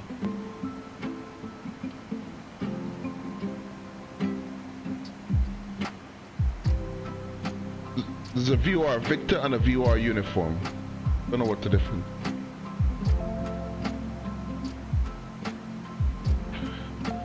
For some reason it won't load that chart. I would have been curious, so I think they just got cleared to VOR. ATC cleared that DC-10 cleared them to VOR. I might as well continue watching the video.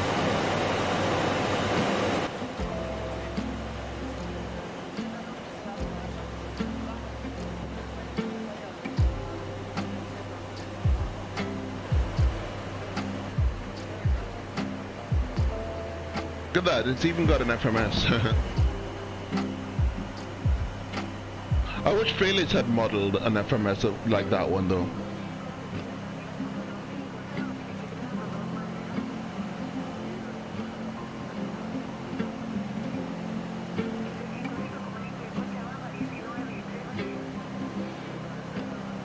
Really? Why? I'm pretty sure it's better than the shitty default X-Plane FMS. I mean the one in the DC-10 or the one in Felis, in the Felis plane. It is annoying, right? It is fuck up. You have to be careful if you reprogram anything in that thing.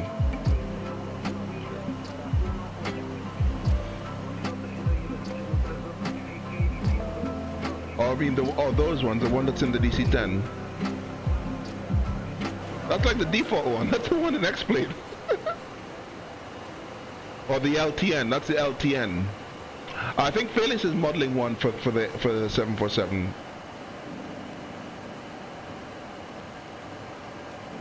Why the LTNs are bad? All you needed to do is go directly to a waypoint and stuff like that. That's all. I mean, that's all the FMS needs to do. You not having to input the actual globe lat long coordinates for it like you do in the INS. I mean, it's not like you're gonna fly VNAV, fly in VNAV, right?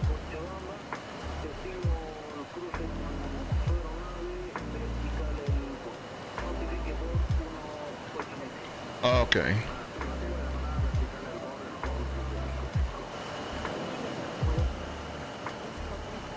I think from what I hear, they've been cleared to the VOR. Yeah, the chart wouldn't know that. Ryan? Ciao.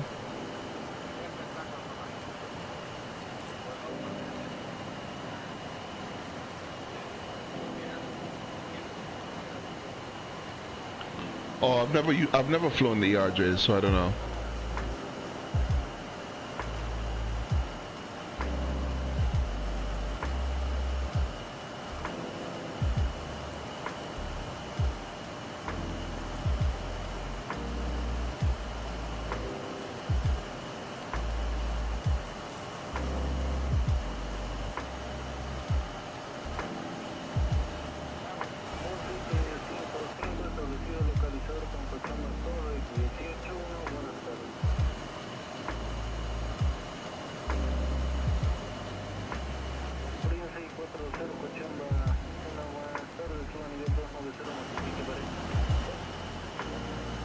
NDB. In the RJFM you have to literally tell the FMA every waypoint. Really? Okay. I did not know that.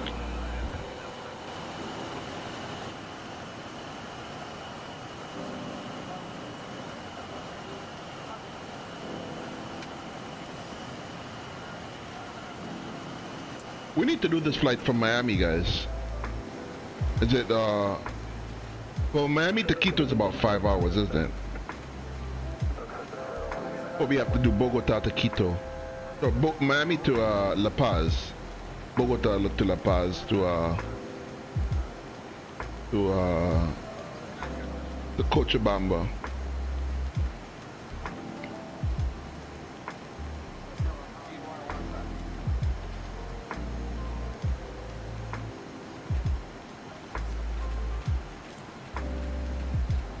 Look at the VOR needles. I can't tell how much DME there are from the VOR though. Yeah, 12 DME, 11 DME.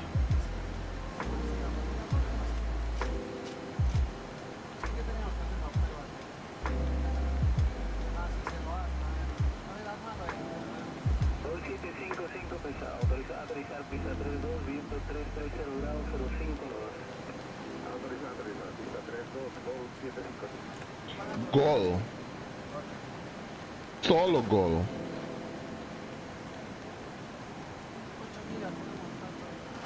How long ago was this video? Oh, this is 2015. That's Cochabamba. That's where you ran off the runway, Steve.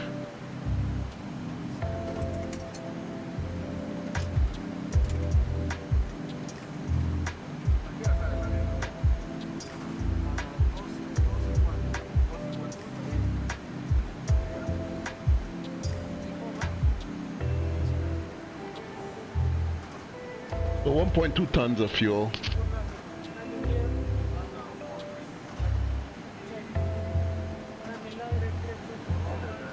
$20 years ago, maybe about 5 years ago. This is 2015.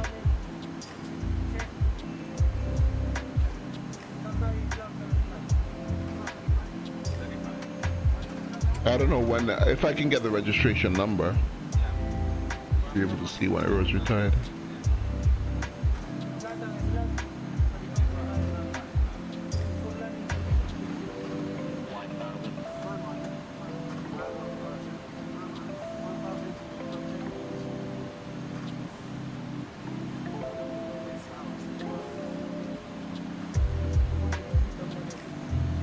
Did they just make a correction there or something?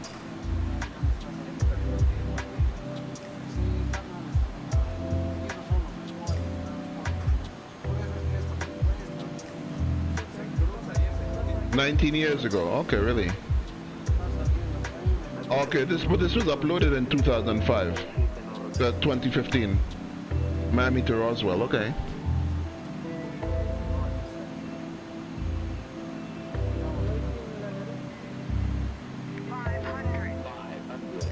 $500. Was that the engineer going 500?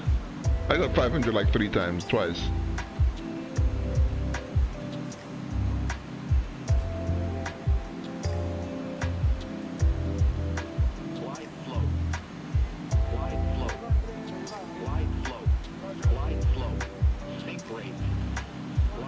Wow. Oh.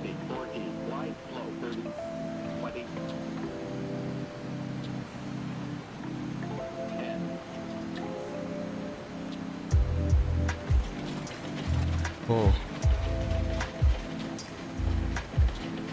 Yeah, I know, right? Well, it's visual, so it's not unstable in that sense. They were flying it visually, so it's fine. But it did have a high sink rate. I don't know if it's because of the density, altitude, and so on. It's kind of hard to arrest the descent.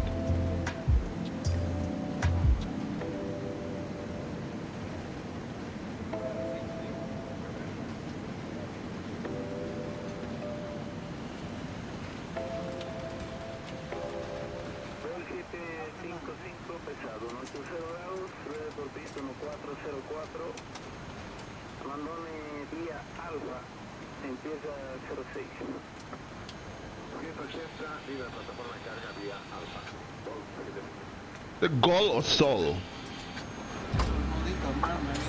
What's their call sign?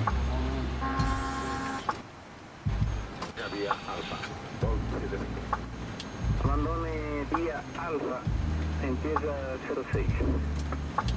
180, viva plataforma de carga via Alfa.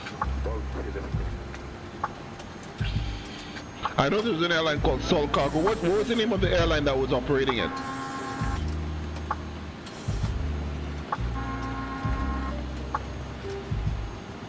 Who do you brief? You brief yourself? Huh. Yeah, you do have to watch that descent rate as you pass this 100 feet. Okay.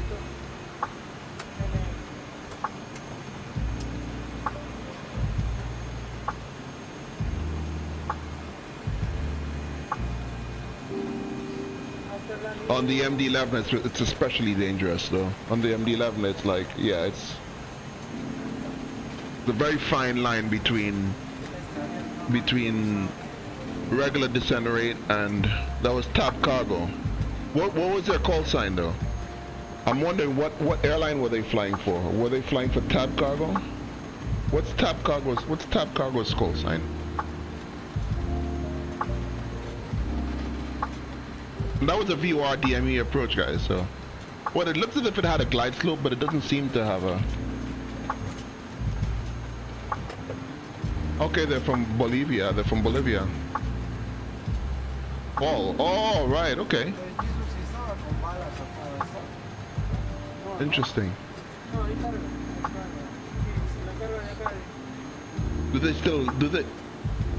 Are they still in operation? They are. They've got one DC-10, man. They still fly DC-10.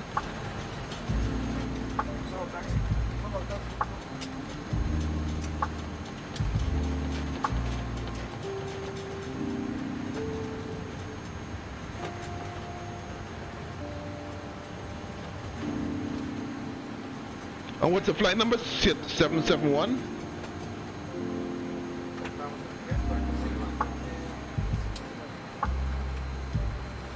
BRB.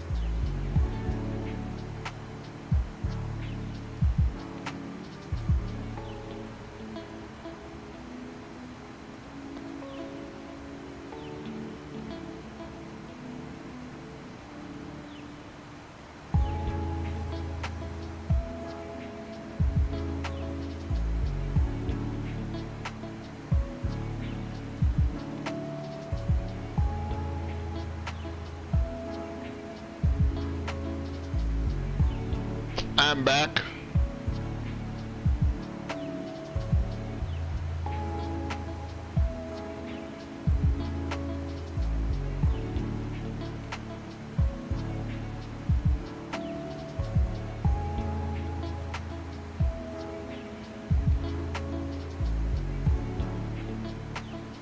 Why am I? Oh, that thing, I didn't realize my, oh, for fuck's sake. Oh. No. What am I doing? What am I doing?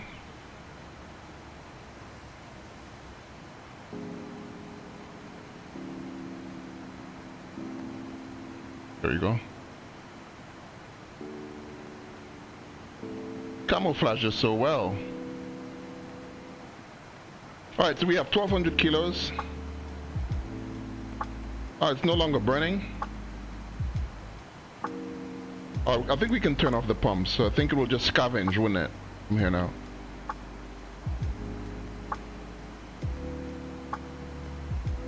It stopped at 1200 kilos. Interesting. Alright, so yeah, so right at 8 Zulu, 2000 Zulu, we've burnt off. So we need to burn in the outer tanks. We'll do outer tanks. We have 14.4 plus 1.7. That's 16.1 tons, and we have 36.2. 36.2 and 36.35. So let's add up this. 36.15 plus 36.35 is 72.5 tons of fuel in there. Minus 16.1 minus 16.1. So we need to burn 40 tons, guys. So, okay, right. How do we do this? We need 40.3 tons divided by 2. We need to burn 20 tons per tank. Is it? 20.1 tons? Yeah. So 36. So 36.1. 36.1 divided by 20. No, minus, sorry. Not divided by. Minus 20.1. So yeah, when this tank is at 16 tons, so we need to burn till these two tanks get to 16.1 or 16.2 tons, right? So we said what? So 72.5. We need to burn 72.5 tons. And what's our fuel burn right now? We're still hovering. Our fuel burn is getting slightly better as we get a little bit lighter. It's now about 2.54. 2.54. What is that? 2.53.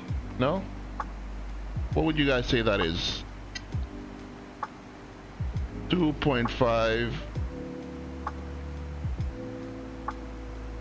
2.6. That's 2.6. 25, that's 2000. No, oh, no. Oh, I've been calculating it wrong, guys. I've been calculating it wrong. No, that's 2. That's 3. That's 3. The 3.5. Is that's right, isn't it? Am I right? 3.3. 3.3. 3. Is that 3.3? 3,300 kilos per hour per tank per engine. 3.3 times 4. 3.3 times 4.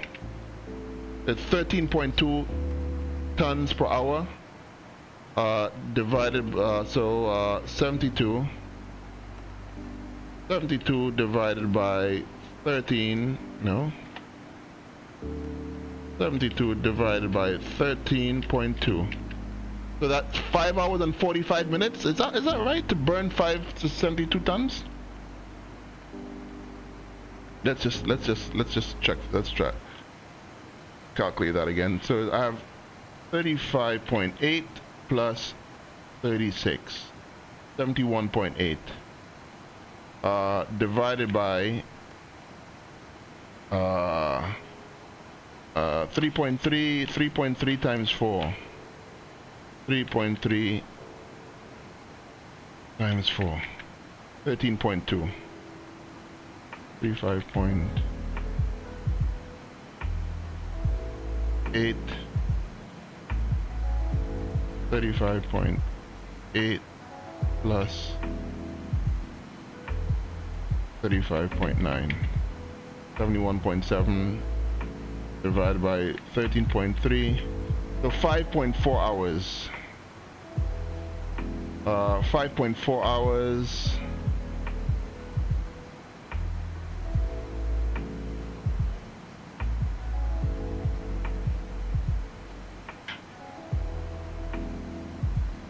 So 5 hours and 23 minutes time. In 5 hours and 23 minutes time, it'll take us just about 5 hours and 20 minutes to burn these tanks down to 16 tons.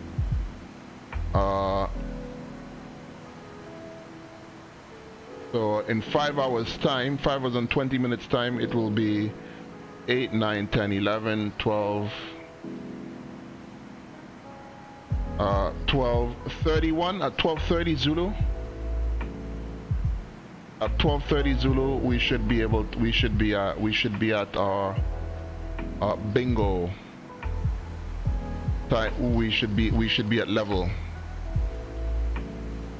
We should be level with these outer tanks here. I hope my calculations are right.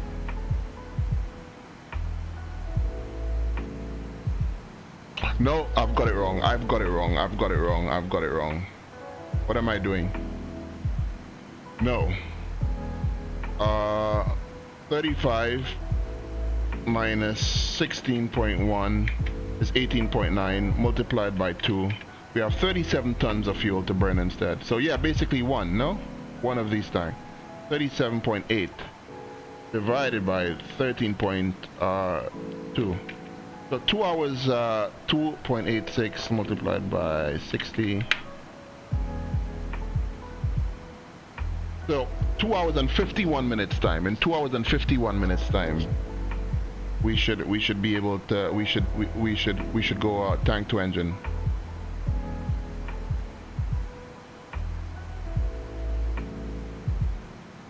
Yeah. So in 2 hours and 50 minutes time would make it 8, 9, 10, 10. Just before 11. Just about before 11 Zulu. 2300 Zulu. We should be ready to go tank to engine. Okay.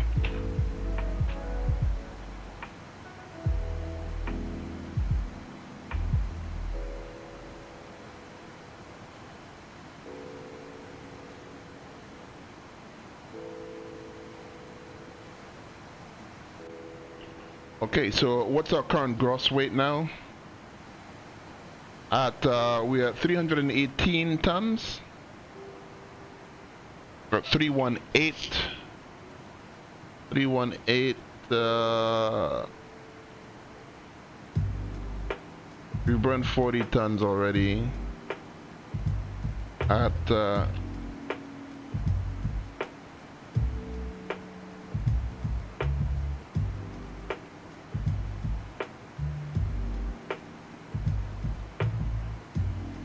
up neck.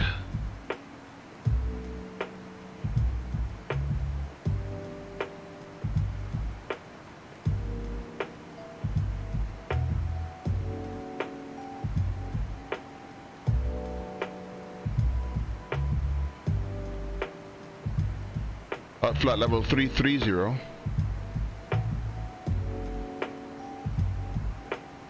Oh, we can actually climb to flight level 330 now.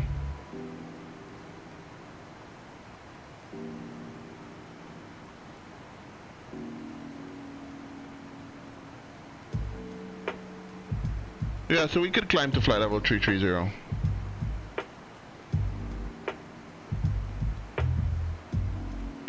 Oh yeah. We are light enough for flight level 330.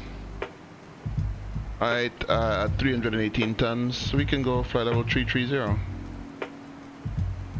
Be more efficient. Vertical speed.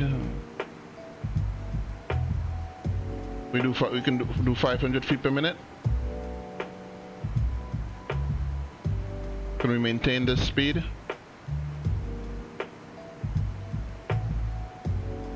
$500 feet per minute. We can do 500 feet per minute. It's a gentle climb.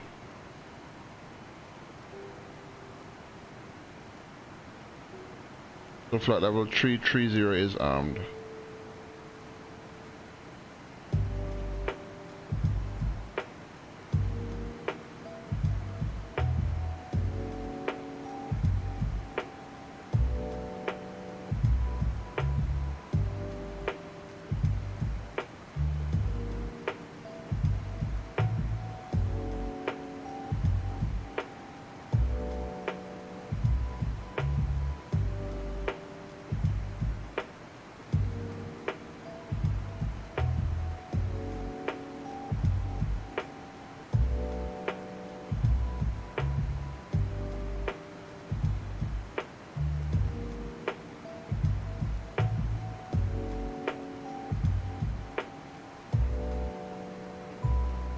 The ball cargo is actually still operational. Is Steve still there in the chat?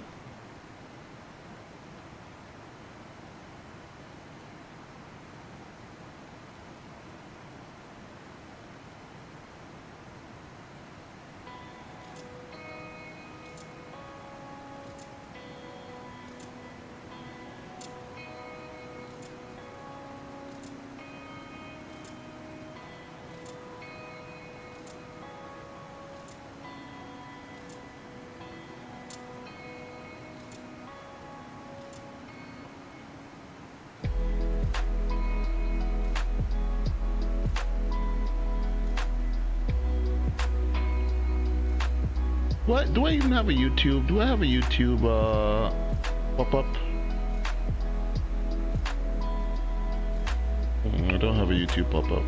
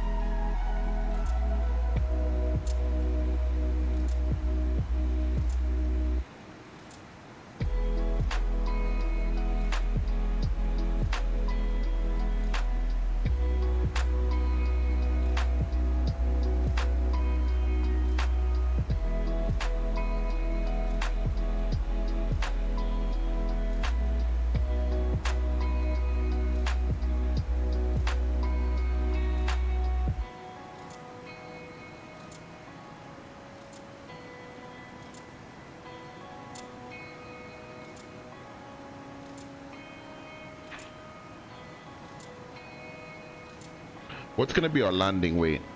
And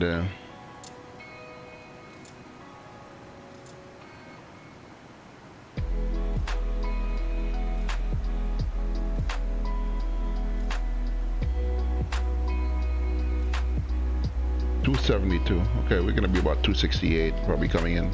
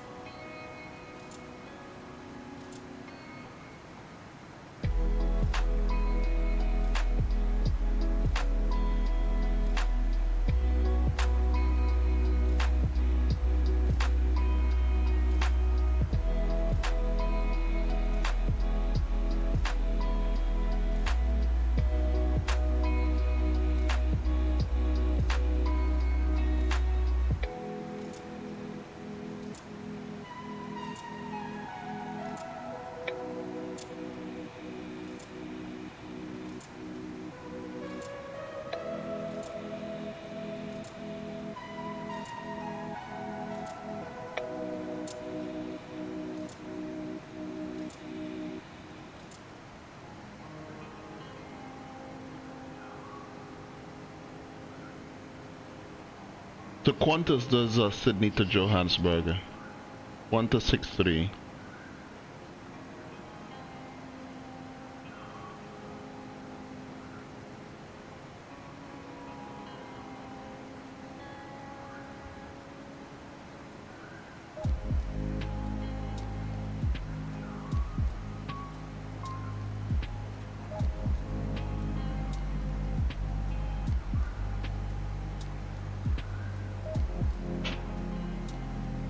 How far along are we? Are we at the halfway point yet? We've been in the air for just about 4.5 hours. We should be at about a halfway there already. Are we halfway there yet? A little bit less than halfway there. It'll be a longer flight than I imagined.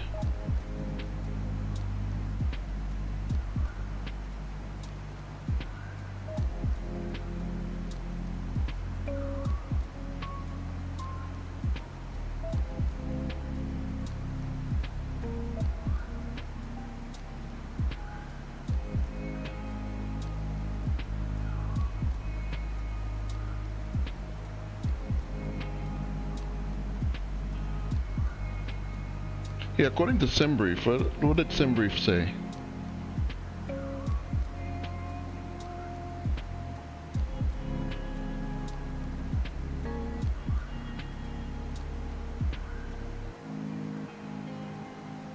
Eight hours and 5 minutes. I'm beginning to doubt that because 4 hours. Actually, no, we've been in the air for 3 hours. 3 hours and 23 minutes, okay. In about an hour we should be at our halfway point. An hour we should be around here.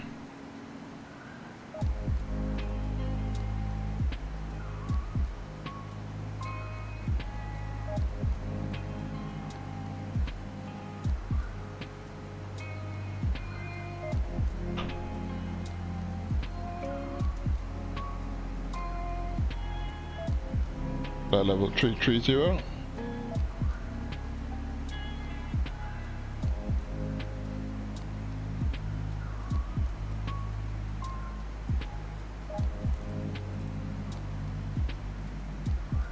Did that help our fuel burn at all? Maybe not much.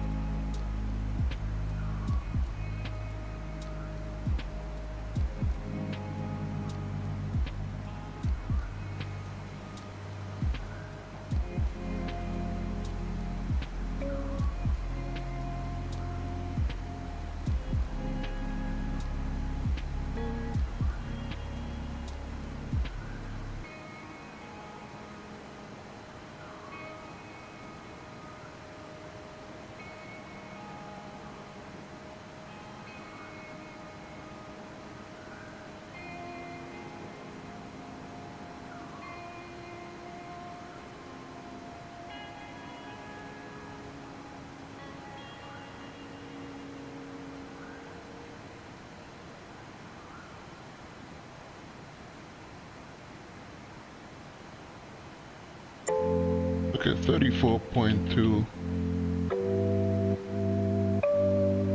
minus 0.1 times 2, 36.2.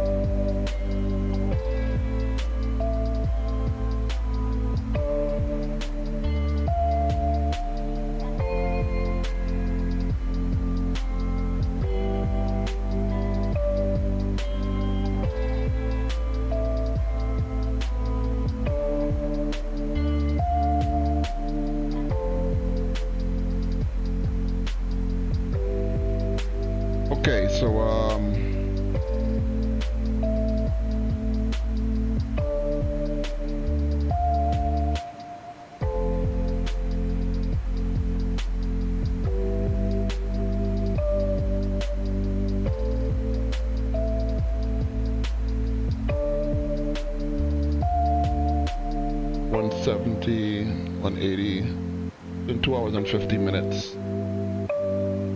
2.5 hours, 2 hours and 40 minutes. The 8, 27, 9, 27.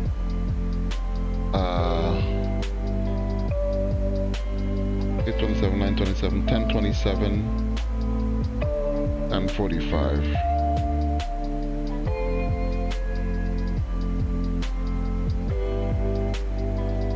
At 6:45, I'll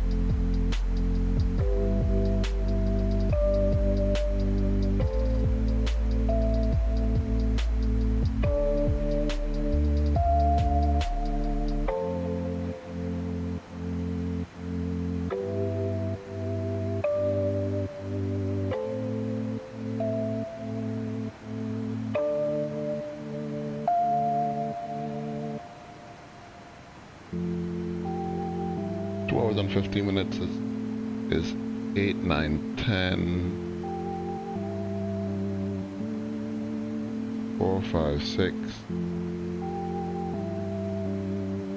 7,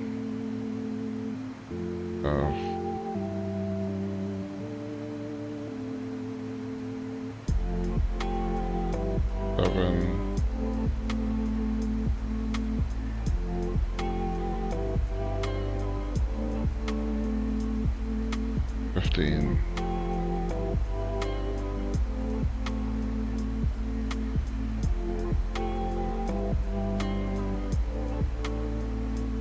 All right, would be good there.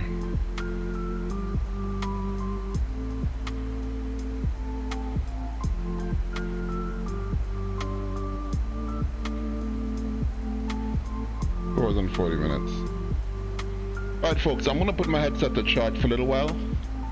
I'll be right back. I'll be back in exactly 2 hours and 40 minutes time, so that we can check on the fuel. So that should take about 2 hours and 50 minutes to burn off down to 16 tons. So we'll be up. I'll be back. Just gonna take a little quick kip, and I'll be back in order to change over to flip the crossfeeds, or maybe not. I've just put my clock to alarm. I'm not ready to go just yet. But I'm just gonna keep it in this view. There's nothing to see outside in any case, guys. It's complete darkness. I'm not too sure when where the sun would rise, where exactly we expect the sun to rise.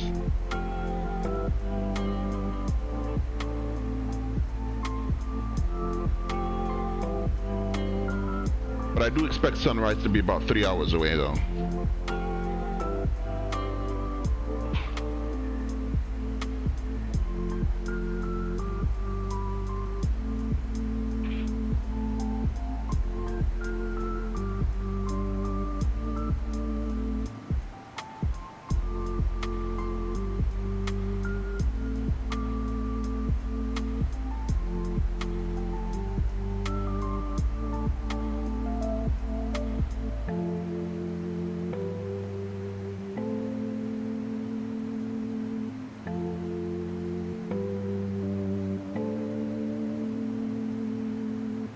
In just about 2 hours and 50 minutes time. That's at 8, 9, 10, 11, 11:50, just about 11, 11:15, 11:30, 11:20 maybe. Hope we don't have to balance any fuel. Just keep an eye out on the horizon there with the weather radar.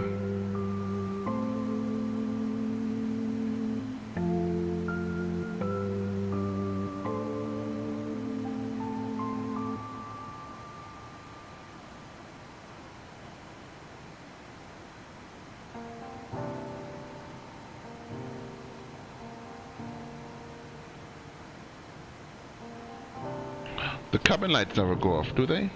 Do the cabin lights never go off? I saw there's an option for cabin lights in this.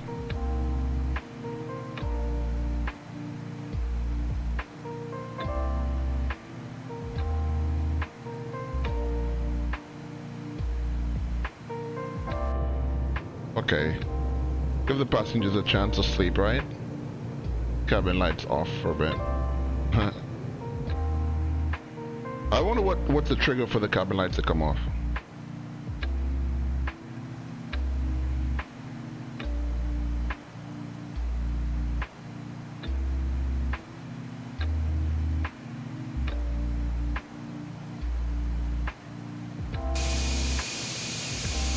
Complete darkness, guys.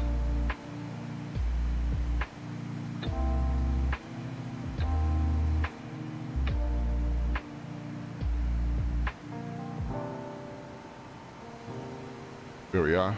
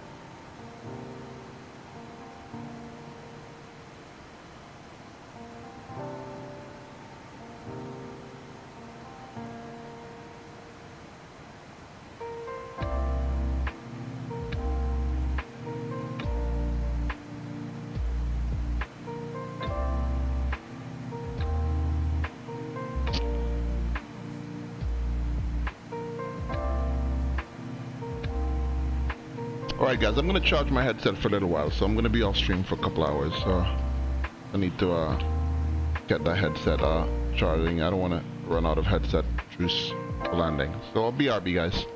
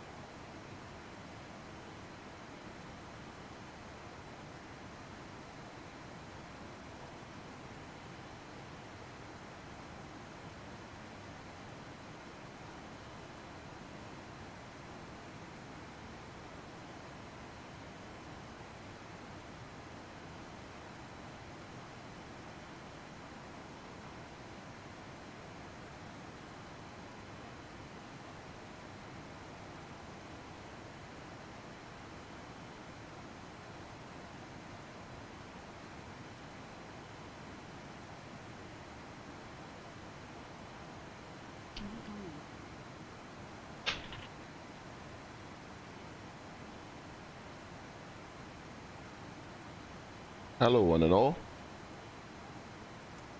Well, I'm in for my power nap. It was more than a power nap.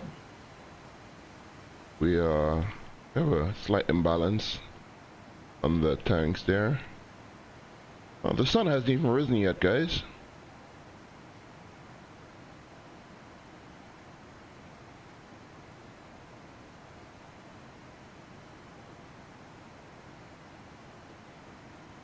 How far along are we? Let's see, let's see.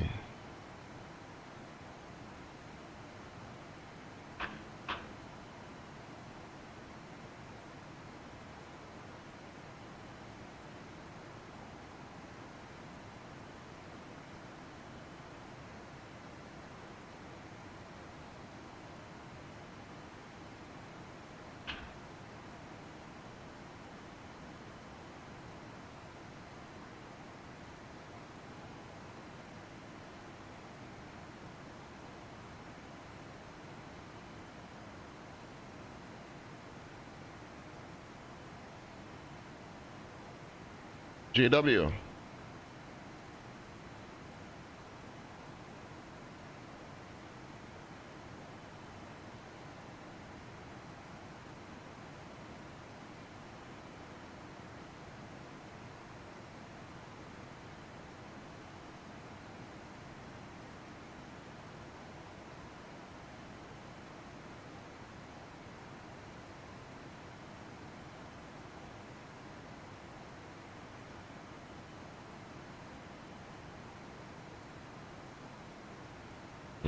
Music stopped a long time ago, didn't it?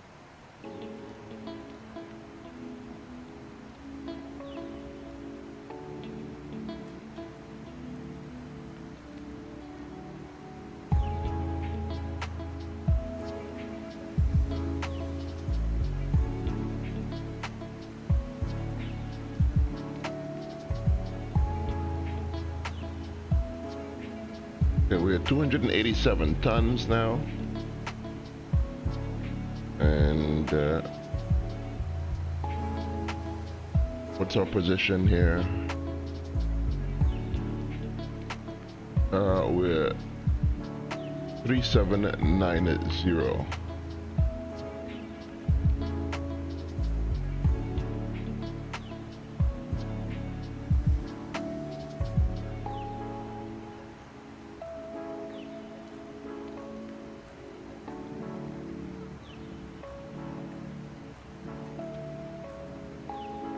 You know what?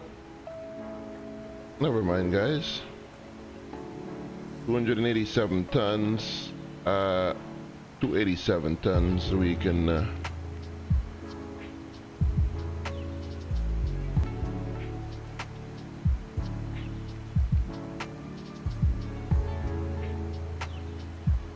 287 tons.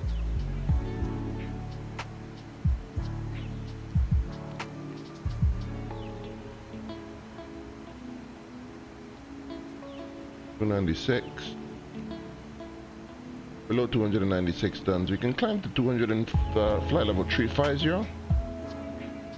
We can do flight level 350, right? Yeah, we can. It's that step climb, guys.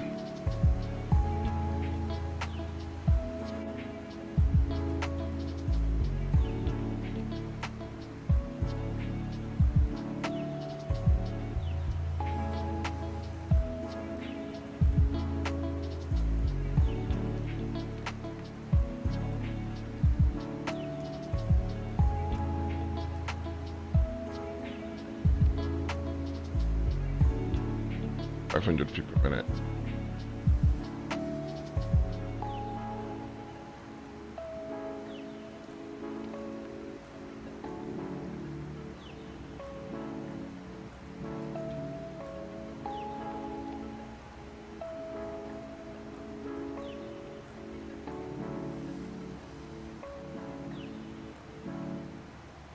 So what time are we due in Perth?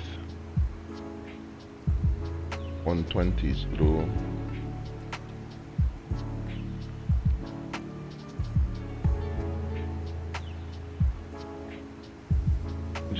in just about 3 hours and 40 minutes, 2 hours and 40 minutes, we should be landing.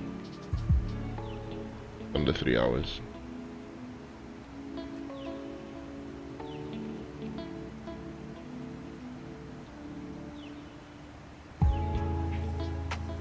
If we keep up this speed.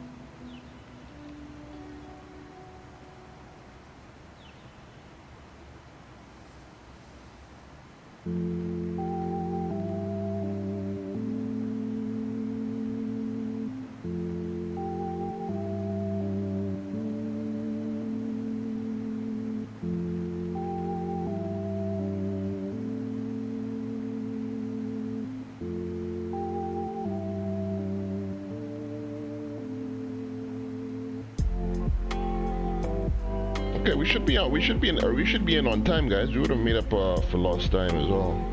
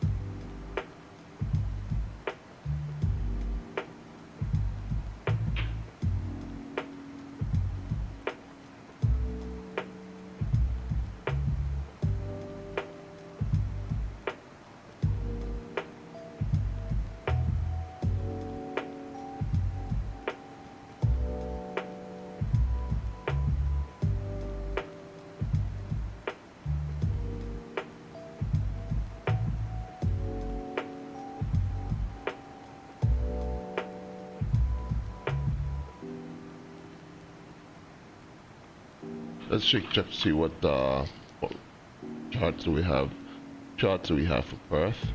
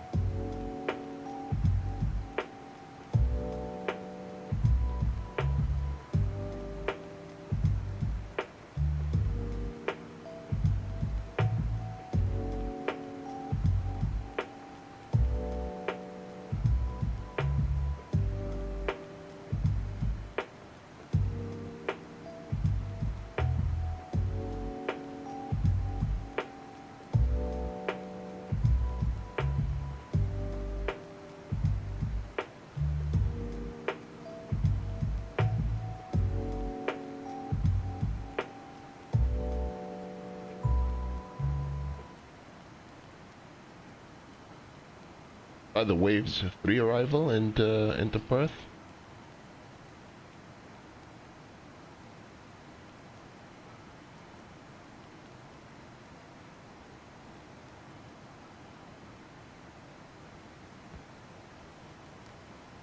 Okay, so you're gonna fly the Waves 3 arrival.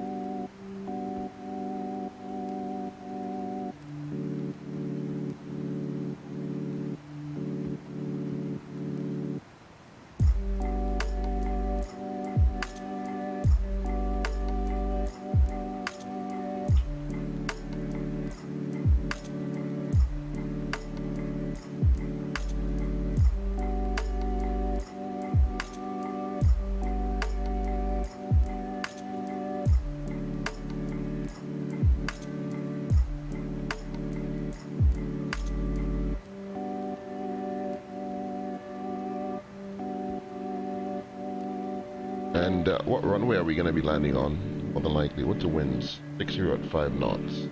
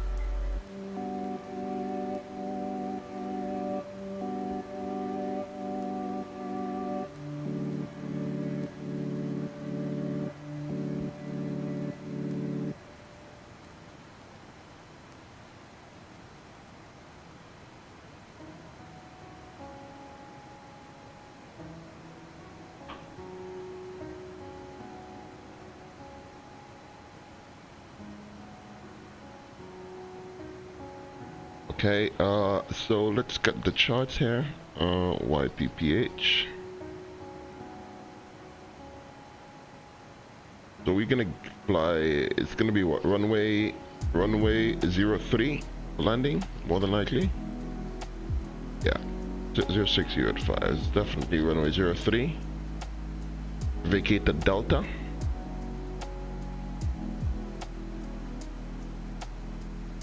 Vacate the Delta.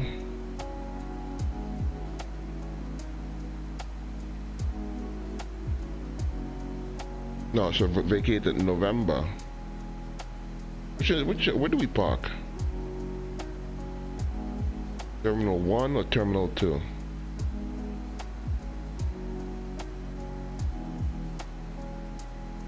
What's the difference?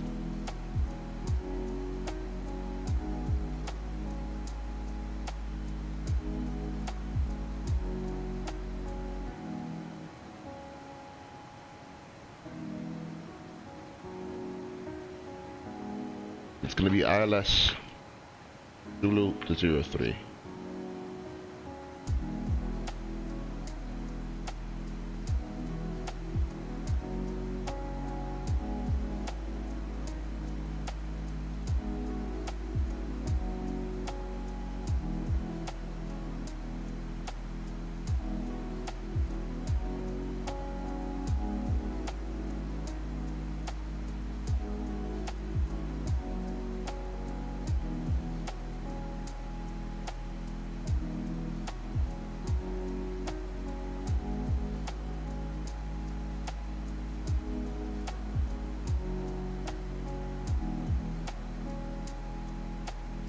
Okay, ILS Zulu to runway 03. Do we go to Terminal 1 or Terminal 2?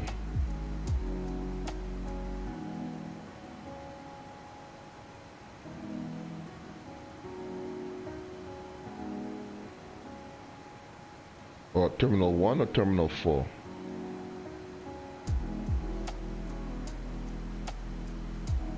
I don't even know.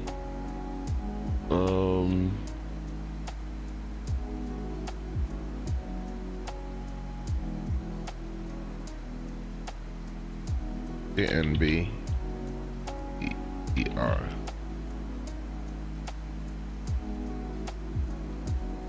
Oh, this is a nice video here, guys.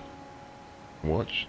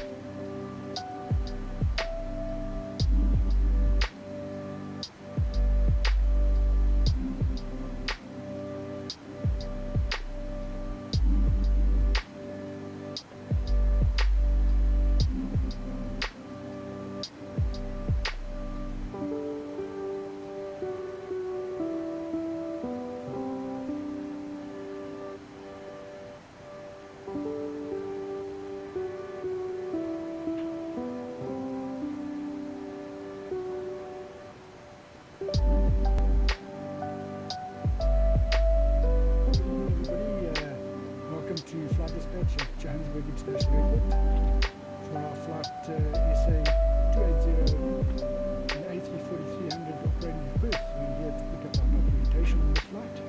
I'd like to introduce myself, Rod Watkins, the captain on this flight tonight. We have Senior Captain Ed Deshaw. He's going to be checking us on this route for our annual route check. And the rest of my crew is Charles Lahadi. He's the Senior First Officer and co-pilot on the flight tonight. And First Officer Thomas Harris, who's going to be our relief pilot this evening. Welcome. So we're just going to review all the documentation required for this flight across to Perth, Australia, and it's basically a review of all the restrictions on the flight, any notices to airmen, NOTAMs, which would be unusable taxiways or restricted airspaces that we might be flying into, as well as our fuel computations and what we need to continue on to our destination, or in the event of a so we need to get down to 16.1. Proceeding on to our alternate. We need to do a fuel required 16.1, 17.7. Okay, we're good. So let's get on to the documentation side. Tabit here has just reviewed all of the NOTAMs that I talked about with any restrictions. Nothing to affect us for the destination and the alternate. Yeah, nothing to affect us. It's Perth, so okay, wonderful. Wonderful. So everything's working tonight. That's it. Now we'll review the documentation required for this specific flight, starting with the weather. Thanks, Charles, if you'd go through that for us. Weather for today out of Joburg. We're happy with what it looks like outside. 1600 Zulu, it was taken. 18 to 24 tomorrow, 1808 at 8 Kavok. Becoming 22 to 24, that's about our time which we might need to come back. Variable at 3 knots. 8 to 10, it's 330 at 10, and that's tomorrow. Okay, so I see they're using runway 03 for departure. That's right. Okay, super. For our destination Perth, it was taken at 11:03, 12 to 18 tomorrow, 080 at 12, 10,000, few at 4,500. From the 5th, 1500 this afternoon, 06014, gusting 24 Kavok. From the 601, 050 That's my alarm for my fuel transfer. From I have a little bit to burn still. 1500, moderate turbulence below 3,000 feet. Okay. Till 060100. So it's through the night. Okay, so it looks like it's favouring 03 for the arrival there as well. Then we have Mauritius weather en route. It's today, 12:18 tomorrow, 14013, gusting 23, 8,000 light showers and rain, few at 800. Broken at 1400, broken at 4,500 tempo. 15 today to 06 tomorrow, it's our time. Showers of rain, few at 500, few at 1,200, with some cumulus, broken at 1,300, becoming, that's long after our time tomorrow morning. Okay, so that wind is also favouring the ILS runway 14 there at Mauritius with a bit of passing rain. Few at 800 light showers. Our routing takes us down and then up right just above this. And tropicals 35, 36. Yeah, the winds are quite light for this now. Yeah. They're about 50 knots, 45 knots. Tropopause at 40. 36, 35, 35, Okay. 35.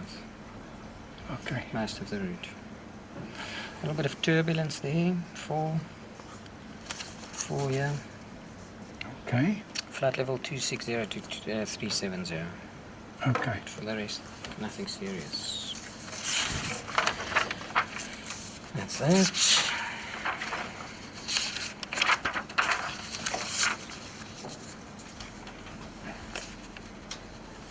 And that's at freezing levels. At 100. 100 and then 10 degrees at 18. Yeah. Okay, so that should be fine. We're probably going to have a little bit of turbulence as normal on this route. Sure. Just before we start the documentation here, this is going to be our routing today. On this sector, you can get extreme westerly winds, which are favourable for us going towards Perth. And the flying time can vary anything from 8.5 to 10 hours. We can pick up 180 knot winds at the upper levels. We're going to be leaving African airspace, well, the African coastline, just to the south of Maputo. And then we're routing tonight south of the Madagascan airspace, so we're going to be controlled by Johannesburg Oceanic and then proceeding over to Mauritius's control before entering the Australian airspace in Melbourne. Melbourne will be controlling us just about 200 miles before Perth, where we'll start our descent and then get handed over. As you can see, these green sectors are our forecasted turbulence. This is a light turbulence that we're expecting, so pretty much from about 2 hours into the flight until about 7 hours Slightly into the flight, different we're routing expecting a little bit of to turbulence ours. to warn our passengers off. I mean, same general So now we routing. just want to do the fuel planning for this sector. Okay, 280 from here to Perth on the 5th of August, Econ 23. We've got our performance figure, 340-300, Zulu Sierra Sierra X-ray Delta. That's it. Compiled, estimated time of departure, 2015. Weather on the 5th, 12 o'clock, wind component plus 68. And no alternate wind. 9 hours 10 compared to 8 hours 59. So time's looking good, getting there at 5:25. Then our routing from Johannesburg will depart and use the Exobi 3 Bravo. Departure to position Exobi. Then we'll route to Maputo. And then it's lats and longs all the way through. Random routing, yeah, okay. Random routing all the way to Exox Keels. to Keels, yeah, okay. From Keels for the Waves 9 to position Waves for the Waves 9 arrival at Perth. Trip at 9 hours nearly. 56470 fuel. That checks for 9 9654, hours. yeah, that looks good. Our destination, we've got no holding fuel there. Maneuvering fuel 407 minutes. Alternate, we've got no alternate because we've got island hold fuel. Okay, so it's a remote destination. Remote destination, planning. island hold fuel, 2 hours extra final reserve. Okay. Contingency, 20 minutes, max contingency. Critical fuel, we've got 53 minutes extra. This critical fuel would be a consideration for if we were to depressurize the aeroplane and have to descend down to 10,000 foot above sea level so that we wouldn't need oxygen for the cockpit or the passengers. So it's an extra consideration for our operation. And then takeoff fuel, taxi fuel 410, final fuel required is 74,650. Fantastic. That's less than half the fuel that we use. It's 54. Is there a mention of the critical fuel in... No, there's no mention of the critical fuel in here, so it's just a consideration of the 9.7 tons there. Okay, gentlemen, that weather is fine for Perth, eh? Yes. We've got Weather we've just gone through. 2 hours of island holding. I don't expect any more traffic on this route other than Qantas, which has just left. We may get Qantas coming the other way. Check. So, aside from us asking for a block altitude, do you see any reason why we should take more than seater requirement? Just, sorry, I forgot to do this. If we can just have a quick look, this is the maximum fuel that we could uplift it tonight. Okay, we restricted to landing weight with the fuel. The maximum fuel we can take is 92,290 and the sector fuel required 74,650. Okay. It's And a that is landing weight restriction. A landing weight restriction. This aeroplane's maximum landing weight is 192,000 kilograms. So we need to bear that in consideration for our landing at Perth. However, tonight we've got quite a bit of fuel to play with, 17 extra tons. Absolutely.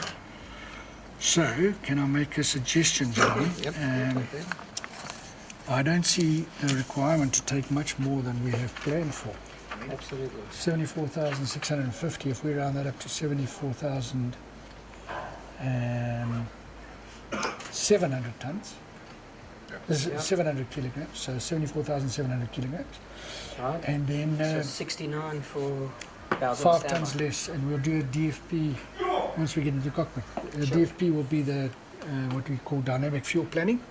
We'll get an updated zero fuel weight, a planned weight without fuel by the company 45 minutes before departure, and then we can run these figures again. It's all in the interest of saving as much fuel as possible tonight. And that's it. So 74,700. Thank you very much, Savit.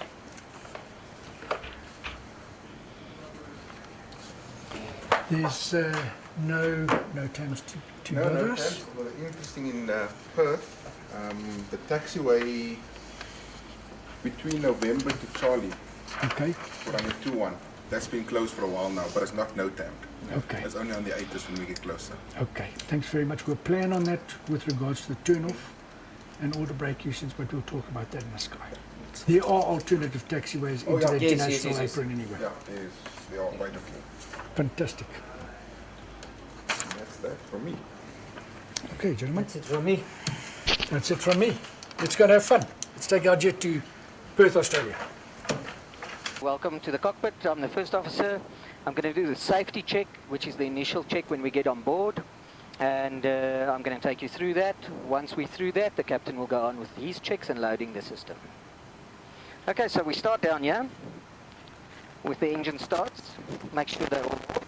That goes to normal. You should have taken the Weather tallest, radar's shouldn't off. So it doesn't look anywhere at this stage. Then we come up here. Landing gear, wipers, external power's on, battery's on, and the APU battery is 27 volts. I do an APU fire test, which checked. Then I come down, start the APU, which has already been started by the engineer. Once that's started and running, which it is now, I go to the APU bleed, switch that on, and I set the cockpit temperature and I set the cabin temperature. Then I go to the cargo, and I set the cargo temperature to normal, 15 degrees at this stage. That will be fine-tuned as soon as we get the load sheet, if there's any special load that needs a different temperature setting.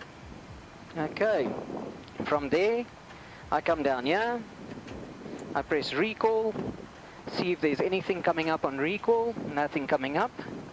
Status of the aircraft, in-op systems at this stage, that will go away in a little bit of time. And then I go engines, check the oil quantity of all 4 engines. Then hydraulics, check that the hydraulics are in the normal filling range. Door, and check the oxygen PSI for our supplementary oxygen is good enough. Right, coming down here, flaps 0, speed brake disarmed, and park brakes on. And then just because we fly different 340s, we'll just go through a few of the differences quickly. And most important one for me, max landing weight there, 192 for coming back, and then the speeds for turbulent penetration, 260 below flight level 150, 270 below flight level 200, 280 and Mach 0.78. Happy with all of the wind components, which won't affect us tonight. And that's my side done for now.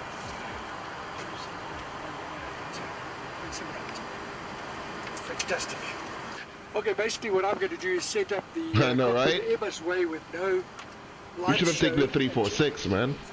I'm looking at this as I feel like they. But I like the 747. It's more stuff to do. 16.3 guys. We just about to. White lights are off. Then I just need to do an engine test. Almost there. We're going to do an engine fire warning test here. 4 fire lights, the squibs are on, those are on, 3 and 1. So that checks. And then we come here. Sorry guys, mind you pass me the seat up please. We've got a final 0 fuel weight that just came through. Okay. Sorry to interrupt you. Final 0 fuel weight now is 157,110. Okay. 157,110, so that's 600 extra. Yeah, let me just grab that and do it. So, if you could do a dynamic for us, please, Charles. Okay, and then I'm just going to do it. Right, you're sucker for the A3. I haven't flown that. I haven't gone off the tallest. You have MSFS, right, JW? Have you flown the Phoenix? And all our reset buttons are in. Coming down. Constraint and flight directors are on.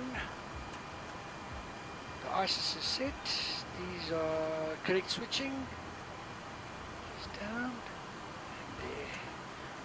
And then coming to the DC, we're just going to check the charge of the batteries.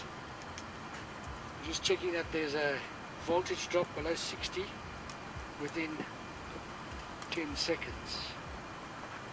I don't know why it held So that back there. average below 60 within 10 seconds. So that's off. Now we're going to set up the flight management and guidance systems. We have 3 of them on board. Charles is using one for communications at the moment.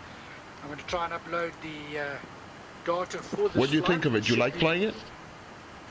With CETA at the moment, which is our provider for our documentation, the same one that we reviewed in our flight operations department. So now we're waiting okay, for I think the we can go, let's via just do something here, guys. We're gonna go tank to engine, switch on these pumps, and close the crossfeeds. There we go.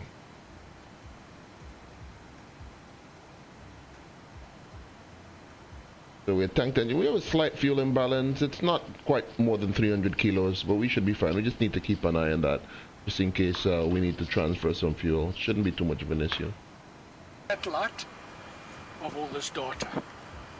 Here's our flight plan has just been uplinked, so it's all been loaded into the computer. Well, we need cross-loaded to the number 2 we'll keep this one open here. I just need to ensure that the IRSs, the initial reference systems, are aligned, and that's the position that we're in at the moment. We just double check it with regards to the planning. It only has a C. Well, I'm pretty sure they'll update that soon, though. And built-in errors. So I personally like the CFM engine more. I mean, at least in terms of sound. First flight level. But 35,000 feet. Temperature. It doesn't limit you too much. I guess if you live in San Juan, if you want to fly the CFM, you can only fly Frontier and American, right? Charles, could I perhaps bother you for that updated? I limit you to Frontier and American, and in South America, you can fly Avianca, TAM. You can fly some TAM or LATAM, Brazil. Tonight we're using a departure runway of runway 03 left at Johannesburg. 21 now. Is it gone to 21? Thank you. Okay, so we're getting departure runway 21 right, and we are expecting to do the Xobi 1 Bravo. Slightly different SID that they flew tonight. Xobi 3 Bravo departure. Is that right? Yeah. Just have a look here.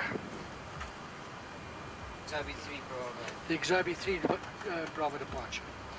And then arrival into Perth, we're expecting the ILS onto runway 03 with a Waves 9 Alpha arrival. And this is just so that we can compare the fuel required at our planning with regards to the fuel required by the airplane system. Interesting. Yeah, because I don't put in the SID, the star, sorry, on a long flight. Altitudes we are going to go to. I'm going to check whatever was loaded in the box and make sure that everything is correct. Is that better? So first I'm checking the total distance.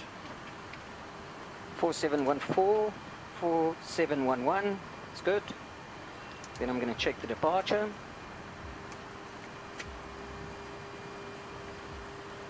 So of course we use the Jefferson for that. Okay, so what we've got here is our Jefferson. What we've loaded in the system is the Xobi 3 Bravo, the same which charts is the that we use, anticipated guys. departure for tonight, off runway 21 right. Oh, they took off to the south. And now I'm just going to make sure that the JEP and what we've loaded looks exactly the same.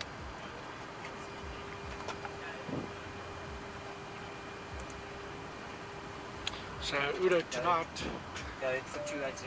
we're expecting to route standing by for our dynamic flight plan this way on Xobi, climbing to 9,000 feet before we get further climb. Thank you. And that is going to be our transition Xobi, where we get into our en route routing, which will be.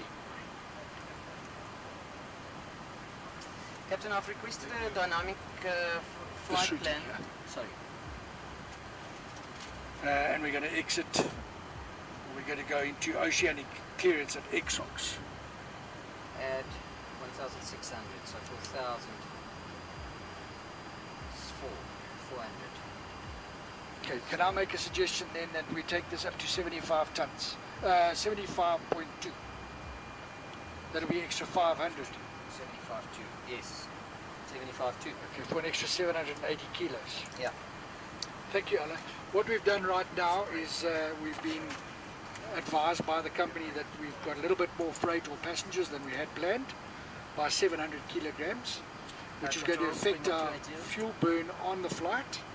So we've increased our fuel uplift to cater for that. So we've taken an extra 500 kilograms of fuel in this event. Thank you. I'll let you know as soon as we've got the amendment. Are you finished with this? No, thanks. Okay, so continuing with the checking of the departure. So I go to flight plan and I just page through the departure and make sure that it's exactly like the departure that we've got on the Jefferson, which is the Exobi 3 Bravo, which is our expected departure for tonight.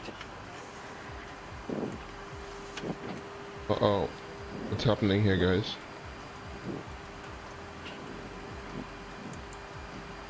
We got... This should go to 1013. Okay, so the departure is correct. The total distance is correct. Then I'm going to check step altitudes that they've been put in correctly. As we step up through the night, as we burn off fuel, we become lighter and lighter, and thus want to climb higher and higher and higher, because the higher we fly, the better our fuel consumption.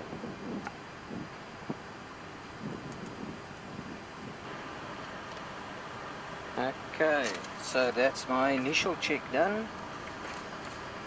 Bravo goes down to 8, yes.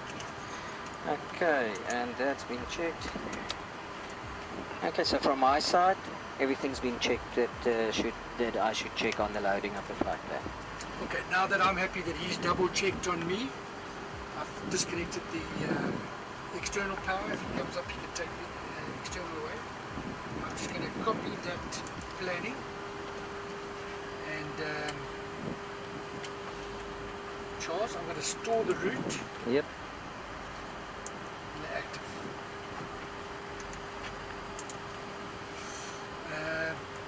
Whilst we are about it, I just wanted to, we've got nav and nav. Should be about 2 hours from touchdown check. now, guys. Happy? Check. So now, less than 2 the hours. aeroplane's being prepared.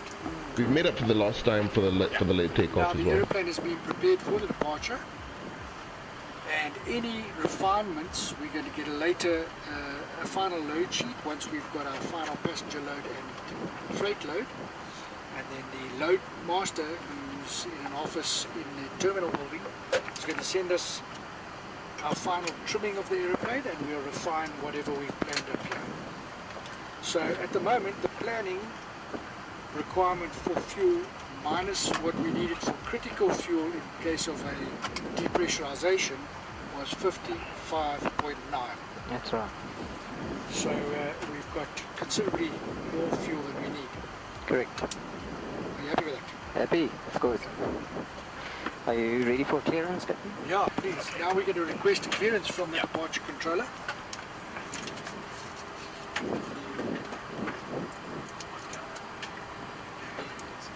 Delivery Springbok 280. Springbok 280, good evening, go ahead. Good evening, it's Zulu Sierra Sierra X-Ray Delta, we're Airbus 343 Alpha 2, flight level 350 for Perth. Springbok 280 Perth, departure 21 right, comply with the Exobi 3 Bravo SID, departure frequency 124.5, squawk 2632. 21 right, better. Bravo, 124.5, squawk 2632, Springbok 280. You've been busy. What a substitute. What a substitute, I know, right? Welcome aboard, man. So we're in agreement now that we've set the computers up correctly. with our final weights. Now we're going to compute the speeds for our takeoff. They can't be compared, and right? We'll review them. They can't be compared, especially in a long-haul flight, or any flight for that matter. Okay, so I've entered all the data. We should have taken the 346 today. It's computing at this stage. We could have taken the 346. Well, we have the 346 to be able to. We can take the 346 on this route as well. Okay, whilst that's computing, Charles. Yes. It's the first version. It's the same as the A320. I use the same checklist, and it's the same flows and procedures. Just a couple different things. The fuel pumps. Checked. I'm ready. Okay. And on the 346, you don't need to manually set the trim. Delta, which is it sets it on its own. Tail number. We're departing off runway 21 right at Johannesburg, full length. The wind of 220 at 7, 9 degrees centigrade. QNH should be just under 2 hours from the touchdown now, so. The runway condition is dry. Takeoff CFG is greater than 28%. Checked. Thrust option toga, config is 2, air conditioning is off and the anti-ice is off. Checked, and it's computing again. Are you ready? Yes, please, go ahead. Config 2, flex 37, V1 133, 147, VR 149, V2 155. Our takeoff limitation is brake energy limited. Engine out acceleration 7005, green dot 254, and max takeoff performance limit weight is 268.3. That's a plane that I haven't learned. I've flown it in real life. We've got back in the 90s. 1140 stop margin and the IV 1209 stop margin. 7 knots on the nose, 1 knot from the right. Thank you. 254 knots clean agrees. This is brake energy limiting, so I'm happy to go with a low V1 if you are. Yes, I am. Bearing in mind that the VMCG is 120 knots and max altitude at the flex of 7994. Check. So I'm now going to insert the speeds that we've just decided to use for our departure tonight. With a V1 speed, which is our decide speed of 133 knots, a rotate of 149 knots. Our speeds were much higher than that. And a V2 of 155. What were our speeds tonight? I forgot my initial airborne target speed. Our speeds tonight were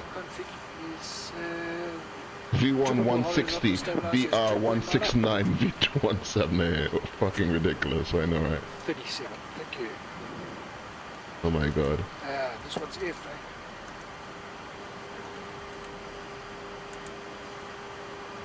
And a flex temperature of 37 degrees.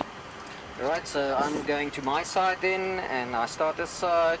Flaps 2.9 up, flex 37, 133, 149, 155, green dot 254, thrust reduction 7010, and acceleration 7010. Engine out, acceleration is also 7010. Okay, Charles, this will be a go ready to takeoff. Now, in the event of a decision to stop before V1, I'll call stopping, close the thrust levers, and apply full reverse thrust. Please monitor and call decel and reverse it green, then notify air traffic control. I'll bring the airplane to a stop, park the brake and tell the passengers, the cabin crew to stand by. Check. We'll assess action manage. If we need to evacuate, we'll do it on the back of the checklist on the QR range. Checked. Otherwise, the engine and operative flight path says continue straight ahead, leveling off at or above the acceleration altitude, but no later than the maximum acceleration altitude calculated by the LPC. What did they say acceleration altitude was? 7,100 feet? 8,000. That's it. Okay. Continue climb to MSA soonest and contact ADC. The MSA going out that way. We had 7,100, our acceleration altitude is 7,100. 7010 and acceleration 7010. Okay, yeah, that's basically our thrust reduction today. 7,100 feet.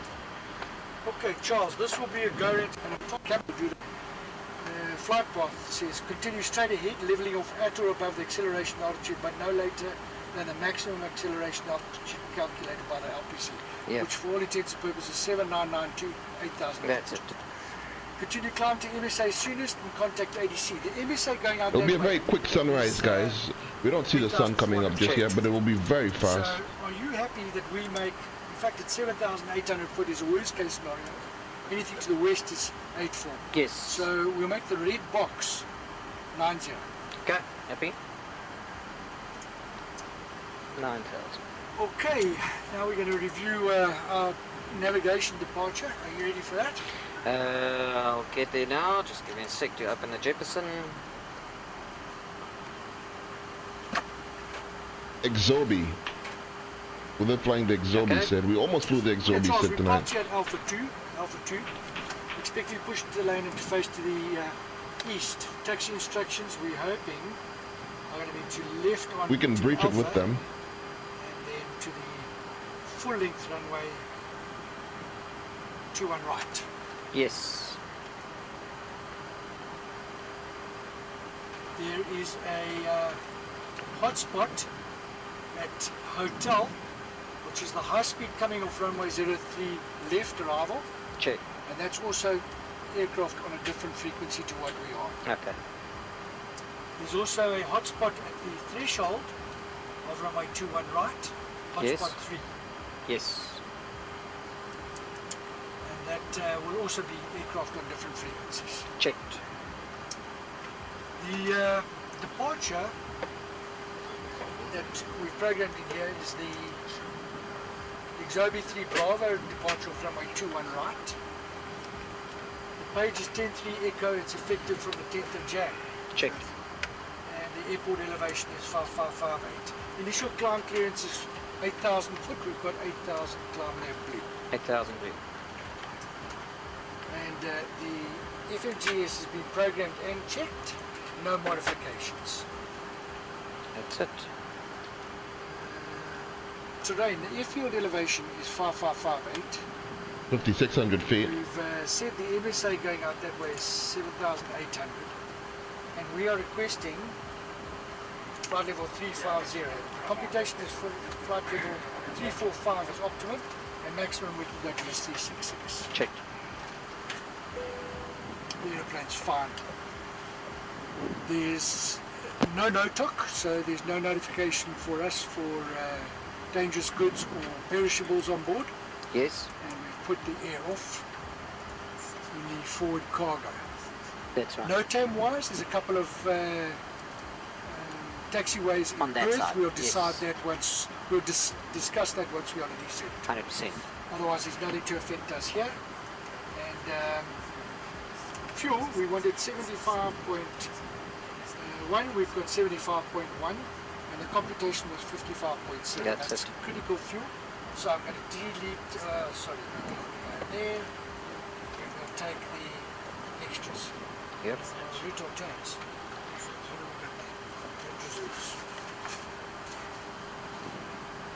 It was 20 minutes. Was 9,88. Critical. Yeah. You happy with that? Yeah. 9.8. Yes, that's correct. That's correct because we have no alternate. And contingencies, actually 1.69. Yeah, 1.7 there. 1.7, so that would be actually 10, 11.4. That's fine, yeah. But we're going to leave it out. And there's extra 15.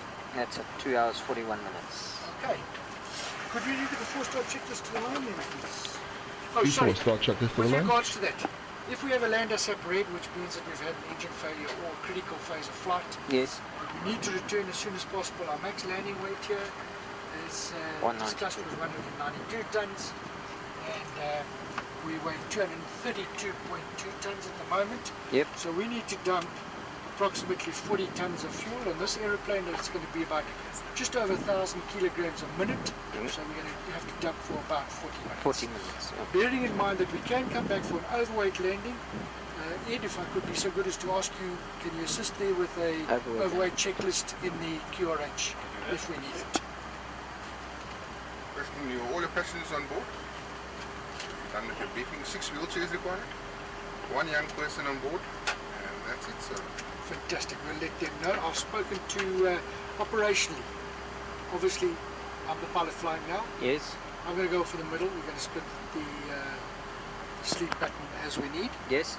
And the crew know to come in on a regular basis, hashing, their request to come in. And and now there's forms, so they don't have to do that voice thing about have you been in Ebola country or whatever. Sure. They're going to hand it off with the immigration forms. Thanks, Charles. The before start checklist to the line, please. Before start checklist, cockpit preparation. Complete. Completed. Weapons and covers. Signs. On. Aiders. Nav. Nav.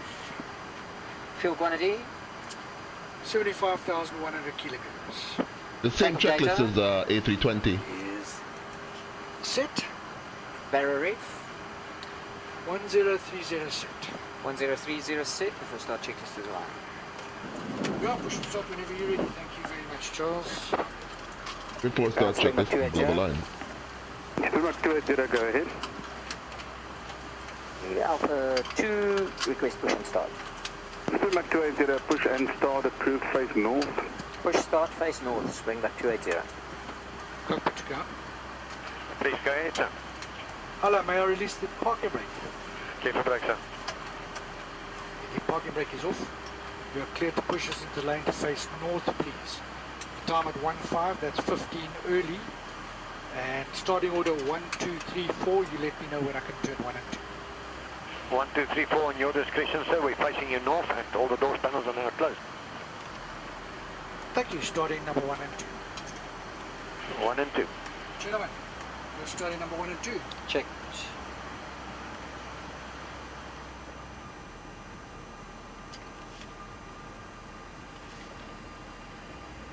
We start 2 engines at a time on this 340. 2 engines on the same wing. So number 1 and 2 engines right now. 1 and 2. Have just got fuel on number 1 and fuel being introduced on number 2, so there's a lighter. Now we're just waiting for them to stabilize. The 2 engines are stabilizing.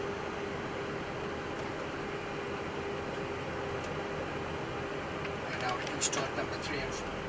Clear number 3 and 4. 3 and 4. Starting number 3 and 4. Very interested, they were punished quite strongly. In one is going to come late. Okay, I see that. Thank you very much. Now we've got quite a tailwind here, so the N1 is accelerating a little bit late. And what we're doing is putting the engine up. Now we're putting igniters on and introducing fuel. Thanks.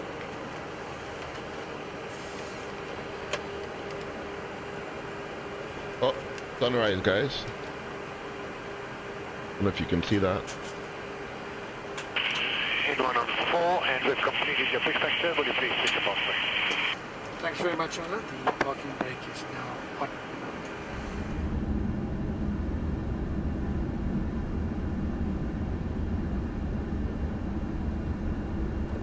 Seems a little bit slow. Okay, I've got turbo man pin headset. After start checklist, please. After start, any ice? Off. Econ status. Checked. Pitch trim. 33.5%. Rudder trim. 0. After start check is completed. Thank you very much. I have control. You have the radius. All clear. Left taxi, please. Springbok 280 taxi. Springbok 280 taxi Alpha holding point, runway 21 right. Alpha holding point 21 right, Springbok 280. Okay, clear to the holding point by Alpha 21 right. Check. Clear left. And clear right.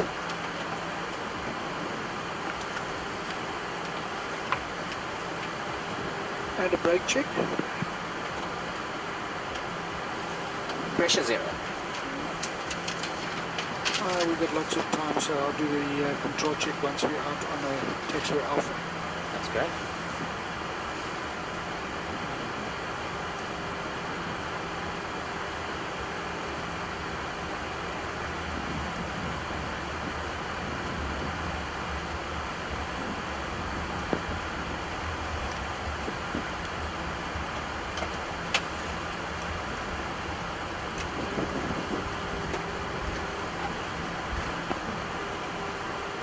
Charles, are you ready for control checks? Giant. Elevators. Full up. Full down. Neutral. Checked. Ailerons. Full left. Full right. Neutral. Check. That is. Full right. Full left. Neutral. Below line, takeoff runway. 21 right, full length confirmed. 21 right confirmed. Cabin crew. Advised. TCAS. TARA. Engine start selector. Normal. Packs. Off. And that's before takeoff checklist completed. Thank you.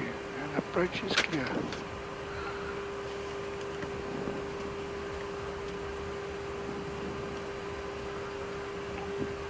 Not too many lights down here. I'm just switching this to bright so Yeah, that sure. I can see with the light Sure. from the back. Sure.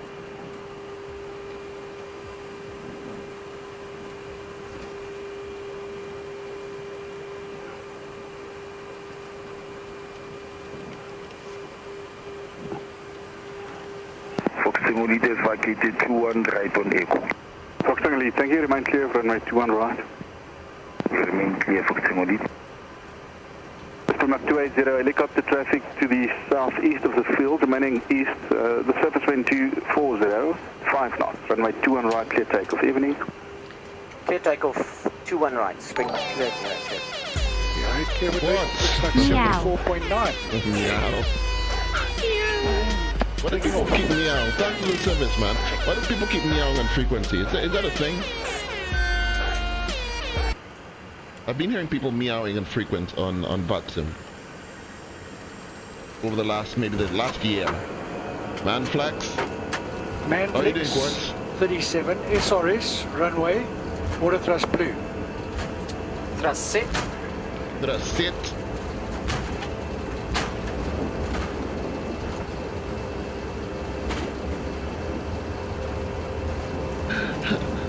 Professor Ruba, how you doing, man?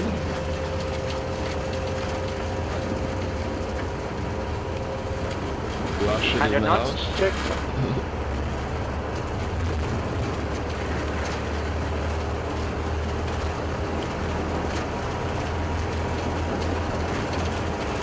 Oh yeah, you remember that? I think they're flying the 343. They're flying the 343. Rotate. Our takeoff run was 1 minute and 2 seconds.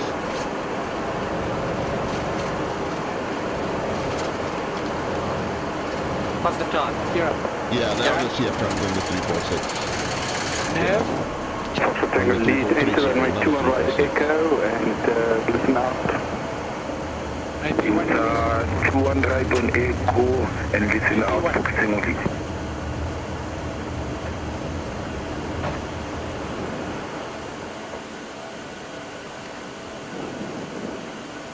So they're doing the same flight that we did, that we're doing. Radar Springbok 280, 6,300, climbing 8,000 today.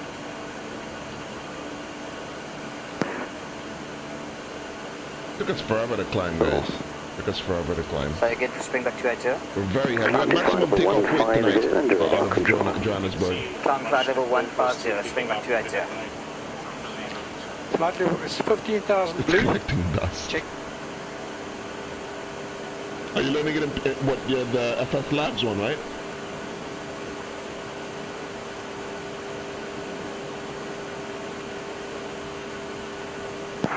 And radar from Fresh Express 137, we're a bit high, requesting orbit present position. Saturday 2305, left 2330, clear island 21 right. Check. Left 230, clear island approach 21 right, Saturday 2305. Flaps Fresh Express 137, no problem, one orbit to your left, re-establish on final approach. Thank you, orbit left and re-establish 21 left, 21 right, confirm. My apologies, there, 21 right. Okay, left orbit and establish 21 right, Fresh Express 137.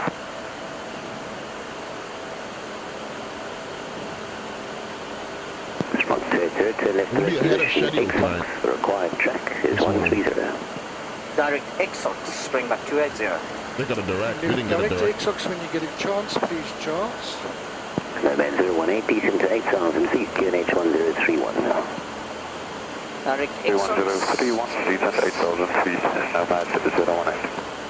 Nav, you're managing the climb again. Just climb now. Check.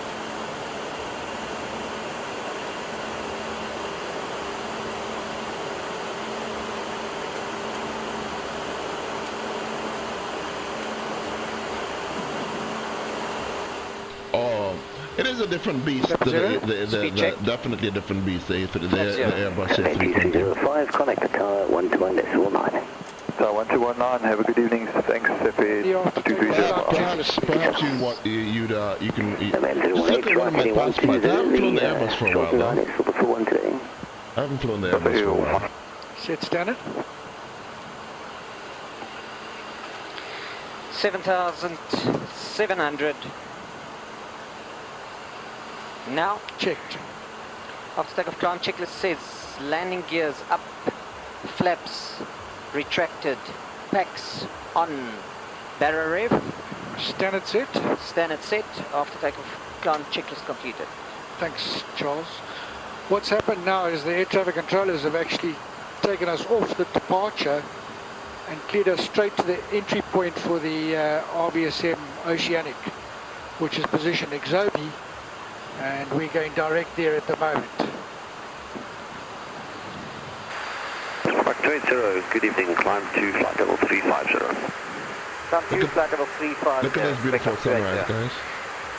Flight level 350 blue. Check. 505 option. So now we've taken off, we've used 2,200 kilograms of fuel already. We've accelerated up to an indicated airspeed of 317 knots, which is giving us a ground speed of 385 knots. And we've cleaned the aeroplane up. Flying the 742? And we'll transition at around about you know how to fly Longhaul often 30,000 feet to a Mach number, which is a Mach cruise. Percentage of the speed of sound at that linking altitude. the flight plan into the system and the MCDU. Some people like to enter their route manually. At the moment we are cruising at 35,000 feet above mean sea level. 35,000 for some reason. here. Interesting. What do you mean you couldn't link your direct waypoints? I always start off by, learning a plane, it's always best to start knowing how to enter the flight plan manually. So we could actually climb a little bit now, but the correct altitude we can go to is 37,000 feet. What we can consider doing is asking for a block altitude that we can fly between, normally they give us between 2,000 and 4,000 foot. So we can try and use that for avoiding areas of turbulence.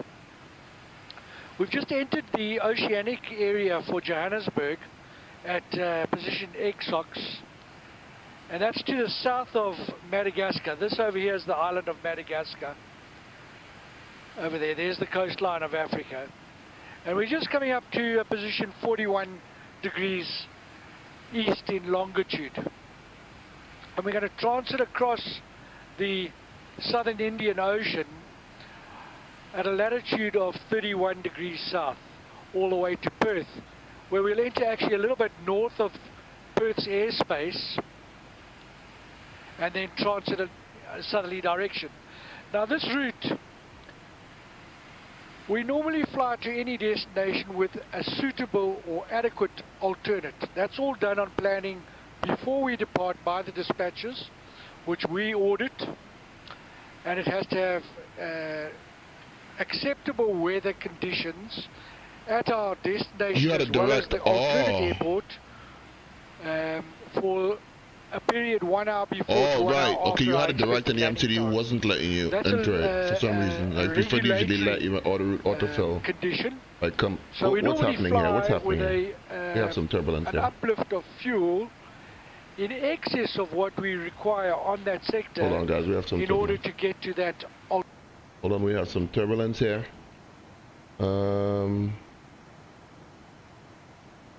Yeah, for the direct, you have to go into you have to hit the direct page and then choose the waypoint from the list and then it does direct. If you're in heading select, if you're in any other nav mode other than nav, it will automatically default back to nav mode through the MCD once you hit direct. So for example, if you're in heading or VOR lock mode and you went direct in the MC, well, I don't know if it does it in VOR lock mode. If you're on it should take you out of any mode and prioritize nav mode. That's alternate should we need to go there. This is quite a unique sector in that, well, 616 knots over the ground, guys. Western Australia has Perth down in the south here, which has got 2 runways that are acceptable for our operation. And if I could show them to you, the main runway is runway 21303. It's the longest runway, and it's the one that we'll probably be landing on this morning. I woke up this morning and then my headset wasn't charged. This is used we should be on the ground already. We should be approaching now, actually. Plus, we had a delay. We had the aircraft went tech at the gate, so we had to reload the plane. We don't try and use it. Now, if this airport was to close for any reason, normally being weather related, because this is Mediterranean weather that we're going to, and frontal systems pass through at regular intervals, reducing the visibility. Oh, look at that sunrise. Oh my God, look at that. Look at that. These and ages. Look at that. Into the sun, guys. Into the sun. That's as good as it gets when it's explained sunrise, right? To what could be below our required minimums for landing. Now, Australia doesn't have anything better than Category 1 landing facilities, so we basically require a 550 meter runway visual range and a 200-foot cloud base to land on the runway at Perth. That's assuming that we can use an instrument landing system. The only other alternate that we could actually use is up to the north here, in the northwestern tip. It's a place called Learmonth. Oh, yeah. Now, at the moment, Learmonth doesn't have suitable firefighting capabilities for this category of aeroplane. Aeroplanes being categorized by the amount of passengers that they carry and their weight. So, bearing in mind that Learmonth won't be acceptable to us, the next acceptable alternate is Adelaide, which is across the line here. Geez and ages, but you have enough fuel to get to Adelaide. That's approximately 3 hours of flying. So in order to make that our alternate, we would have to uplift in the region of 20 tons of fuel, or 20,000 kilograms of fuel extra. And they've come up with a way of saving for that, and we use Perth as what they call a remote destination. So before departing Johannesburg, we uplift an extra 2 hours of fuel, which would give us sufficient holding here for weather to clear, and then make an approach into Perth. Charles, could I just see the CETA flight plan there? And when we did our planning at the dispatch office, that extra 2 hours is reflected in the flight plan here as 9,780 kilograms of extra fuel, or 2 hours of flying. And that is considerably less than the extra 3 hours or 20 tons that we would have to uplift were we to use Adelaide as our alternate. Bearing in mind that Perth is the forecasted weather for our arrival time tomorrow is better than Category 1 conditions. A little bit later, weather is also better as I than said, we're going to try and climb up to the next level of 37,000 feet above mean sea level, or flight level 370, and that'll increase our or decrease our fuel burn considerably. At the moment, as I said, we burnt 12,700 kilograms of fuel, and the engines are using 110 kilograms a minute. So we are burning 110 kilograms of fuel for every minute that we're flying.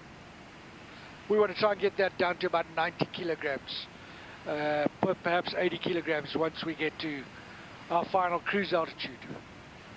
Our fuel burn has come down a little bit. Dependent on the weight of the aeroplane. We're now doing less than 2,000. Sorry, yes, that 110 less than 3,000 kilos an hour. We were doing like 3,300 at the beginning of the flight, 3,400 kilos an hour. Of fuel a minute. Now we're doing less than 3,000. So we're already an hour and 38 minutes into the start, and we've been airborne for 1.5 hours. Our fuel burn right and here. we've used 12,800 kilograms of fuel. Per engine, that is. A large percentage of that was on the departure and the takeoff, because we're at lower altitudes, a lot more drag, and we were configured with our gear out for a little while, as well as flaps. On this total sector, we're expecting to burn 56,400 kilograms of fuel. That's nothing. Well, what we're using at the moment, it's quite interesting. That's nothing. We have the capability. We left with 153 tons, guys. We now have 58 tons. We've nearly burned 100 tons of Johannesburg fuel. with the fuel that we have on board. And we still have 2 hours to go. There's an acceptable en route alternate at Antananarivo in Madagascar. And then just to the north here, there's Réunion. And the east of Madagascar are the 2 islands of Mauritius. Reunion, which unfortunately we can't use at the moment. I don't think hours of operation are not for now, but Mauritius would be open to us, and at the moment Mauritius is 1,140 nautical miles away, so about 3 hours, just under 3 hours of flying. At any given stage, we're obviously monitoring the weather of those alternates, so should we need to, for any unknown reason, divert, we would be able to program it into the FMGS and do the relevant approach into Mauritius. The trick here is to obviously threat manage. So this is an acceptable management style to alleviate a diversion. Being a 4-engine aeroplane, the operation under a 3-engine condition is not detrimental to us at all. Our extreme consideration would be a 2-engine operation, because we'd have to descend to a much lower altitude. Our fuel usage would increase, and then that's going to limit our alternate airfields. Many years ago, I came on a 747.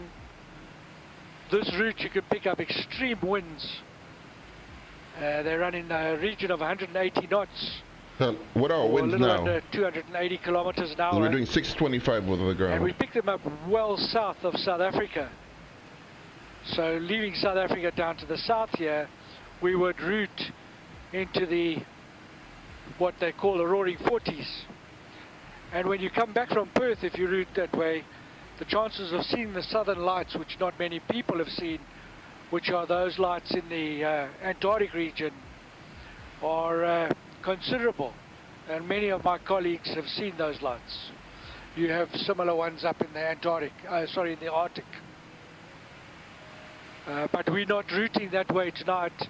We're routing a little bit further north. Starting from 40 south, you can start seeing it in the distance. 40, maybe 45 south. It obviously depends on the time of year. Épale, flight, ¿cómo estás? But it's actually just ionized Épale, Juan Carlos, ¿cómo estás? In the atmosphere.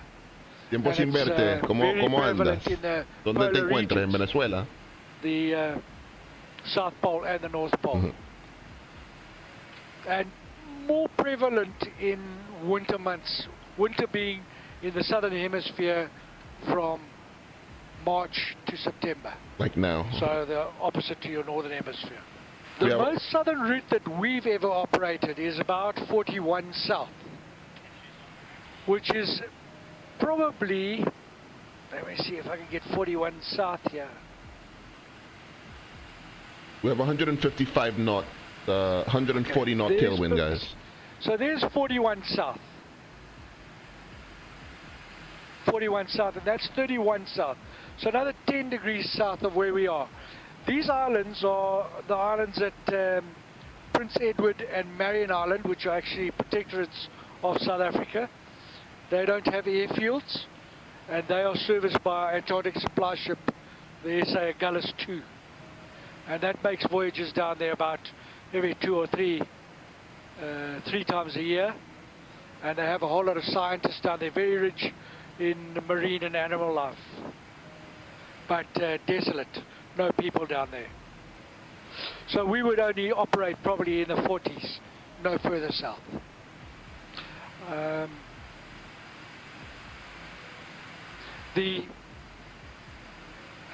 There are aeroplanes that operate into the southern polar regions. Each country's got a couple of bases down there, or a base down there. The New Zealanders, the Australians, the Americans, the South Africans, and the Russians. I think the Chinese have also opened a base down there. Do you know anything about it, Charles? No. But that's specialized aircraft operations only. Obviously very cold. I've been very lucky to go down there to the Antarctic, but not by air. So we're expecting to start running into a little bit of upper air turbulence. It's just to the south of us at the moment, that's the green. And then we'll pick up some in about 2 hours' time when we are about 600 miles, 800 miles south of Mauritius, and we're expecting that to last for a considerable period of the remainder of the flight. That's at 35,000 feet.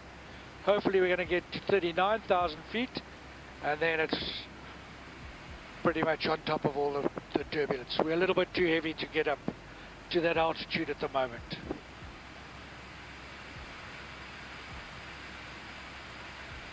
The block altitude is obviously dependent on the air traffic controller that's controlling us at the moment.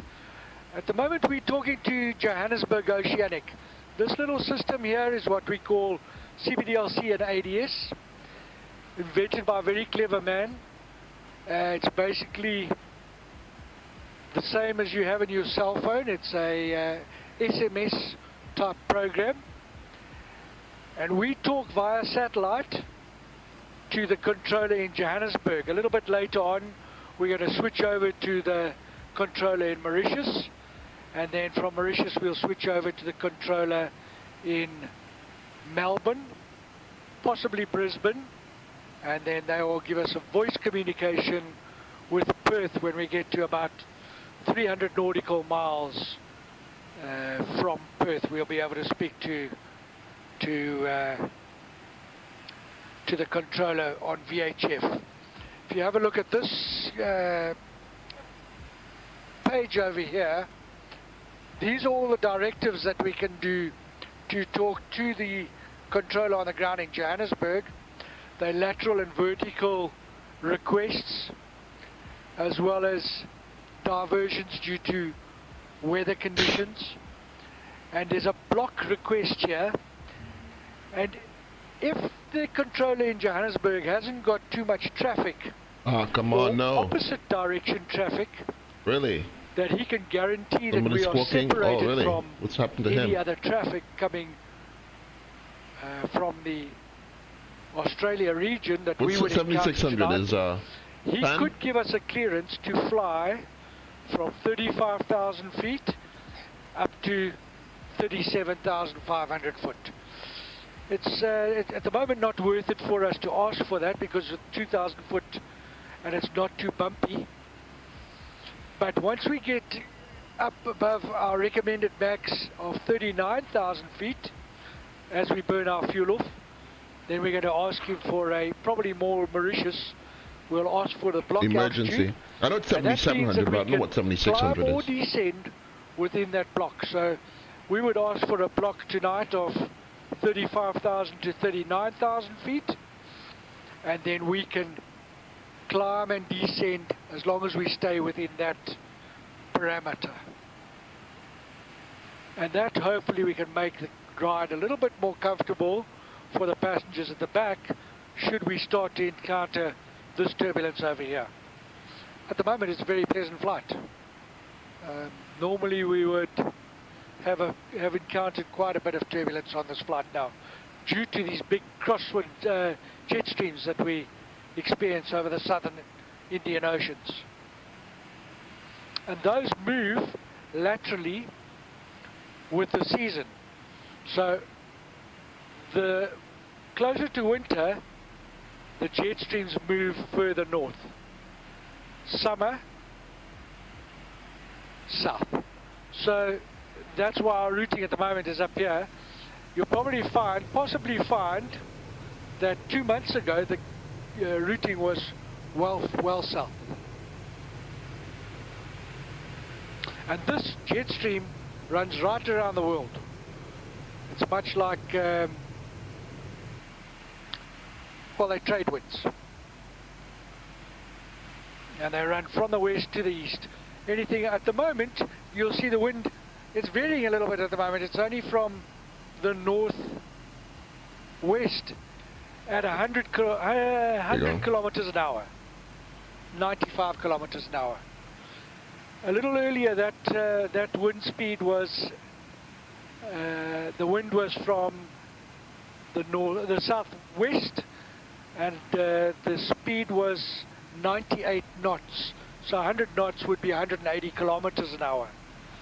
And I've seen that up at 180 miles We an have hour. 150 knots, guys, And our we wind, then our would wind pick speed. up a ground speed well in excess of 600 knots.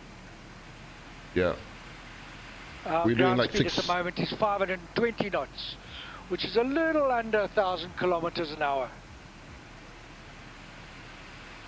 We're doing This like over here we're doing on the weather 600, pattern, we're doing over 600 that is a over the ground. thunderstorm at the moment. And associated with that would be some turbulence.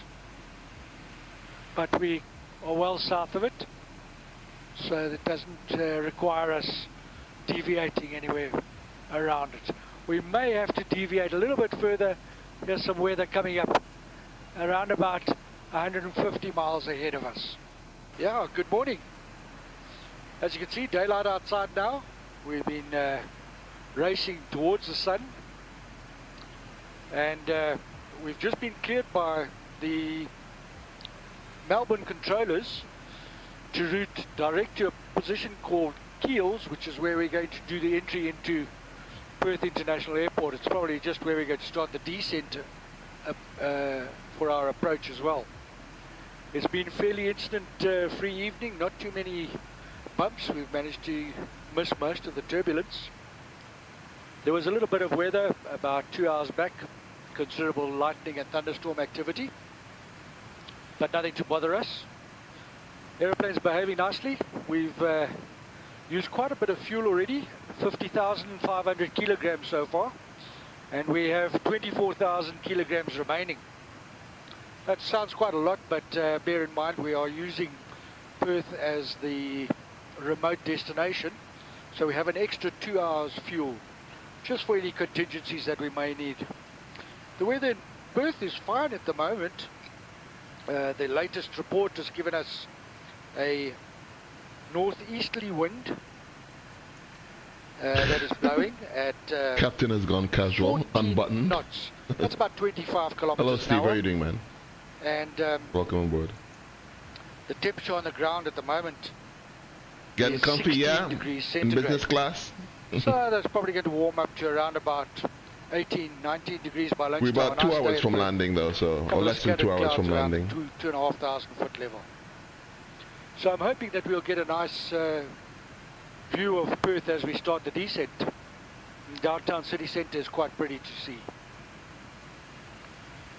For the rest, Not bad, not bad, haven't not had any bad. problems Just tonight. on the back end of this long haul flight. Charles is going to Don't be do coming them back very into the often. cockpit shortly, and then we'll brief on the arrival. Let's At the moment we're doing a planning for landing on the runway 03 at Perth. The wind is 070 at 14 knots. So a bit of a crosswind. And our routing is coming in via this position, sails and waves. Now there's some military flying activity by the Perth military, the Australian military aircraft in the south. We should begin this about 75 miles before brig. And they're possibly going to vect us a little bit north to keep us out of their flying area. So this is not a great depiction, but at waves we're expecting to then... Awesome, awesome.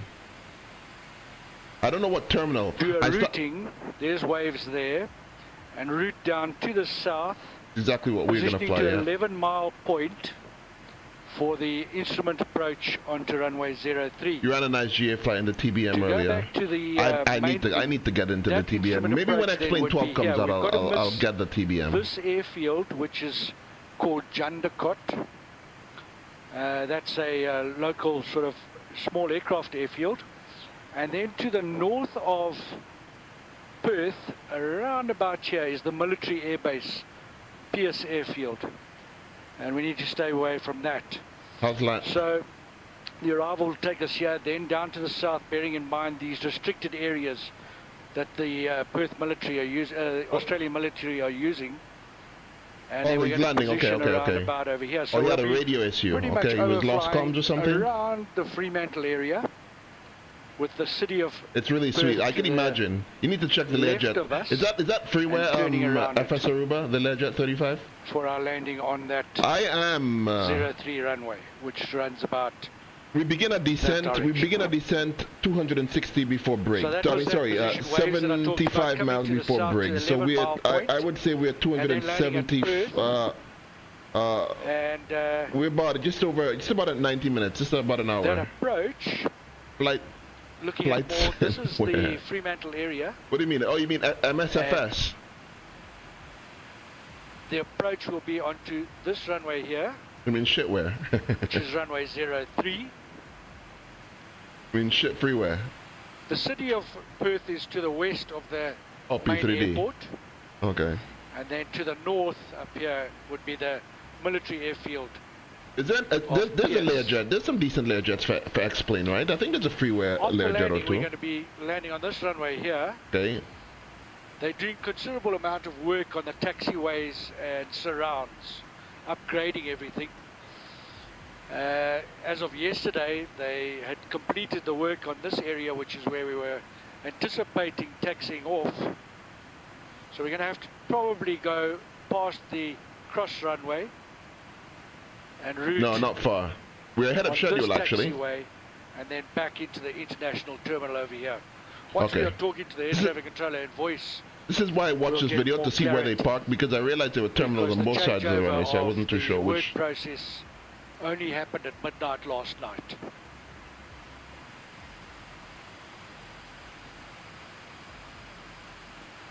So. Okay, so I know where we're gonna park now, guys. This is the whole reason why I watched this video. I mean, I was looking to see if I saw. Oh shit! My goodness, turbulence. Approach. We're actually planning to do a visual approach onto this runway today because of the nice weather. It'll be assisted by Challenger 300 is really good, and the CL50. I heard a lot about the CL50. I've heard a lot about the CL50. What's the range on the CL50? Look at the 624 knots over the ground, guys. I don't know why it's so bumpy. Extremely bumpy now, guys. Which is where we'll start the approach down to our landing point. There's not too much traffic around Perth at this time of the day. We'll probably get quite a bit of traffic coming in from the east, which would be from Melbourne and Sydney. But not too much coming in from the east. I hear it is amazing. I like the whole concept of the whole FBO thing, the whole flight planning thing, and you know that you have to do a whole bunch of stuff. You know, you can walk around, do a walk around of the aircraft and stuff like that. Which is just before our descent point. I mean, it was quite controversial because it was quite an expensive plane. You know, a lot of people couldn't comprehend why was it so expensive for such a small plane. Romeo, good morning. But everyone seems to say we're getting that it's worth it though. Everyone, you know, seems to say that it's worth it. You need an MS. We need a new heavy in MSFS. There are no good heavies one. There are no decent one. What's the next what's the next heavy inbound from Microsoft, Germany? Big 1 Alpha arrival for runway 03 and when ready, descent flight level 190, Springbok 280. Springbok 280. The Global Express, yeah? Yeah, that's a nice plane. The Brig 1 Alpha arrival? Oh, they've got their they got their star changed? Brig 1 Alpha, that's going to take us around that military activity, I think. That's why we're doing it. Brig 1 Alpha. Do we have a Brig 1 Alpha available, guys, as well? Here. Okay, the landing distance procedure factored. We're going to go to 2320. I'm gonna have to find that chart. Never mind. Never mind. Some runways I'm gonna have to go to Chartfox and download that chart. I'm not gonna bother. We're just gonna fly as Okay, fast. I'm starting the descent. Flight level 190 blue. Mach descent. Direct to Heiko. Yes. And for the... I think we can... Continuing with the Brig... Let's just pause this for a second, guys. I think we can go to flight level 370 now. Let's just check our weight, our gross weight. We're 268 tons. And below 269, we can do flight level... Oh, no, okay, no. We can't do... So below 269, 258. No, so we're gonna have to maintain flight level 350 for now. I thought we could. We'll maintain level 350. We could block. We can do like a block climb, right? We could do like a block climb, like what they're doing in the video. They had a flight block. Big 1 Alpha arrival for runway 03 in Perth. That's Captain Scam. There's an MD-11 inbound from Microsoft. The only modification. The next heavy. We weren't expecting the 764 for 250 knots below level 100. For block altitude. That's what it is. Yeah. 22nd of May, effective 28th of May. But we're so close to landing, so we might just descend from level 350 maybe, and you know, it's not that we're there's gonna be a whole lot to be gained by climbing to level 370. Elevation is but if we get to less than 251, we'll climb. Yes.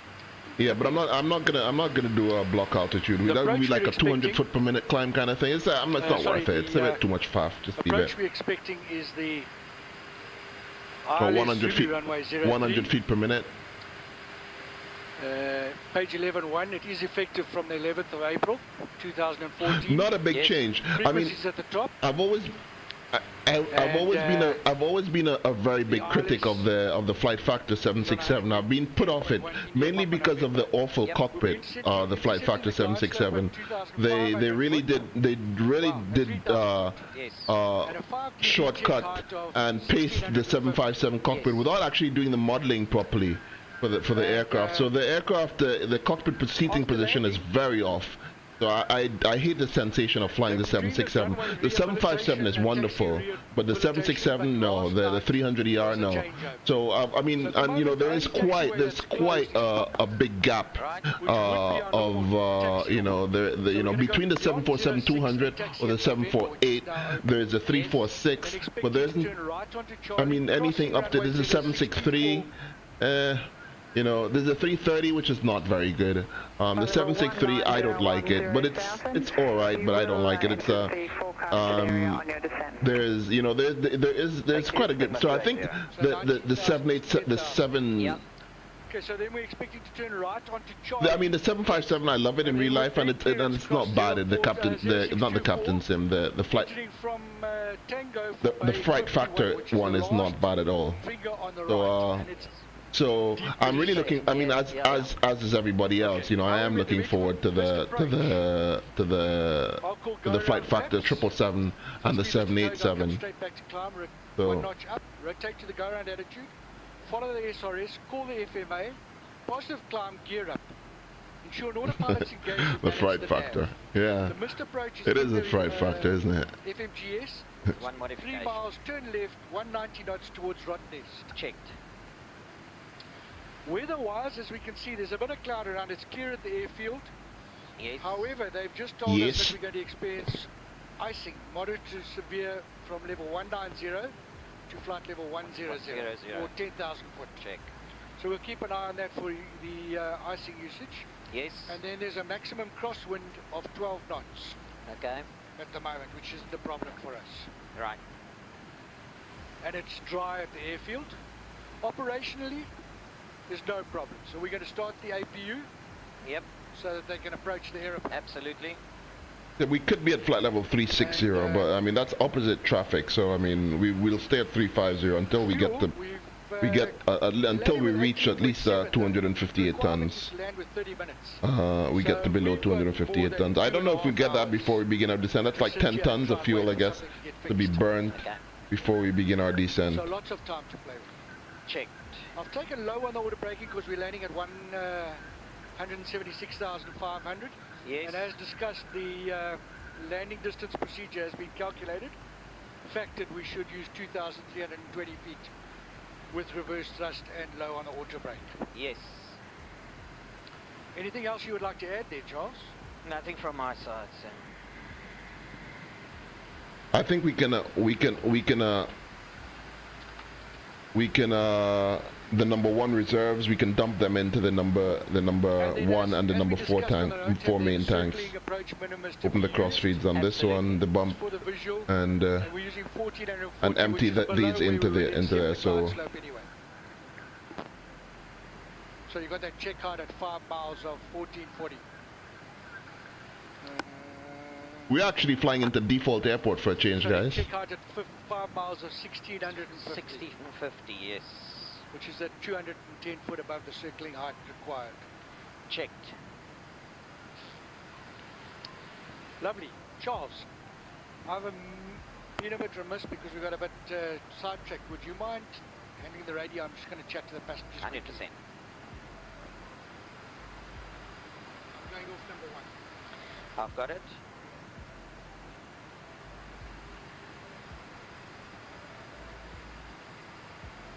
Yeah, it is quite choppy. Check VATSIM. Good morning. What's happening? What's happening? Don't tell me he's crashed. The flight captain speaking. Where is he? As you can see, we're busy with our descent He's gone. to Perth Airport. We have a little over Oh, you mean 140 kilometers not VATSIM.